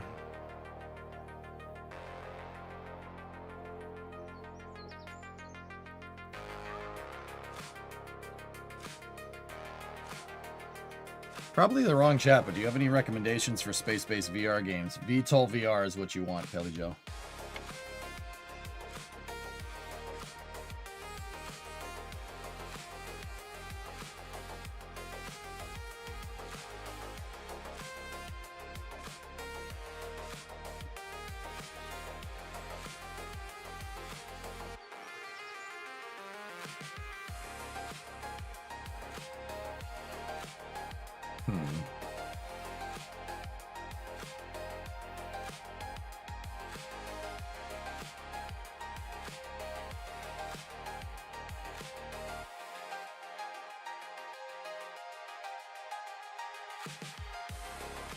Discovery, go at throttle up.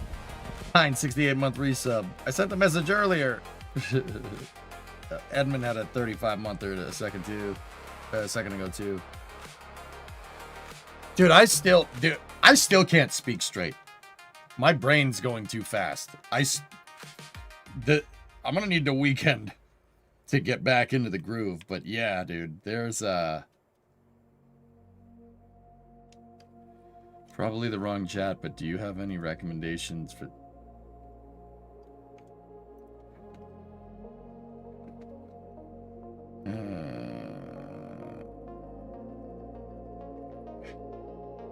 No. Here, just look at this. See? Isn't that nice?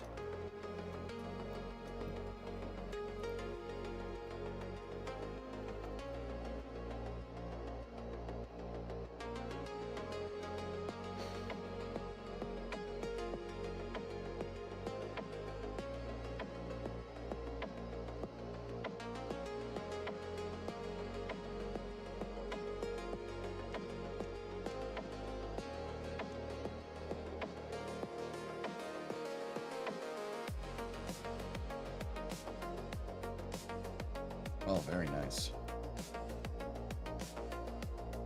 How many tons? This thing can push 300 tons easily.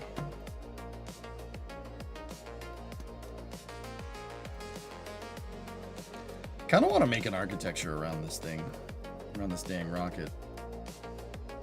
Looks great, but does it blend? It does. We tried it the other day. This is not a Starship analog, no. This is a different vehicle.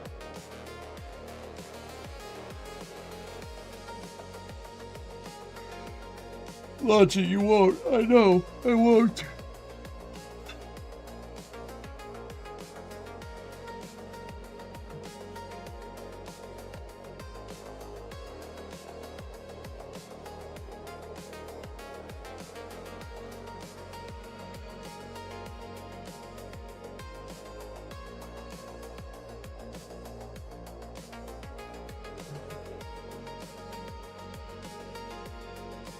Yeah, you can do all kinds of cool stuff in Kerbal.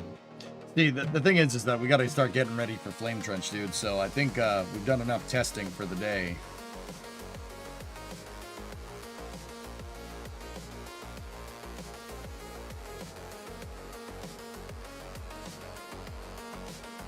Have you done a Voyager style mission? No, there's nothing out there unless you have mods, and I don't have mods, so no, haven't done that.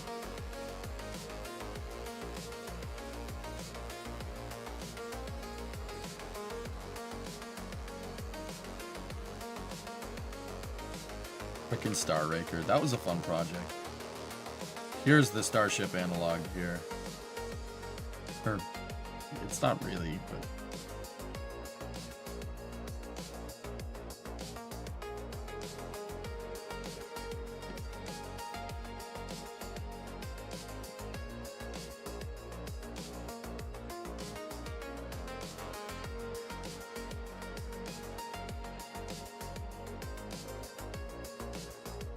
How do you know there's nothing out there, and have you checked?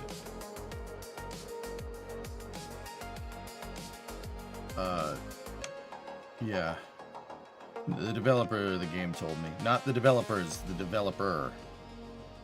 One word. No plural. Are you going to continue the reusable SDS project? Yes, I would like to do that, yes.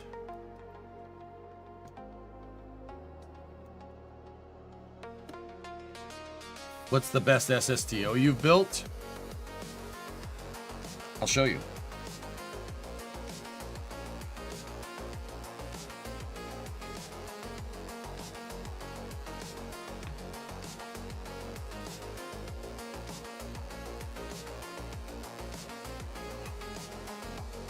The best one I think I've built is a thing called Jebstar. This is Jebstar. It is a fully reusable SRB. Or SSTO, not SRB. Sorry. See, that's what I mean. My brain's still paced. Yeah, fully reusable. Jebstar. Not only did I build the SSTO, right? I built its pad to go with it. Pad still doesn't work too well, but this is the small one. No, that's the big one.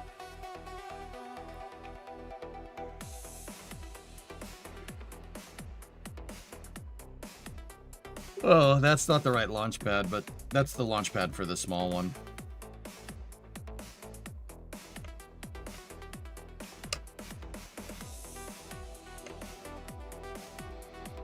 That's based off of Lockheed's Venture Star project, and this is the X-33. I don't think. Oh yeah, there it is. Yeah, here's Jebstar's launch pad. When I say fully reusable SSTO, I mean fully reusable. I mean you could drag it back to its pad that we made, refuel it, and go. That's correct, drummer. Yes.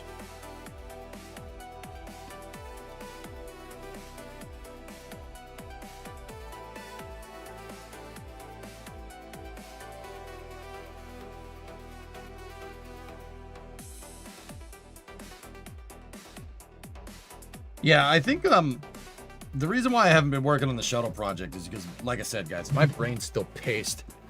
The first 3 weeks of April were a lot. A lot, dude. I'm going to take the weekend and I'm going to lock back in because I basically burned the candle at both ends for 3 weeks. Yeah, I gotta get back into the groove.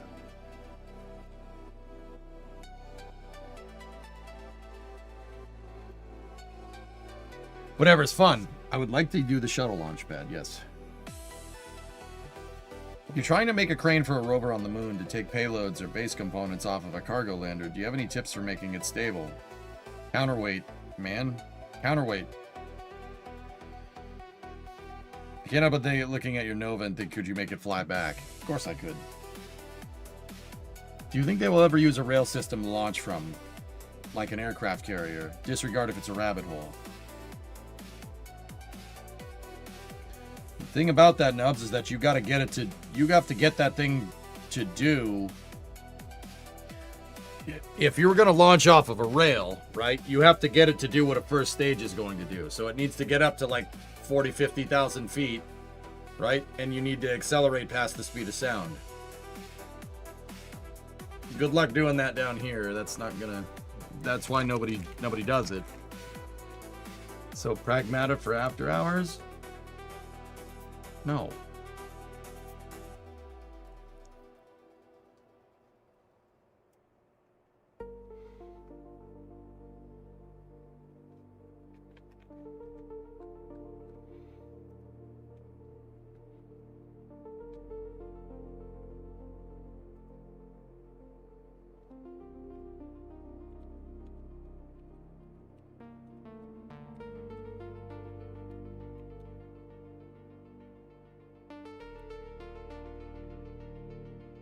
Mass drivers on the moon, though, could be a good idea. The big thing is that there's an atmosphere in the way on this planet. That's the problem. There's an atmosphere in the way. On the moon, there's no atmosphere in the way. So something like that makes a lot more sense, which is why SpaceX ultimately wants to try and do it. I also have to sneeze.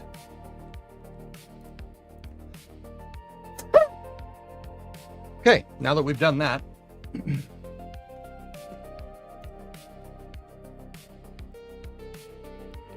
I think we have an Ares-1 that's working really well. Now, the real key here would be to add my segment into... No turbo? No, it's just it takes some time to spool. You need at least 2.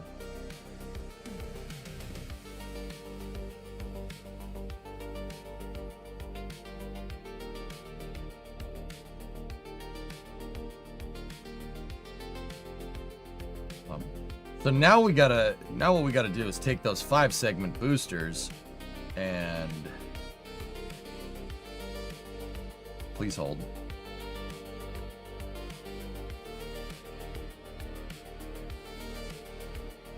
We gotta take them and attach them to this. Hello, baby. And we have to extend our core stage.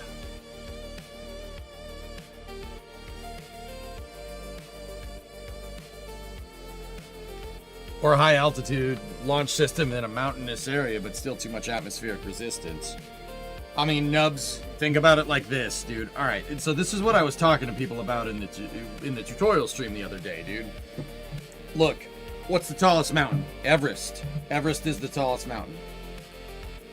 Okay, so first of all, you're gonna put a launch pad up there. Helicopters can't even get up there, dude. So you're gonna have to build all the infrastructure to build a launch pad at the top of Mount Everest. Mount Everest is 27,000 feet. In order to get into space, you need to be at 354,000 feet. You're not even close. The atmosphere is a lot bigger than people think. There's a lot more stuff in the way, dude.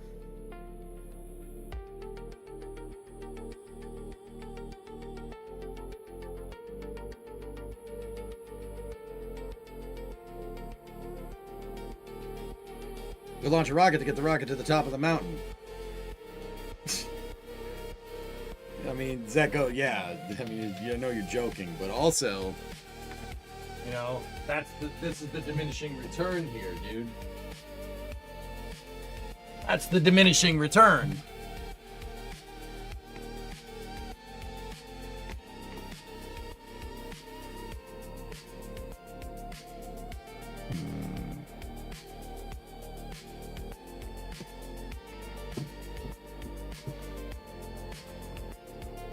Real question is, what kind of upper stage are we going to give this?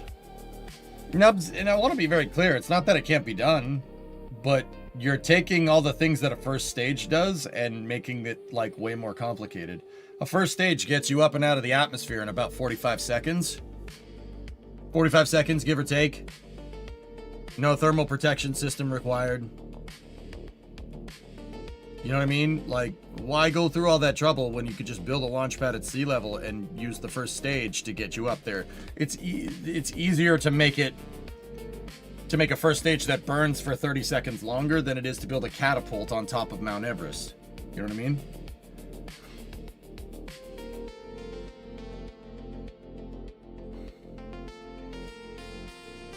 Speaking of steam, do you think if we make a giant cylinder with a pad on top of a piston and just add pressure under the pad?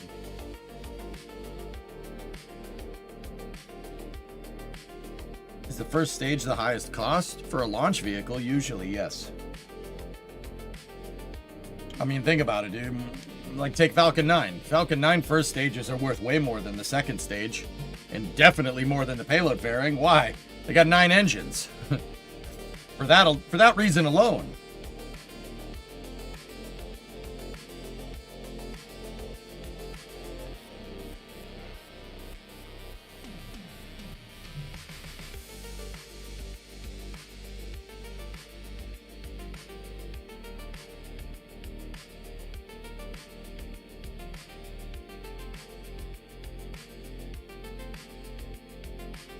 Would a space elevator be an option in our lifetime?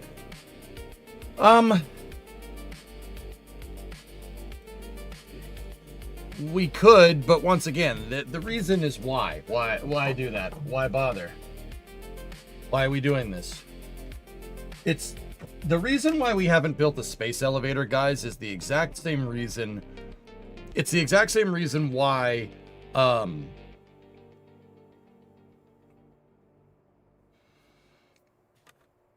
what's the right way to say it? Sorry. This is what I mean about my brain still being paced. The reason why we haven't done a space elevator is the same reason why we haven't built like a bridge across the Bering Strait connecting Russia to Alaska. We haven't done that because, I mean, could we? Yeah, sure. Just use a boat. You're gonna need a boat to build the stupid thing anyway. Just use the boat. How about a space escalator?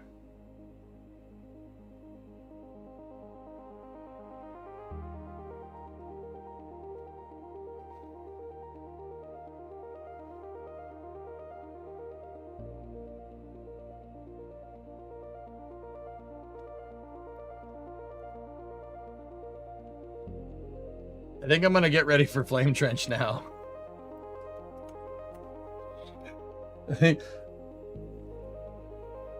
I mean, like I said, why don't we build a bridge across the Atlantic from like Canada to Greenland to Iceland to the UK? The reason why is because, I mean, could we? Yeah, sure. I'm sure we could figure that out, but why? Why do that? Why you just use a container ship? Or better yet, use an airplane, right? Like, I'm not saying we couldn't. Probably not going to see one in our lifetime, that was the question. Like,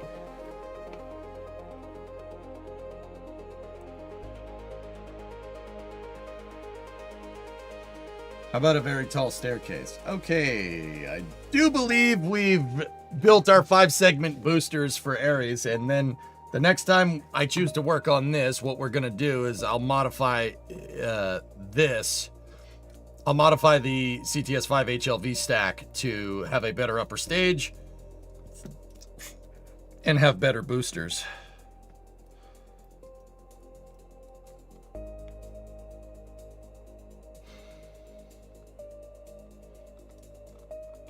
Yeah, also we should swap those out for shuttle motors.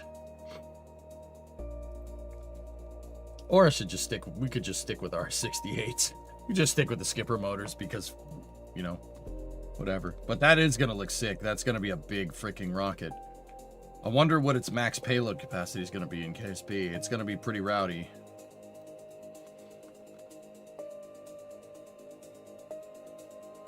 Because this is more like direct. This has 4-segment boosters, not 5-segment.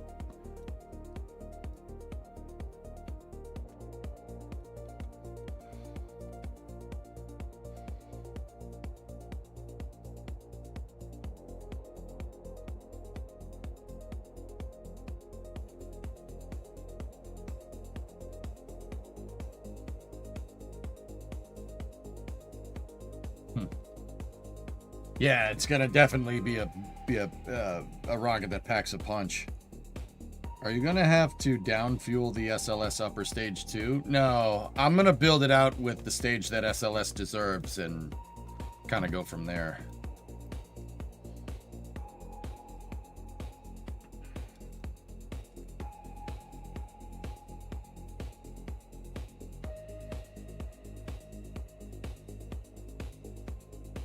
I'm thinking about how I'm going to do this.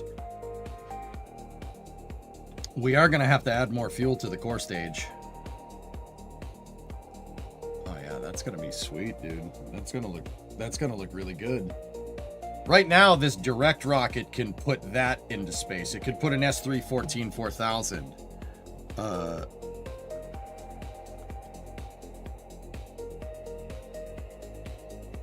Which is 81 tons.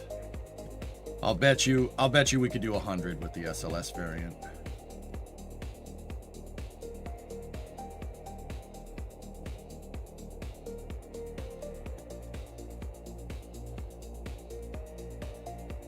Oh, that's gonna be freaking cool, dude. So yeah, we can plug in the extra fuel, right? And then we can plug in the separator mechanism and everything. We plug in the SRBs. That's gonna be freaking cool. We'll probably, I don't know. What do you guys want to work on next week?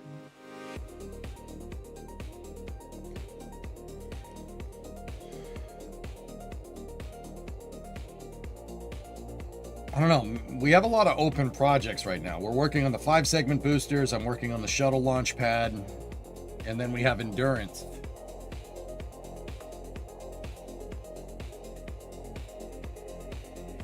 The pillar. Did that model plane game ever go anywhere? Balsa? That's Felipe's game. Yeah, of course.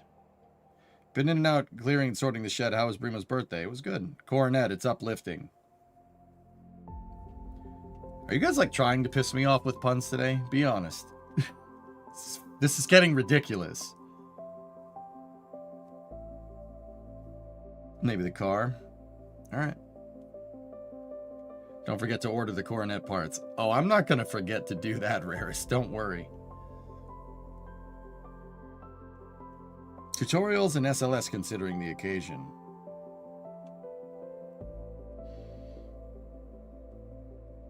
All right, cool.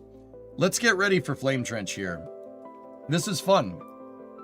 I'm happy that Kerbal is back, dude. But with Kerbal, I just gotta figure out what I want to do. Maybe...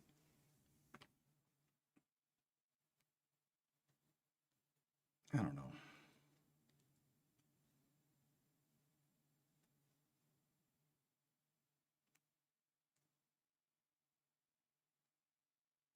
A moon base? It's probably a good idea. Don't forget cities for wombo maxing. Yeah. Don't forget to order car parts.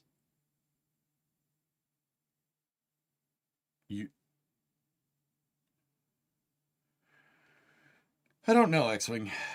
Career playthrough? We could start a new career mode. I kind of would like to... I'm worried about committing to this, but I would like to play another... I would like to start another MM2 save. Mission Mode 2 rules.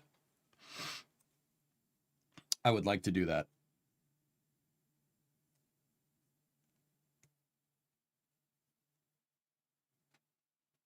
MM2 is my...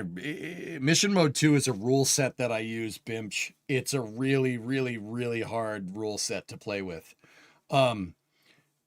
You essentially have to make everything. You can't just put something out on the pad and launch it. You have to build all the infrastructure for it. And simultaneously, like if you land something in the water, you got to go get it. You got to go get it. You threw in 1,000 to put towards car parts. Would you consider some mods? I already have mods installed.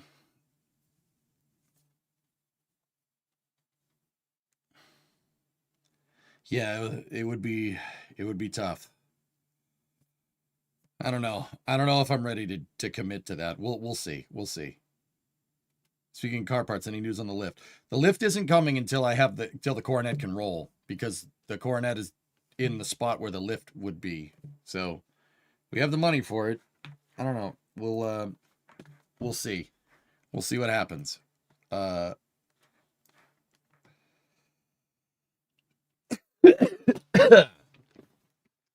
He's going to tow that car out. No, he's not. He's also sick of people being douchebags in chat. Yeah, I called you out. Now deal with it. All right. Anyway.